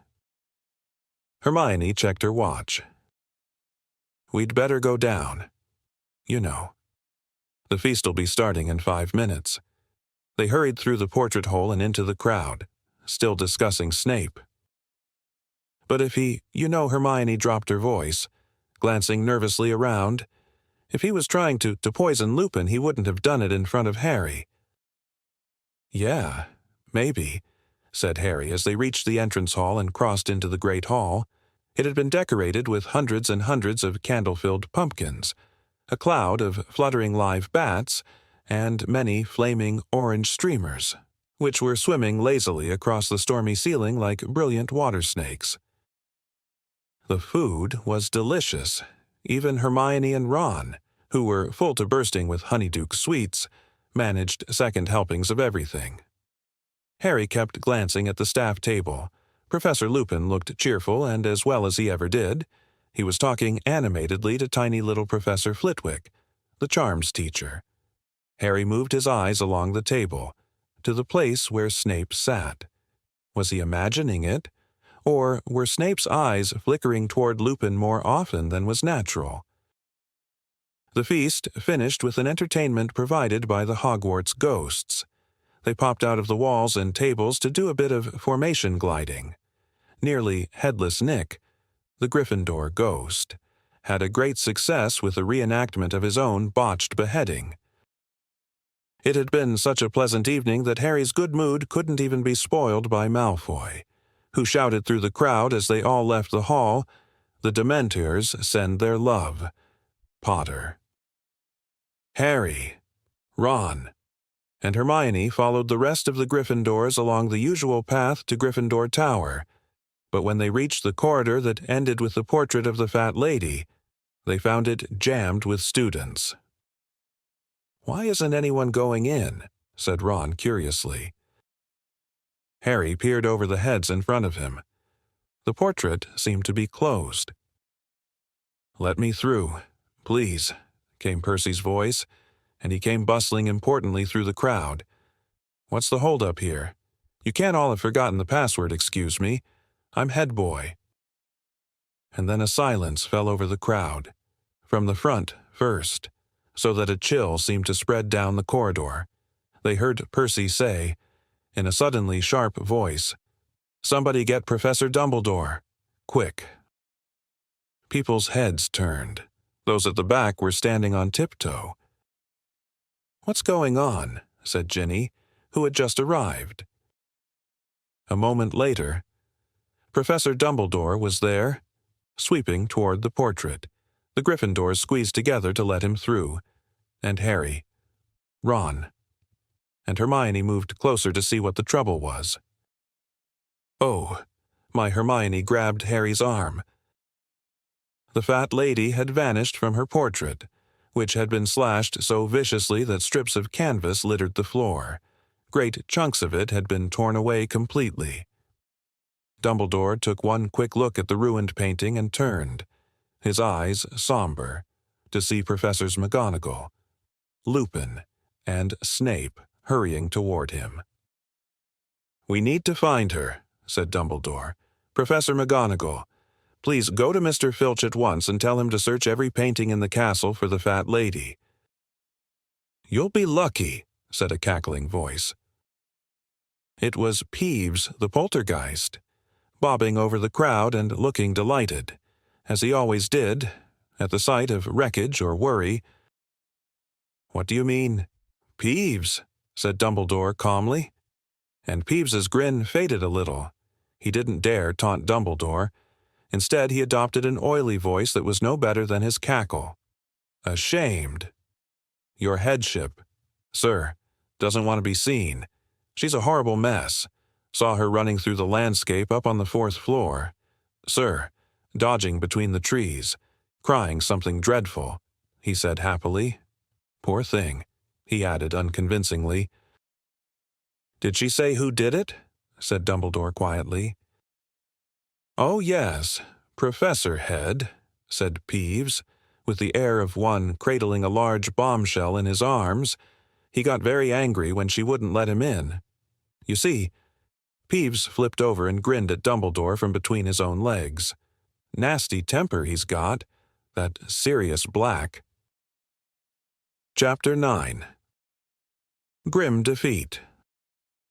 Professor Dumbledore sent all the Gryffindors back to the Great Hall, where they were joined 10 minutes later by the students from Hufflepuff, Ravenclaw, and Slytherin, who all looked extremely confused. The teachers and I need to conduct a thorough search of the castle, Professor Dumbledore told them as Professors McGonagall and Flitwick closed all doors into the hall. I'm afraid that, for your own safety, you will have to spend the night here. I want the prefects to stand guard over the entrances to the hall, and I am leaving the head boy and girl in charge. Any disturbance should be reported to me immediately, he added to Percy, who was looking immensely proud and important. Send word with one of the ghosts.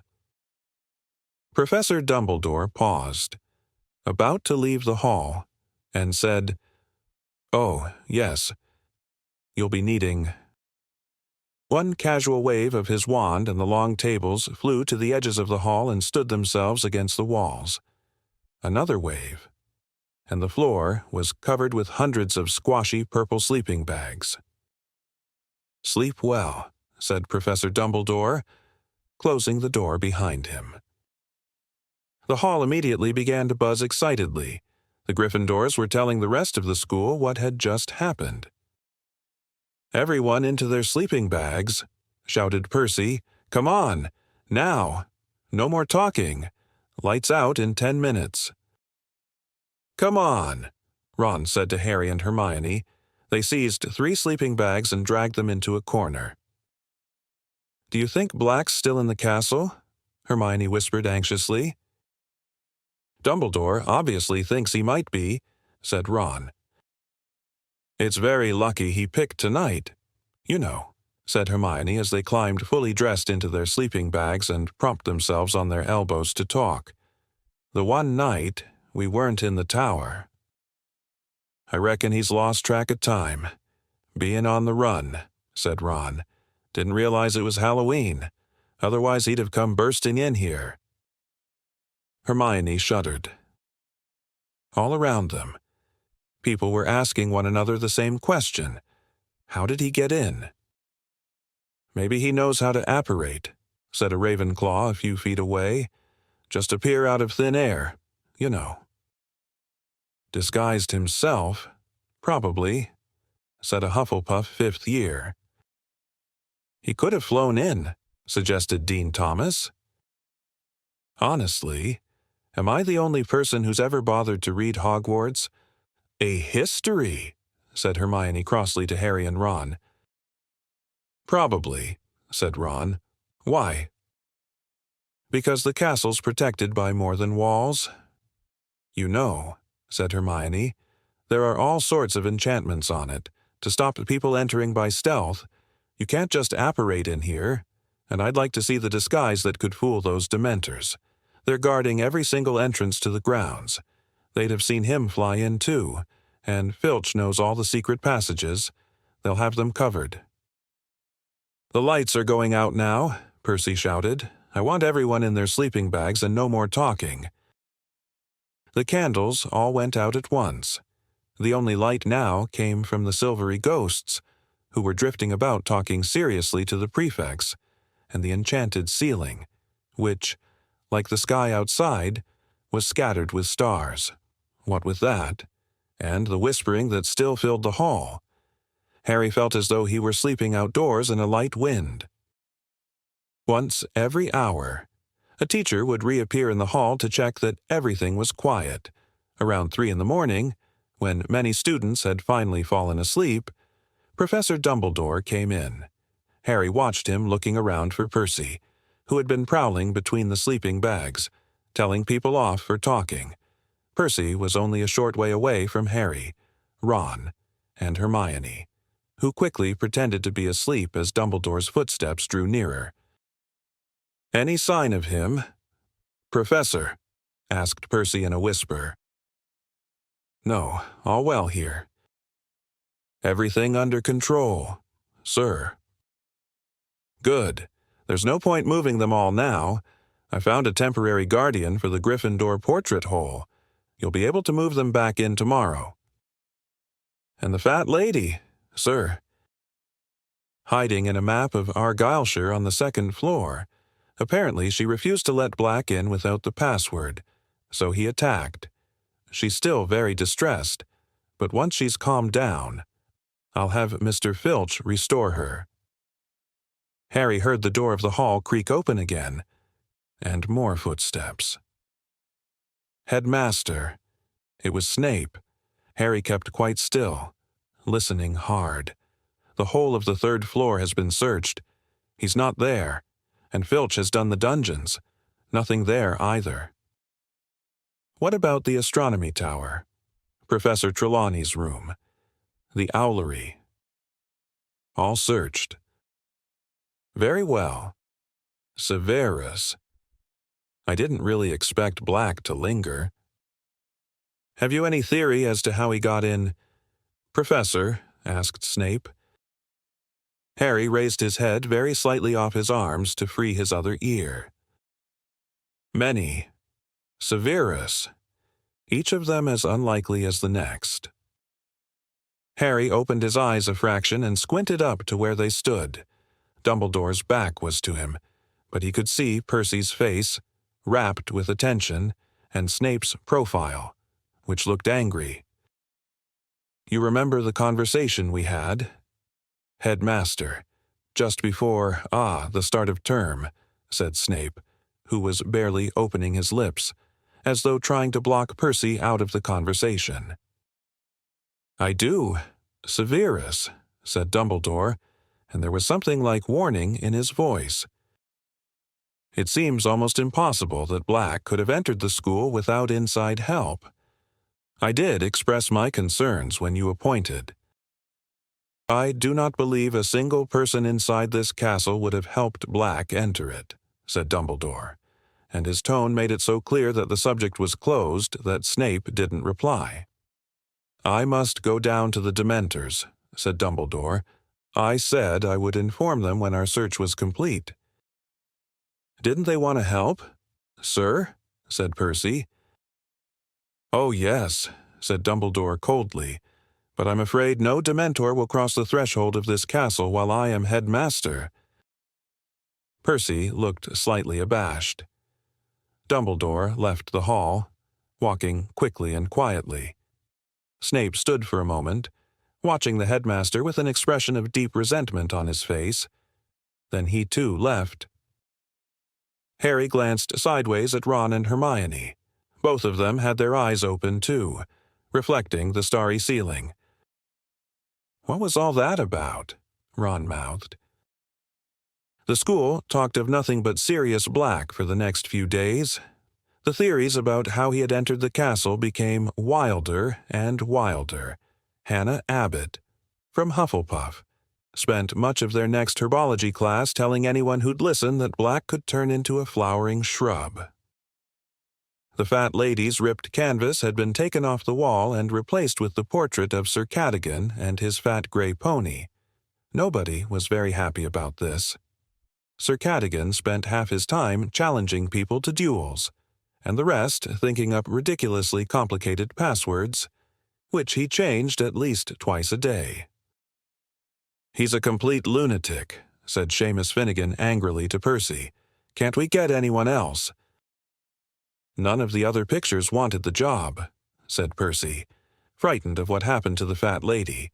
Sir Cadogan was the only one brave enough to volunteer. Sir Cadogan, however, was the least of Harry's worries. He was now being closely watched. Teachers found excuses to walk along corridors with him, and Percy Weasley acting. Harry suspected, on his mother's orders, was tailing him everywhere like an extremely pompous guard dog.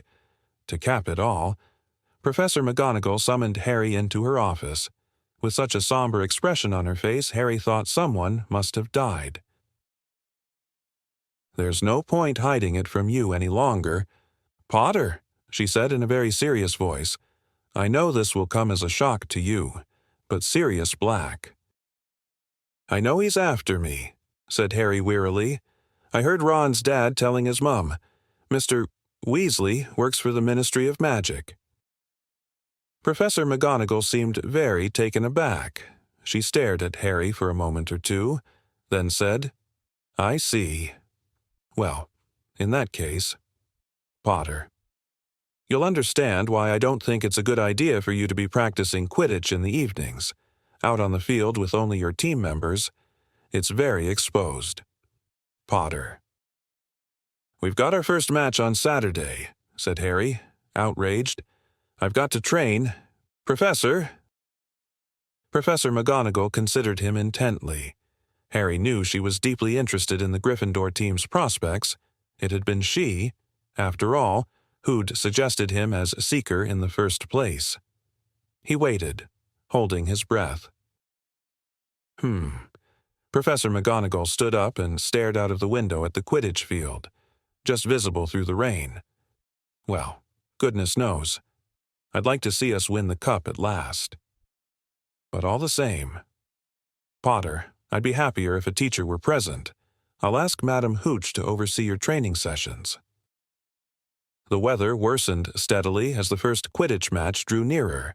Undaunted, the Gryffindor team was training harder than ever under the eye of Madam Hooch. Then, at their final training session before Saturday's match, Oliver Wood gave his team some unwelcome news. "We're not playing Slytherin," he told them, looking very angry. "Flint's just been to see me. We're playing Hufflepuff instead." "Why?" chorused the rest of the team. "Flint's excuse is that their seeker's arm's still injured," said Wood, grinding his teeth furiously. "But it's obvious why they're doing it. Don't want to play in this weather. Think it'll damage their chances." There had been strong winds and heavy rain all day, and as Wood spoke, they heard a distant rumble of thunder. "There's nothing wrong with Malfoy's arm," said Harry furiously. "He's faking it." "I know that, but we can't prove it," said Wood bitterly. "And we've been practicing all those moves assuming we're playing Slytherin, and instead, it's Hufflepuff. And their style's quite different. They've got a new captain and seeker, Cedric Diggory." Angelina? Alicia? And Katie suddenly giggled. "What?" said Wood, frowning at this light-hearted behavior. "He's that tall, good-looking one, isn't he?" said Angelina. "Strong and silent," said Katie, and they started to giggle again. "He's only silent because he's too thick to string two words together," said Fred impatiently. "I don't know why you're worried. Oliver, Hufflepuff is a pushover. Last time we played them, Harry caught the snitch in about 5 minutes. Remember? We were playing in completely different conditions." Wood shouted, his eyes bulging slightly. "Diggory's put a very strong side together. He's an excellent seeker. I was afraid you'd take it like this. We mustn't relax. We must keep our focus. Slytherin is trying to wrong-foot us. We must win." "Oliver, calm down," said Fred, looking slightly alarmed. "We're taking Hufflepuff very seriously. Seriously." The day before the match, the winds reached howling point and the rain fell harder than ever. It was so dark inside the corridors and classrooms that extra torches and lanterns were lit. The Slytherin team was looking very smug indeed, and none more so than Malfoy. If only my arm was feeling a bit better," he sighed as the gale outside pounded the windows. Harry had no room in his head to worry about anything except the match tomorrow. Oliver Wood kept hurrying up to him between classes and giving him tips. The third time this happened. Wood talked for so long that Harry suddenly realized he was 10 minutes late for Defense Against the Dark Arts, and set off at a run with Wood shouting after him. "Diggory's got a very fast swerve, Harry, so you might want to try looping him." Harry skidded to a halt outside the Defense Against the Dark Arts classroom, pulled the door open, and dashed inside. "Sorry I'm late. Professor Lupin, But it wasn't Professor Lupin who looked up at him from the teacher's desk. It was Snape. This lesson began 10 minutes ago. Potter. So I think we'll make it 10 points from Gryffindor. Sit down." But Harry didn't move. "Where's Professor Lupin?" he said. "He says he is feeling too ill to teach today," said Snape with a twisted smile. "I believe I told you to sit down." But Harry stayed where he was. "What's wrong with him?" Snape's black eyes glittered. "Nothing life-threatening," he said, looking as though he wished it were. 5 more points from Gryffindor, and if I have to ask you to sit down again, it will be 50. Harry walked slowly to his seat and sat down. Snape looked around at the class. "As I was saying before," Potter interrupted, "Professor Lupin has not left any record of the topics you have covered so far. Please, sir, we've done boggarts, redcaps, kappas, and grindylows," said Hermione quickly, "and we're just about to start." "Be quiet," said Snape coldly. "I did not ask for information. I was merely commenting on Professor Lupin's lack of organization." "He's the best defense against the dark arts teacher we've ever had," said Dean Thomas boldly, and there was a murmur of agreement from the rest of the class. Snape looked more menacing than ever. "You are easily satisfied. Lupin is hardly overtaxing you. I would expect first years to be able to deal with redcaps and grindylows. Today we shall discuss." Harry watched him flick through the textbook, to the very back chapter, which he must know they hadn't covered. "Werewolves," said Snape. "But, sir," said Hermione, seemingly unable to restrain herself, "we're not supposed to do werewolves yet. We're due to start hinkypunks." "Miss Granger," said Snape in a voice of deadly calm, "I was under the impression that I am teaching this lesson, not you, and I am telling you all to turn to page 394. He glanced around again. "All of you. Now." With many bitter sidelong looks and some sullen muttering, the class opened their books. "Which of you can tell me how we distinguish between the werewolf and the true wolf?" said Snape. Everyone sat in motionless silence, everyone except Hermione, whose hand, as it so often did, had shot straight into the air. "Anyone," Snape said, ignoring Hermione. His twisted smile was back. "Are you telling me that Professor Lupin hasn't even taught you the basic distinction between—" "We told you," said Parvati suddenly. "We haven't got as far as werewolves yet. We're still on." "Silence," snarled Snape. Well. I never thought I'd meet a third-year class who wouldn't even recognize a werewolf when they saw one. I shall make a point of informing Professor Dumbledore how very behind you all are." "Please, sir," said Hermione, whose hand was still in the air. "The werewolf differs from the true wolf in several small ways." "The snout of the werewolf."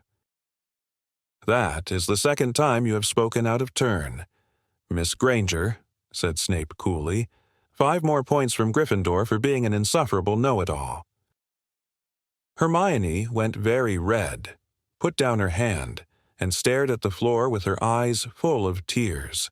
It was a mark of how much the class loathed Snape that they were all glaring at him, because every one of them had called Hermione a know-it-all at least once, and Ron, who told Hermione she was a know-it-all at least twice a week, said loudly, "You asked us a question and she knows the answer.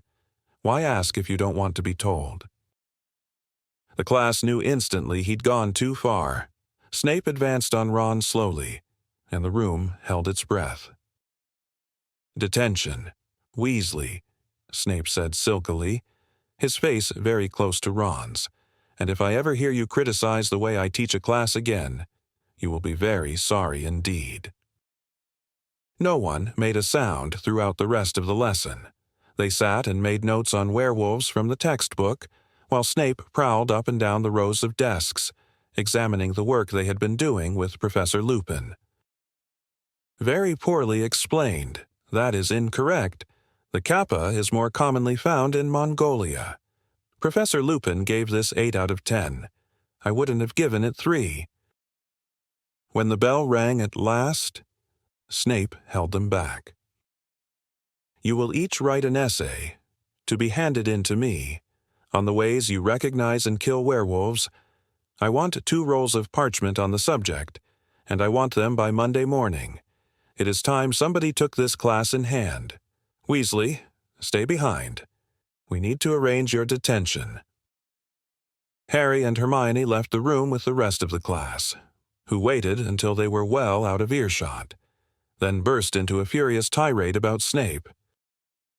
"Snape's never been like this with any of our other defense against the dark arts teachers, even if he did want the job," Harry said to Hermione. "Why's he got it in for Lupin? Do you think this is all because of the boggart?" "I don't know," said Hermione pensively, "but I really hope Professor Lupin gets better soon." Ron caught up with them 5 minutes later, in a towering rage.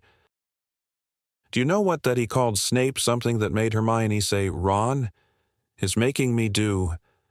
I've got to scrub out the bedpans in the hospital wing, without magic." He was breathing deeply, his fists clenched.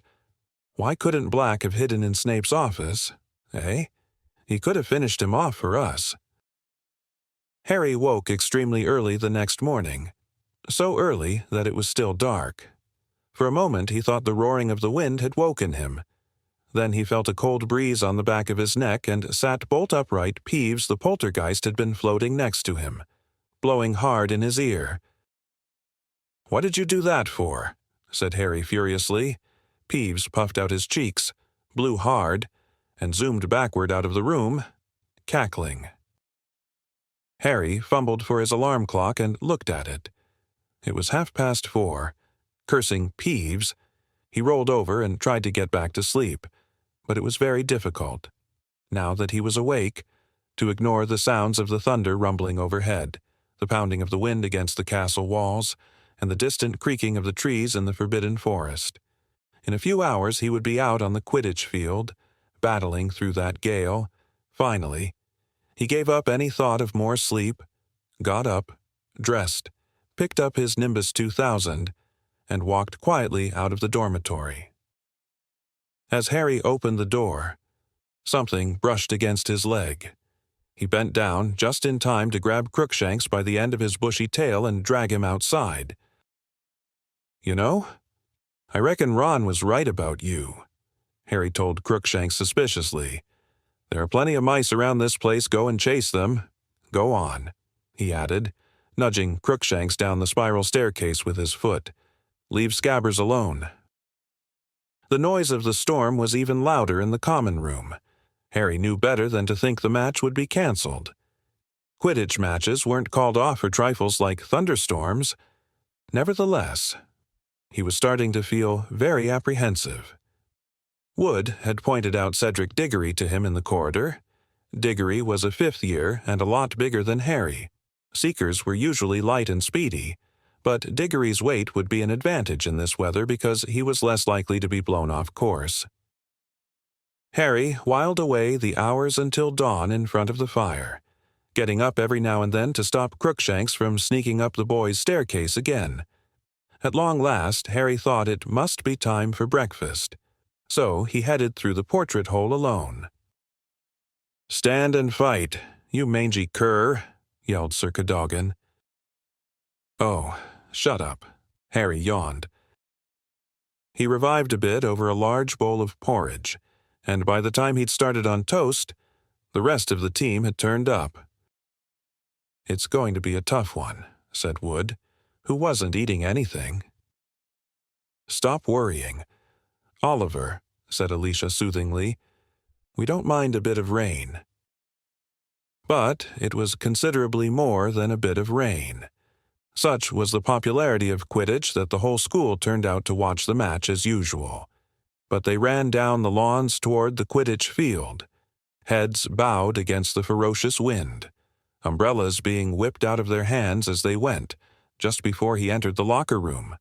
Harry saw Malfoy, Crabbe, and Goyle, laughing and pointing at him from under an enormous umbrella on their way to the stadium. The team changed into their scarlet robes and waited for Wood's usual pre-match pep talk. But it didn't come. He tried to speak several times, made an odd gulping noise, then shook his head hopelessly and beckoned them to follow him. The wind was so strong that they staggered sideways as they walked out onto the field. If the crowd was cheering, they couldn't hear it over the fresh rolls of thunder. Rain was splattering over Harry's glasses. How on earth was he going to see the snitch in this? The Hufflepuffs were approaching from the opposite side of the field, wearing canary yellow robes. The captains walked up to each other and shook hands. Diggory smiled at Wood, but Wood now looked as though he had lockjaw and merely nodded. Harry saw Madame Hooch's mouth form the words, "Mount your brooms." He pulled his right foot out of the mud with a squelch and swung it over his Nimbus 2000. Madame Hooch put her whistle to her lips and gave it a blast that sounded shrill and distant. They were off. Harry rose fast, but his Nimbus was swerving slightly with the wind. He held it as steady as he could and turned, squinting into the rain. Within 5 minutes, Harry was soaked to his skin and frozen, hardly able to see his teammates, let alone the tiny snitch. He flew backward and forward across the field past blurred red and yellow shapes, with no idea of what was happening in the rest of the game. He couldn't hear the commentary over the wind. The crowd was hidden beneath a sea of cloaks and battered umbrellas. Twice Harry came very close to being unseated by a bludger. His vision was so clouded by the rain on his glasses he hadn't seen them coming. He lost track of time. It was getting harder and harder to hold his broom straight. The sky was getting darker, as though night had decided to come early. Twice Harry nearly hit another player, without knowing whether it was a teammate or opponent. Everyone was now so wet, and the rain so thick, he could hardly tell them apart. With the first flash of lightning came the sound of Madame Hooch's whistle. Harry could just see the outline of Wood through the thick rain, gesturing him to the ground.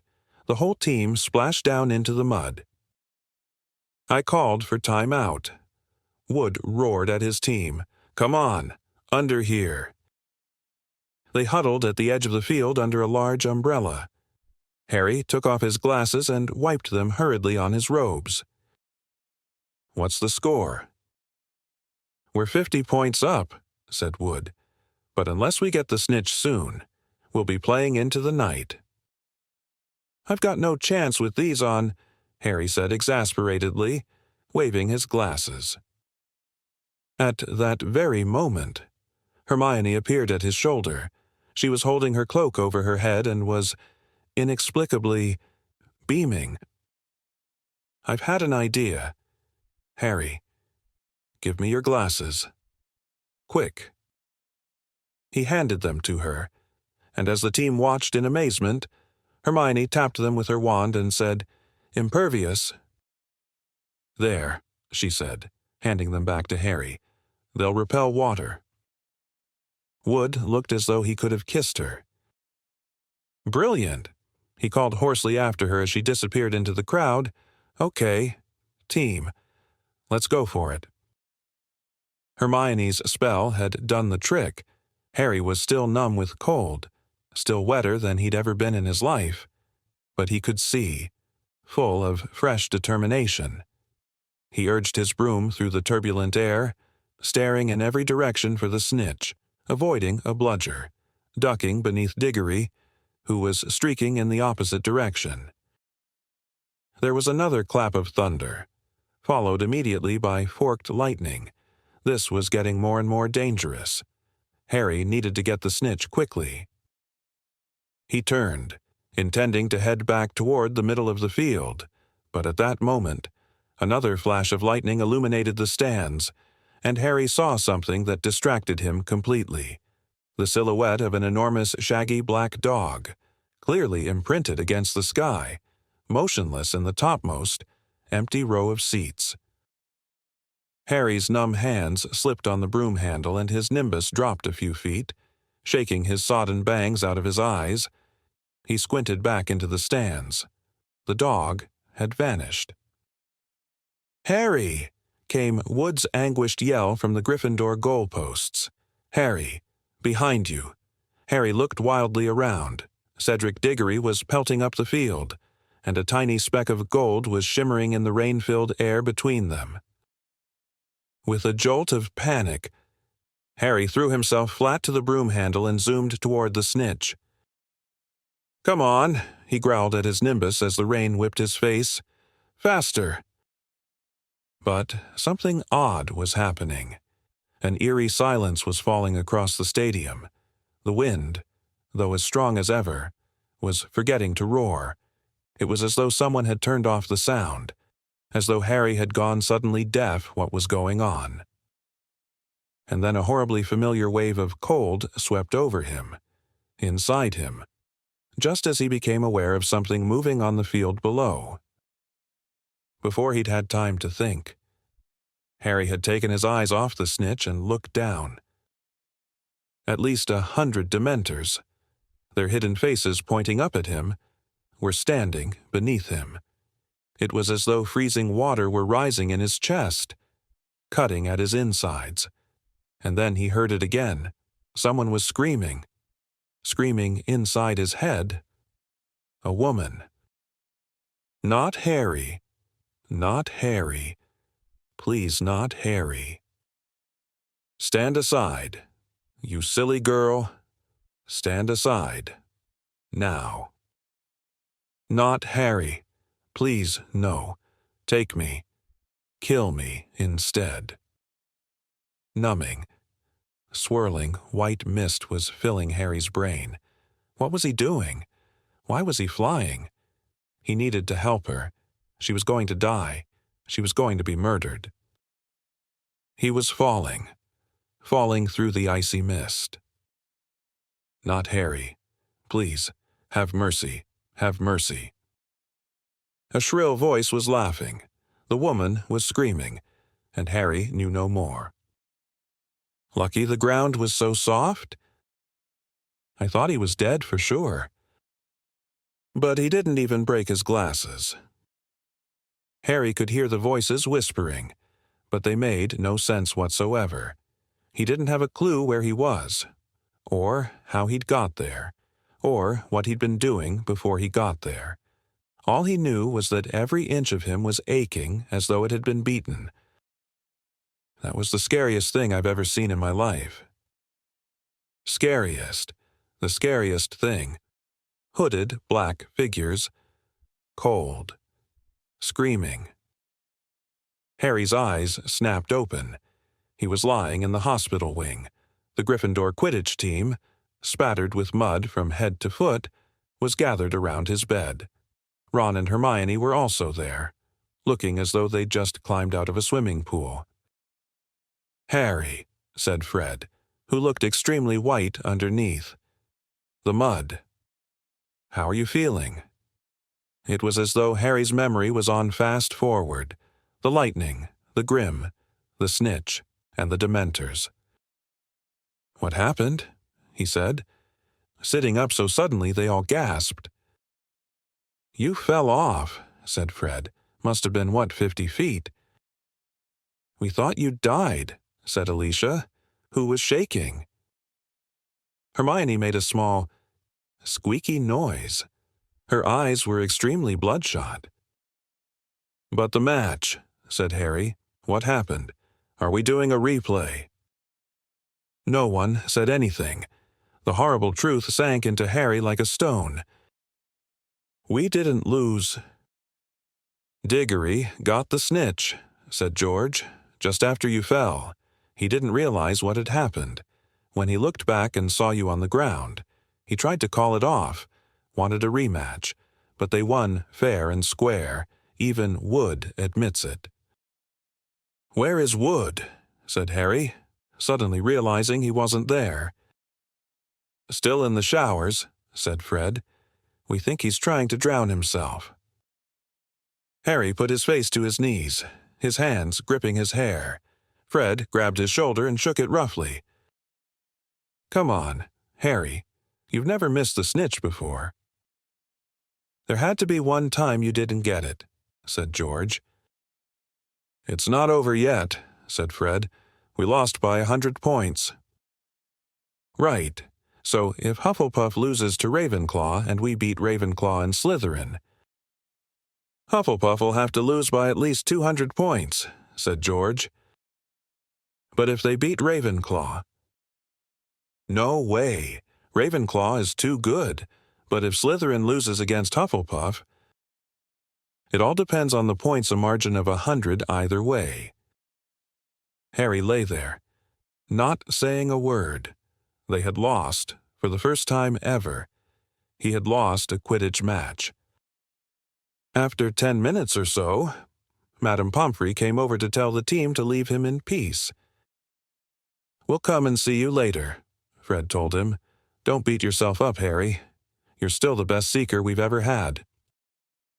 The team trooped out, trailing mud behind them.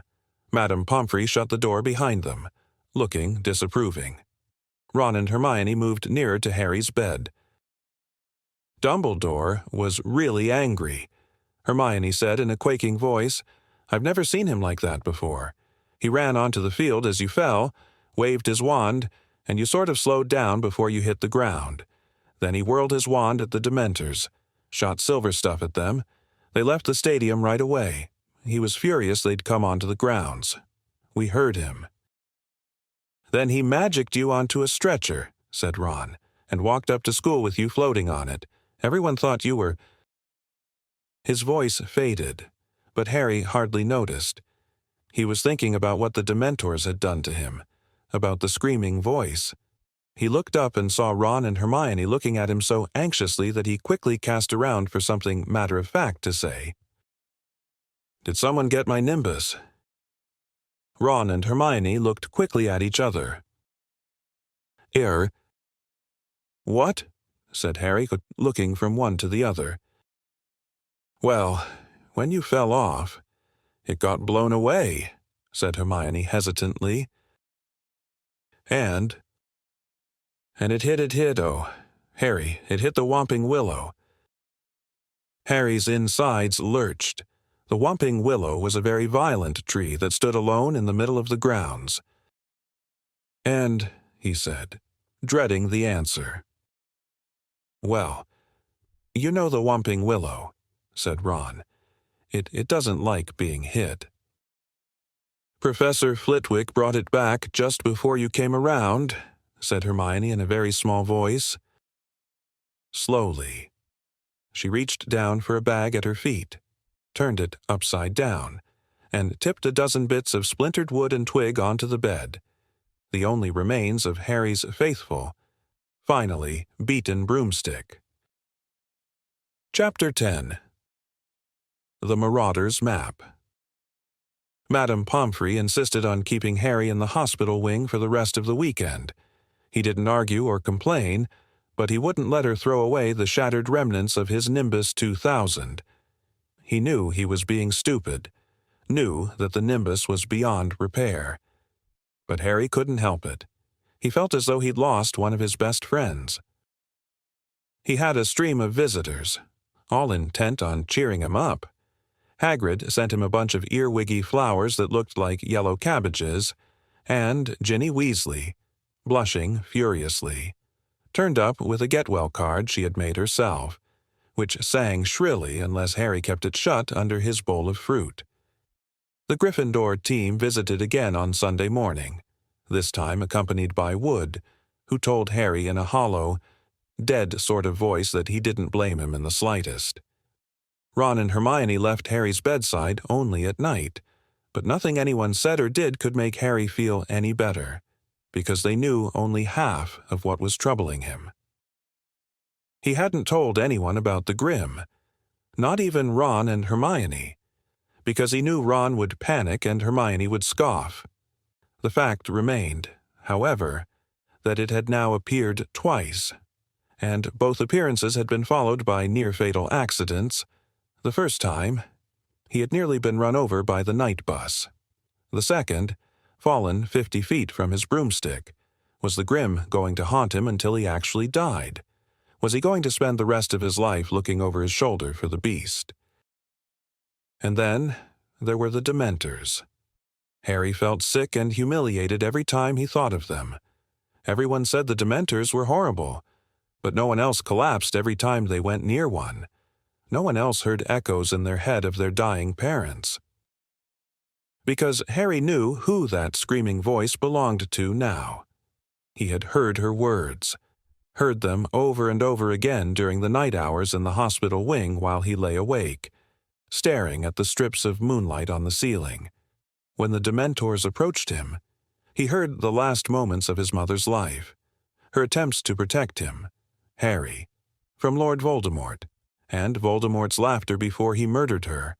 Harry dozed fitfully, sinking into dreams full of clammy, rotted hands and petrified pleading, jerking awake to dwell again on his mother's voice.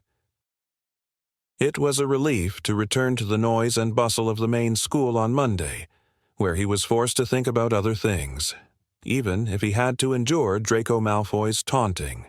Malfoy was almost beside himself with glee at Gryffindor's defeat. He had finally taken off his bandages, and celebrated having the full use of both arms again by doing spirited imitations of Harry falling off his broom. Malfoy spent much of their next potions class doing Dementor imitations across the dungeon. Ron finally cracked and flung a large, slippery crocodile heart at Malfoy, which hit him in the face and caused Snape to take 50 points from Gryffindor. If Snape's teaching defense against the dark arts again, "I'm skiving off," said Ron as they headed toward Lupin's classroom after lunch. "Check who's in there." "Hermione." Hermione peered around the classroom door. "It's okay." Professor Lupin was back at work. It certainly looked as though he had been ill. His old robes were hanging more loosely on him and there were dark shadows beneath his eyes. Nevertheless, he smiled at the class as they took their seats, and they burst at once into an explosion of complaints about Snape's behavior while Lupin had been ill. "It's not fair. He was only filling in. Why should he give us homework?" "We don't know anything about werewolves." 2 rolls of parchment. "Did you tell Professor Snape we haven't covered them yet?" Lupin asked, frowning slightly. The babble broke out again. "Yes, but he said we were really behind." He wouldn't listen. 2 rolls of parchment. Professor Lupin smiled at the look of indignation on every face. "Don't worry, I'll speak to Professor Snape. You don't have to do the essay." "Oh no," said Hermione, looking very disappointed. "I've already finished it." They had a very enjoyable lesson. Professor Lupin had brought along a glass box containing a hinky-punk, a little one-legged creature who looked as though he were made of wisps of smoke, rather frail and harmless-looking. "Lures travelers into bogs," said Professor Lupin as they took notes. "You notice the lantern dangling from his hand. Hops ahead, people follow the light. Then..." The hinky-punk made a horrible squelching noise against the glass. When the bell rang, everyone gathered up their things and headed for the door, Harry among them. But... "Wait a moment. Harry," Lupin called. "I'd like a word." Harry doubled back and watched Professor Lupin covering the hinky-punk's box with a cloth. "I heard about the match," said Lupin, turning back to his desk and starting to pile books into his briefcase. "And I'm sorry about your broomstick. Is there any chance of fixing it?" "No," said Harry. "The tree smashed it to bits." Lupin sighed. "They planted the Whomping Willow the same year that I arrived at Hogwarts. People used to play a game, trying to get near enough to touch the trunk. In the end, a boy called Davy Gudgeon nearly lost an eye, and we were forbidden to go near it. No broomstick would have a chance." "Did you hear about the Dementors too?" said Harry with difficulty. Lupin looked at him quickly, Yes, I did. I don't think any of us have seen Professor Dumbledore that angry. They have been growing restless for some time, furious at his refusal to let them inside the grounds. I suppose they were the reason you fell." "Yes," said Harry. He hesitated. And then the question he had to ask burst from him before he could stop himself. Why? Why do they affect me like that? Am I just— "It has nothing to do with weakness," said Professor Lupin sharply, as though he had read Harry's mind. "The Dementors affect you worse than the others because there are horrors in your past that the others don't have." A ray of wintry sunlight fell across the classroom, illuminating Lupin's gray hairs and the lines on his young face. Dementors are among the foulest creatures that walk this earth. They infest the darkest, filthiest places. They glory in decay and despair. They drain peace, hope, and happiness out of the air around them. Even Muggles feel their presence, though they can't see them. Get too near a Dementor and every good feeling, every happy memory will be sucked out of you. If it can, the Dementor will feed on you long enough to reduce you to something like itself, soulless and evil. You'll be left with nothing but the worst experiences of your life, and the worst that happened to you, Harry, is enough to make anyone fall off their broom. You have nothing to feel ashamed of." When they get near me, Harry stared at Lupin's desk, his throat tight. "I can hear Voldemort murdering my mum." Lupin made a sudden motion with his arm as though to grip Harry's shoulder, but thought better of it. There was a moment's silence.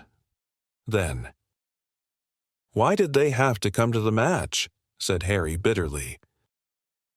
"They're getting hungry," said Lupin coolly, shutting his briefcase with a snap. "Dumbledore won't let them into the school, so their supply of human prey has dried up. I don't think they could resist the large crowd around the Quidditch field. All that excitement, emotions running high, it was their idea of a feast." "Azkaban must be terrible," Harry muttered. Lupin nodded grimly. "The fortress is set on a tiny island, way out to sea, but they don't need walls and water to keep the prisoners in. Not when they're all trapped inside their own heads, incapable of a single cheery thought. Most of them go mad within weeks." "But Sirius Black escaped from them," Harry said slowly. "He got away." Lupin's briefcase slipped from the desk. He had to stoop quickly to catch it. "Yes," he said, straightening up. "Black must have found a way to fight them. I wouldn't have believed it possible. Dementors are supposed to drain a wizard of his powers if he is left with them too long." "You made that Dementor on the train back off," said Harry suddenly. "There are certain defenses one can use," said Lupin, "but there was only one Dementor on the train. The more there are, the more difficult it becomes to resist." "What defenses?" said Harry at once. "Can you teach me?" "I don't pretend to be an expert at fighting Dementors, Harry, quite the contrary. But if the Dementors come to another Quidditch match, I need to be able to fight them." Lupin looked into Harry's determined face, hesitated, then said, "Well, all right, I'll try and help, but it'll have to wait until next term. I'm afraid I have a lot to do before the holidays. I chose a very inconvenient time to fall ill." What with the promise of anti-Dementor lessons from Lupin, the thought that he might never have to hear his mother's death again, and the fact that Ravenclaw flattened Hufflepuff in their Quidditch match at the end of November, Harry's mood took a definite upturn. Gryffindor were not out of the running after all, although they could not afford to lose another match. Wood became repossessed of his manic energy, and worked his team as hard as ever in the chilly haze of rain that persisted into December. Harry saw no hint of a Dementor within the grounds. Dumbledore's anger seemed to be keeping them at their stations at the entrances. 2 weeks before the end of the term, the sky lightened suddenly to a dazzling opaline white and the muddy grounds were revealed one morning covered in glittering frost. Inside the castle, there was a buzz of Christmas in the air. Professor Flitwick, the charms teacher, had already decorated his classroom with shimmering lights that turned out to be real, fluttering fairies. The students were all happily discussing their plans for the holidays. Both Ron and Hermione had decided to remain at Hogwarts, and though Ron said it was because he couldn't stand 2 weeks with Percy, and Hermione insisted she needed to use the library. Harry wasn't fooled. They were doing it to keep him company, and he was very grateful. To everyone's delight except Harry's, there was to be another Hogsmeade trip on the very last weekend of the term. "We can do all our Christmas shopping there," said Hermione. "Mum and Dad would really love those tooth-flossing string mints from Honeydukes." Resigned to the fact that he would be the only third year staying behind again, Harry borrowed a copy of Witch Broomstick from Wood, and decided to spend the day reading up on the different makes. He had been riding one of the school brooms at team practice, an ancient shooting star, which was very slow and jerky. He definitely needed a new broom of his own. On the Saturday morning of the Hogsmeade trip, Harry bid goodbye to Ron and Hermione, who were wrapped in cloaks and scarves, then turned up the marble staircase alone, and headed back toward Gryffindor Tower. Snow had started to fall outside the windows, and the castle was very still and quiet. "Psst, Harry." He turned, halfway along the third-floor corridor, to see Fred and George peering out at him from behind a statue of a humpbacked, one-eyed witch. "What are you doing?" said Harry curiously. "How come you're not going to Hogsmeade?" "We've come to give you a bit of festive cheer before we go," said Fred, with a mysterious wink. "Come in here."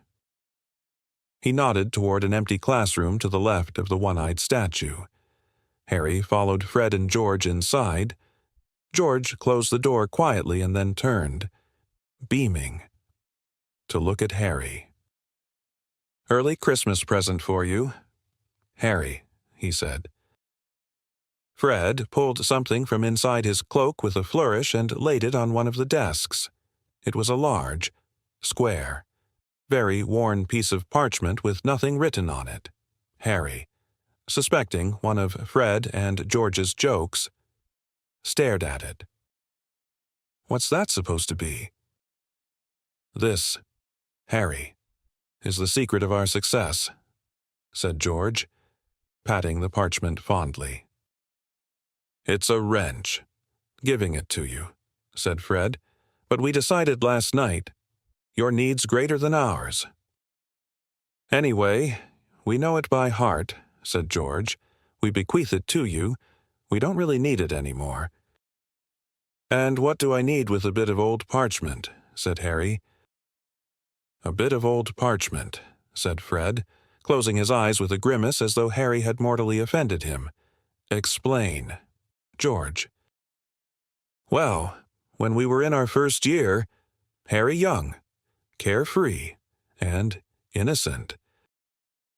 Harry snorted. He doubted whether Fred and George had ever been innocent. "Well, more innocent than we are now. We got into a spot of bother with Filch. We let off a dung bomb in the corridor, and it upset him for some reason.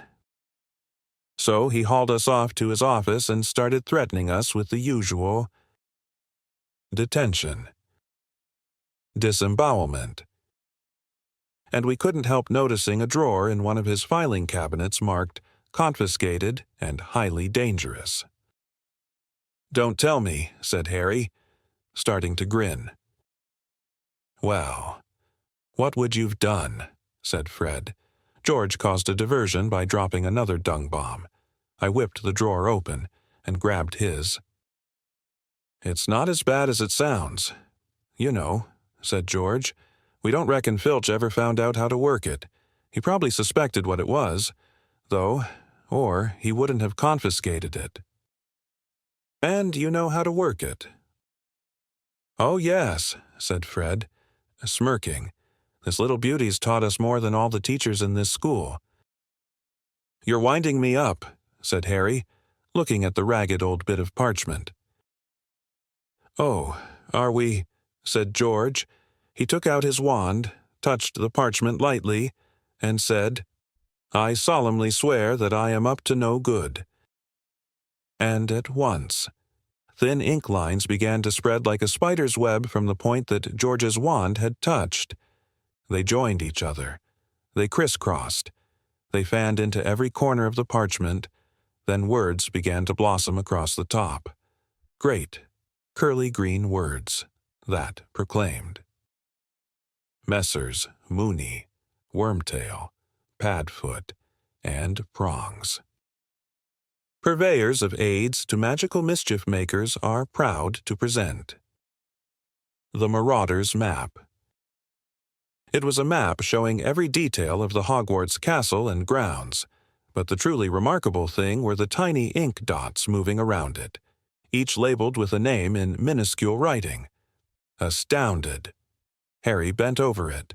A labeled dot in the top left corner showed that Professor Dumbledore was pacing his study. The caretaker's cat, Mrs. Norris, was prowling the second floor, and Peeves the poltergeist was currently bouncing around the trophy room. And as Harry's eyes traveled up and down the familiar corridors, he noticed something else. This map showed a set of passages he had never entered, and many of them seemed to lead. "Right into Hogsmeade," said Fred, tracing one of them with his finger. "There are 7 in all. Now, Filch knows about these 4, he pointed them out, but we're sure we're the only ones who know about these. Don't bother with the one behind the mirror on the 4th floor. We used it until last winter, but it's caved in completely blocked, and we don't reckon anyone's ever used this one, because the Whomping Willow's planted right over the entrance. But this one here, this one leads right into the cellar of Honeydukes. We've used it loads of times, and, as you might have noticed, the entrance is right outside this room, through that one-eyed old crone's hump. Mooney, Wormtail, Padfoot, and Prongs," sighed George, patting the heading of the map. "We owe them so much." "Noble men, working tirelessly to help a new generation of lawbreakers," said Fred solemnly. "Right," said George briskly. "Don't forget to wipe it after you've used it." "Or anyone can read it," Fred said warningly. "Just tap it again and say, 'Mischief managed,' and it'll go blank." "So, young Harry," said Fred, in an uncanny impersonation of Percy, "mind you behave yourself." "See you in Honeydukes," said George, winking. They left the room, both smirking in a satisfied sort of way. Harry stood there, gazing at the miraculous map. He watched the tiny ink Mrs. Norris turn left and paused to sniff at something on the floor. If Filch really didn't know, he wouldn't have to pass the Dementors at all. But even as he stood there, flooded with excitement, something Harry had once heard Mr. Weasley say came floating out of his memory. "Never trust anything that can think for itself, if you can't see where it keeps its brain." This map was one of those dangerous magical objects Mr. Weasley had been warning against, aids for magical mischief makers. But then, Harry reasoned, he only wanted to use it to get into Hogsmeade. It wasn't as though he wanted to steal anything or attack anyone, and Fred and George had been using it for years without anything horrible happening. Harry traced the secret passage to Honeydukes with his finger. Then, quite suddenly, as though following orders, he rolled up the map, stuffed it inside his robes, and hurried to the door of the classroom. He opened it a couple of inches. There was no one outside. Very carefully, he edged out of the room and behind the statue of the one-eyed witch. What did he have to do? He pulled out the map again and saw to his astonishment that a new ink figure had appeared upon it, labeled Harry Potter. This figure was standing exactly where the real Harry was standing, about halfway down the 3rd-floor corridor. Harry watched carefully, His little ink self appeared to be tapping the witch with his minute wand. Harry quickly took out his real wand and tapped the statue. Nothing happened. He looked back at the map. The tiniest speech bubble had appeared next to his figure. The word inside said, "Descendium." "Descendium," Harry whispered, tapping the stone witch again. At once, the statue's hump opened wide enough to admit a fairly thin person. Harry glanced quickly up and down the corridor, then tucked the map away again, hoisted himself into the hole head first, and pushed himself forward. He slid a considerable way down what felt like a stone slide, then landed on cold, damp earth. He stood up, looking around. It was pitch dark. He held up his wand, muttered, "Lumos," and saw that he was in a very narrow, low, earthy passageway. He raised the map, tapped it with the tip of his wand, and muttered. Mischief managed. The map went blank at once. He folded it carefully, tucked it inside his robes, then, heart beating fast, both excited and apprehensive, he set off. The passage twisted and turned, more like the burrow of a giant rabbit than anything else. Harry hurried along it, stumbling now and then on the uneven floor, holding his wand out in front of him. It took ages, but Harry had the thought of honeydukes to sustain him. After what felt like an hour, the passage began to rise, panting.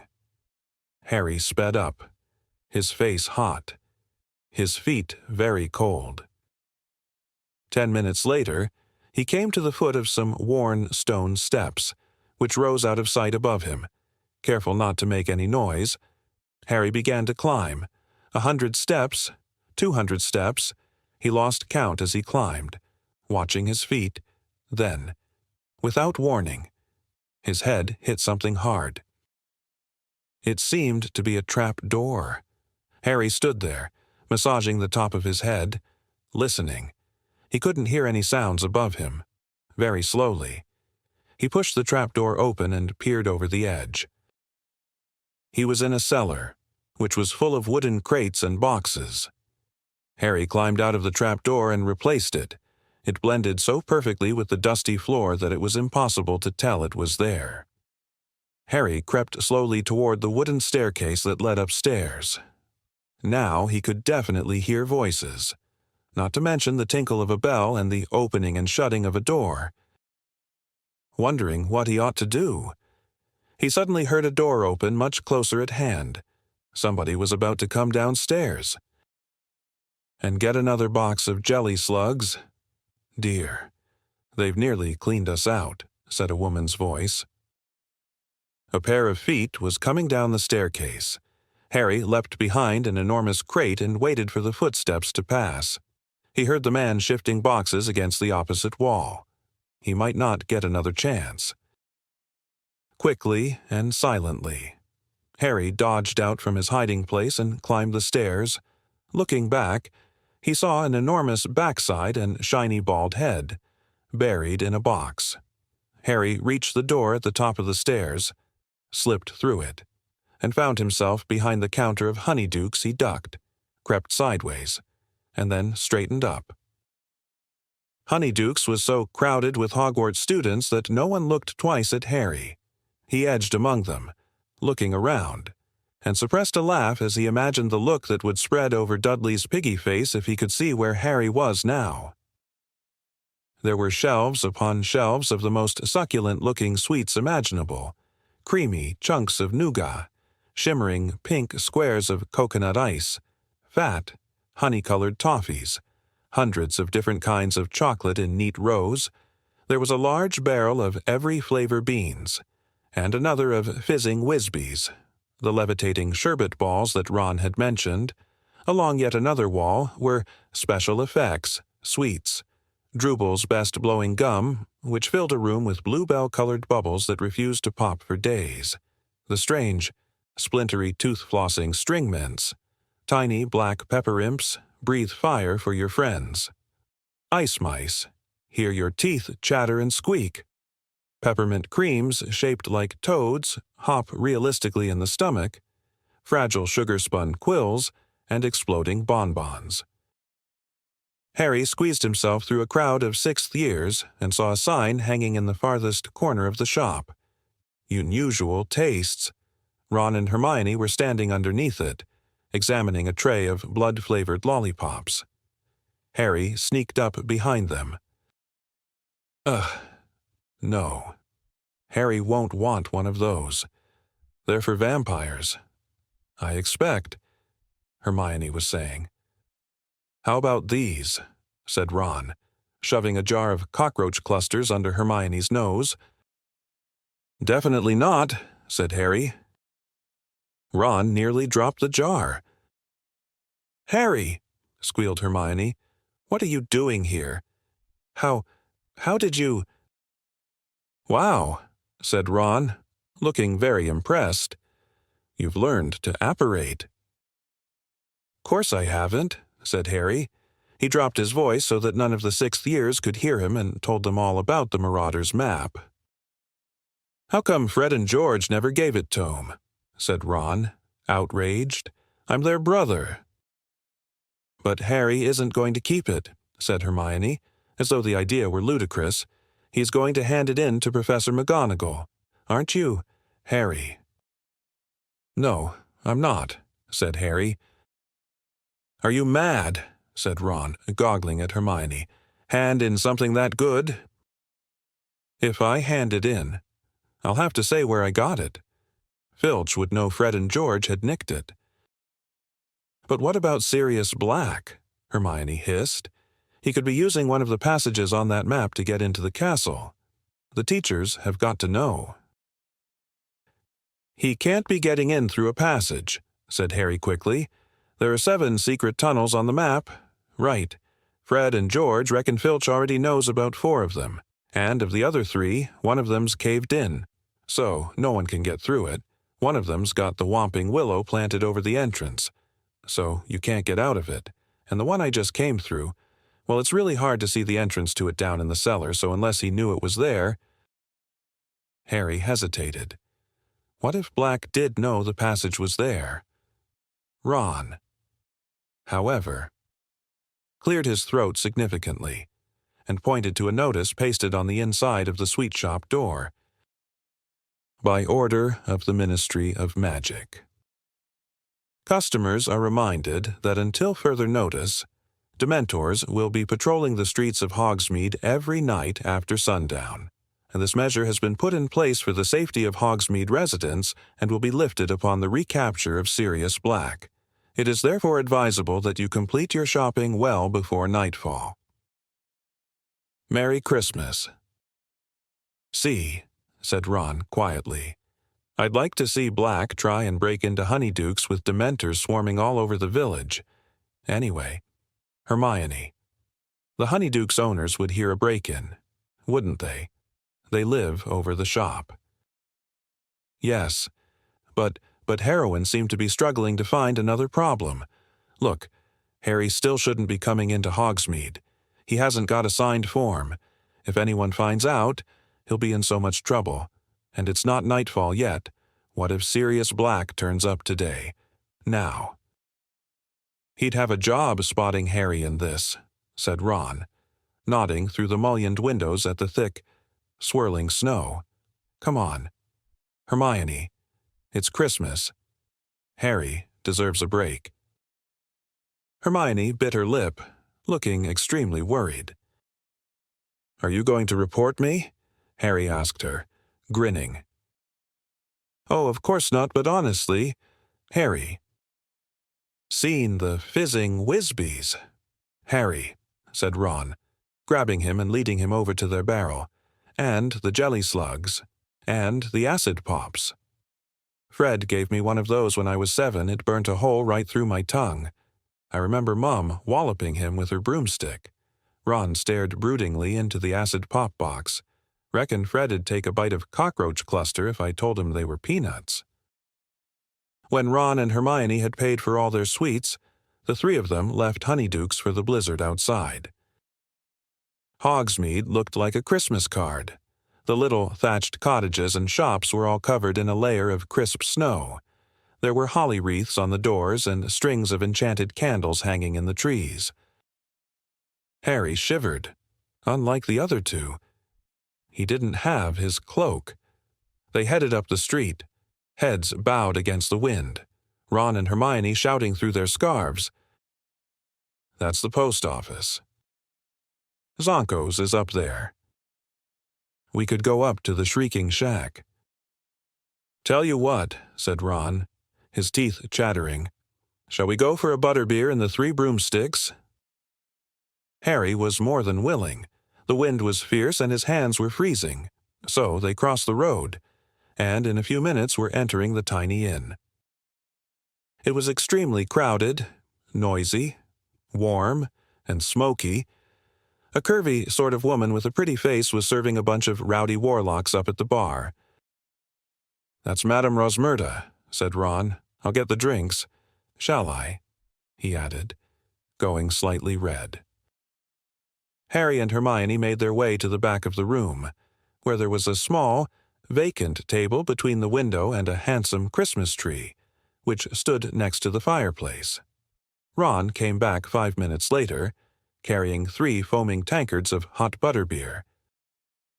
"Merry Christmas," he said happily, raising his tankard. Harry drank deeply. It was the most delicious thing he'd ever tasted, and seemed to heat every bit of him from the inside. A sudden breeze ruffled his hair. The door of the Three Broomsticks had opened again. Harry looked over the rim of his tankard and choked. Professors McGonagall and Flitwick had just entered the pub with a flurry of snowflakes, shortly followed by Hagrid, who was deep in conversation with a portly man in a lime-green bowler hat and a pinstriped cloak, Cornelius Fudge. Minister of Magic. In an instant, Ron and Hermione had both placed hands on the top of Harry's head and forced him off his stool and under the table. Dripping with butterbeer and crouching out of sight, Harry clutched his empty tankard and watched the teacher's and Fudge's feet move toward the bar. Pause, then turn and walk right toward him. "Somewhere above him," Hermione whispered, "mobiliarbus." The Christmas tree beside their table rose a few inches off the ground, drifted sideways, and landed with a soft thump right in front of their table, hiding them from view, staring through the dense lower branches. Harry saw 4 sets of chair legs move back from the table right beside theirs, then heard the grunts and sighs of the teachers and minister as they sat down. Next, he saw another pair of feet, wearing sparkly turquoise high heels, and heard a woman's voice. A small gilly-water. "Mine," said Professor McGonagall's voice. 4 pints of mulled mead. Rosmerta," said Hagrid. "A cherry syrup and soda with ice and umbrella." Said Professor Flitwick, smacking his lips. "So you'll be the red currant rum. Minister." "Thank you. Rosmerta." "Me dear," said Fudge's voice, "lovely to see you again.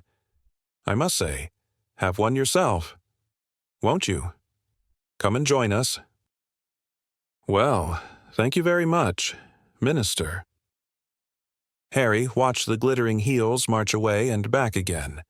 His heart was pounding uncomfortably in his throat. Why hadn't it occurred to him that this was the last weekend of term for the teachers too? And how long were they going to sit there? He needed time to sneak back into Honeydukes if he wanted to return to school tonight. Hermione's leg gave a nervous twitch next to him. "So, what brings you to this neck of the woods, Minister?" came Madame Rosmerta's voice. Harry saw the lower part of Fudge's thick body twist in his chair as though he were checking for eavesdroppers. Then he said in a quiet voice, "What else?" "Me dear," but serious black. "I dare say you heard what happened up at the school at Halloween." "I did hear a rumor," admitted Madame Rosmerta. "Did you tell the whole pub, Hagrid?" said Professor McGonagall exasperatedly. "Do you think Black's still in the area?" "Minister," whispered Madame Rosmerta. "I'm sure of it," said Fudge shortly. "You know that the Dementors have searched the whole village twice," said Madame Rosmerta, a slight edge to her voice. "Scared all my customers away. It's very bad for business." Minister. "Rosmerta, dear, I don't like them any more than you do," said Fudge uncomfortably. "Necessary precaution, unfortunate. But there you are. I've just met some of them. They're in a fury against Dumbledore. He won't let them inside the castle grounds." "I should think not," said Professor McGonagall sharply. "How are we supposed to teach with those horrors floating around?" "Here, here," squeaked tiny Professor Flitwick, whose feet were dangling a foot from the ground. "All the same," demurred Fudge, "they are here to protect you all from something much worse. We all know what Black's capable of." "Do you know, I still have trouble believing it," said Madame Rosmerta thoughtfully. "Of all the people to go over to the dark side, Sirius Black was the last I'd have thought. I mean, I remember him when he was a boy at Hogwarts. If you'd told me then what he was going to become, I'd have said you'd had too much mead." "You don't know the half of it, Rosmerta," said Fudge gruffly. "The worst he did isn't widely known." "The worst," said Madame Rosmerta, her voice alive with curiosity. "Worse than murdering all those poor people. You mean—" "I certainly do," said Fudge. "I can't believe that. What could possibly be worse?" "You say you remember him at Hogwarts. Rosmerta," murmured Professor McGonagall, "do you remember who his best friend was?" "Naturally," said Madame Rosmerta, with a small laugh. "Never saw one without the other. Did you? The number of times I had them in here, ooh, they used to make me laugh. Quite the double act, Sirius Black and James Potter." Harry dropped his tankard with a loud clunk. Ron kicked him. "Precisely," said Professor McGonagall. "Black and Potter, ringleaders of their little gang. Both very bright. Of course, exceptionally bright. In fact, but I don't think we've ever had such a pair of troublemakers." "I don't know," chuckled Hagrid. "Fred and George Weasley could give 'em a run for their money." "You'd have thought Black and Potter were brothers," chimed in Professor Flitwick. "Inseparable." "Of course they were," said Fudge. "Potter trusted Black beyond all his other friends. Nothing changed when they left school. Black was best man when James married Lily. Then they named him godfather to Harry. Harry has no idea. Of course, you can imagine how the idea would torment him." "Because Black turned out to be in league with you-know-who," whispered Madame Rosmerta. "Worse even than that.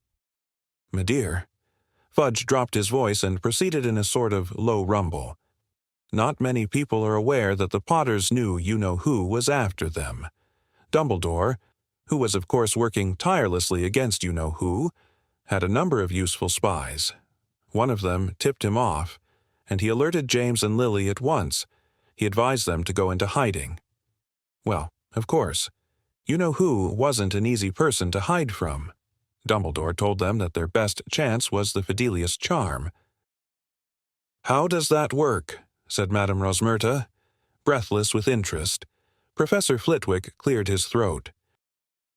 "An immensely complex spell," he said squeakily, "involving the magical concealment of a secret inside a single, living soul. The information is hidden inside the chosen person, or secret keeper, and is henceforth impossible to find unless, of course, the secret keeper chooses to divulge it, as long as the secret keeper refused to speak. You-know-who could search the village where Lily and James were staying for years and never find them. Not even if he had his nose pressed against their sitting-room window. So, Black was the Potter's secret keeper," whispered Madame Rosmerta. "Naturally," said Professor McGonagall. "James Potter told Dumbledore that Black would die rather than tell where they were, that Black was planning to go into hiding himself. And yet, Dumbledore remained worried. I remember him offering to be the Potter's secret keeper himself." "He suspected Black," gasped Madame Rosmerta. "He was sure that somebody close to the Potters had been keeping you-know-who informed of their movements," said Professor McGonagall darkly. "Indeed. He had suspected for some time that someone on our side had turned traitor and was passing a lot of information to you-know-who. But James Potter insisted on using Black." "He did," said Fudge heavily. "And then, barely a week after the Fidelius charm had been performed, Black betrayed them," breathed Madame Rosmerta. "He did indeed. Black was tired of his double-agent role. He was ready to declare his support openly for you-know-who, and he seems to have planned this for the moment of the Potter's death. But, as we all know, you-know-who met his downfall in little Harry Potter. Powers gone. Horribly weakened. He fled, and this left Black in a very nasty position indeed. His master had fallen at the very moment when he, Black, had shown his true colors as a traitor. He had no choice but to run for it." "Filthy, stinkin' turncoat," Hagrid said, so loudly that half the bar went quiet. "Shh," said Professor McGonagall. "I met him," growled Hagrid. "I must have been the last to see him before he killed all them people. It was me what rescued Harry from Lily and James's house after they was killed. Just got him out of the ruins. Poor little thing, with a great slash across his forehead, and his parents dead, and Sirius Black turns up, on that flying motorbike he used to ride. Never occurred to me what he was doing there. I didn't know he'd been Lily and James's secret keeper. Thought he'd just heard the news of you-know-who's attack and come to see what he could do. White and shaken. He was, and you know what I did? I comforted the murdering traitor," Hagrid roared. "Hagrid, please," said Professor McGonagall. "Keep your voice down." How was I to know he wasn't upset about Lily and James? It was you-know-who he cared about. And then he says, "Give Harry to me. Hagrid, I'm his godfather. I'll look after him." But I'd had me orders from Dumbledore, and I told Black no. Dumbledore said Harry was to go to his aunt and uncle's. Black argued, but in the end he gave in. Told me to take his motorbike to get Harry there. "I won't need it anymore," he says. I should have known there was something fishy going on then. He loved that motorbike. What was he giving it to me for? Why wouldn't he need it anymore? Fact was, it was too easy to trace. Dumbledore knew he'd been the Potter's secret keeper. Black knew he was going to have to run for it that night. Knew it was a matter of hours before the Ministry was after him. But what if I'd given Harry to him? Eh? I bet he'd have pitched him off the bike halfway out to sea. His best friend's son. But when a wizard goes over to the dark side, there's nothing and no one that matters to him anymore. A long silence followed Hagrid's story. Then Madame Rosmerta said with some satisfaction, "But he didn't manage to disappear, did he?" The Ministry of Magic caught up with him next day. "Alas, if only we had," said Fudge bitterly. "It was not we who found him. It was little Peter Pettigrew, another of the Potter's friends. Maddened by grief, no doubt, and knowing that Black had been the Potter's secret keeper, he went after Black himself. Pettigrew, that fat little boy who was always tagging around after them at Hogwarts," said Madame Rosmerta. "Hero worshipped Black and Potter," said Professor McGonagall. "Never quite in their league. Talent-wise, I was often rather sharp with him. You can imagine how I regret that now." She sounded as though she had a sudden head cold. "There. Now. Minerva," said Fudge kindly. "Pettigrew died a hero's death. Eyewitnesses Muggles. Of course, We wiped their memories, later told us how Pettigrew cornered Black. They say he was sobbing. Lily and James. Serious. How could you? And then he went for his wand. Well, of course. Black was quicker. Blew Pettigrew to smithereens. Professor McGonagall blew her nose and said thickly, "Stupid boy. Foolish boy. He was always hopeless at dueling. Should have left it to the ministry." I tell you, if I'd got their Black before little Pettigrew did, I wouldn't have messed around with wands. I'd have ripped him limb from limb, Hagrid growled. You don't know what you're talking about. Hagrid, said Fudge sharply. Nobody but trained hit wizards from the Magical Law Enforcement Squad would have stood a chance against Black once he was cornered. I was junior minister in the Department of Magical Catastrophes at the time, and I was one of the first on the scene after Black murdered all those people. I will never forget it. I still dream about it sometimes. A crater in the middle of the street, so deep it had cracked the sewer below. Bodies everywhere, muggles screaming, and Black standing there laughing, with what was left of Pettigrew in front of him. A heap of blood-stained robes and a few fragments. Fudge's voice stopped abruptly. There was the sound of 5 noses being blown. Well, there you have it. Rosmerta, said Fudge thickly. Black was taken away by 20 members of the Magical Law Enforcement Squad, and Pettigrew received the Order of Merlin. First class, which I think was some comfort to his poor mother. Black's been in Azkaban ever since. Madame Rosmerta let out a long sigh. Is it true he's mad, Minister? I wish I could say that he was, said Fudge slowly. I certainly believe his master's defeat unhinged him for a while. The murder of Pettigrew and all those muggles was the action of a cornered and desperate man, cruel, pointless. Yet I met Black on my last inspection of Azkaban. You know, most of the prisoners in there sit muttering to themselves in the dark. There's no sense in them. But I was shocked at how normal Black seemed. He spoke quite rationally to me. It was unnerving. You'd have thought he was merely bored, asked if I'd finished with my newspaper. Cool, as you please. Said he missed doing the crossword. Yes. I was astounded at how little effect the Dementors seemed to be having on him, and he was one of the most heavily guarded in the place. You know, Dementors outside his door, day and night. But what do you think he's broken out to do? Said Madame Rosmerta. Good gracious, Minister. He isn't trying to rejoin you-know-who, is he? I dare say that is his eventual plan, said Fudge evasively, but we hope to catch Black long before that. I must say, you-know-who alone and friendless is one thing, but give him back his most devoted servant, and I shudder to think how quickly he'll rise again. There was a small chink of glass on wood. Someone had set down their glass. You know, Cornelius, if you're dining with the headmaster, we'd better head back up to the castle, said Professor McGonagall. One by one, the pairs of feet in front of Harry took the weight of their owners once more. Hems of cloaks swung into sight, and Madame Rosmerta's glittering heels disappeared behind the bar.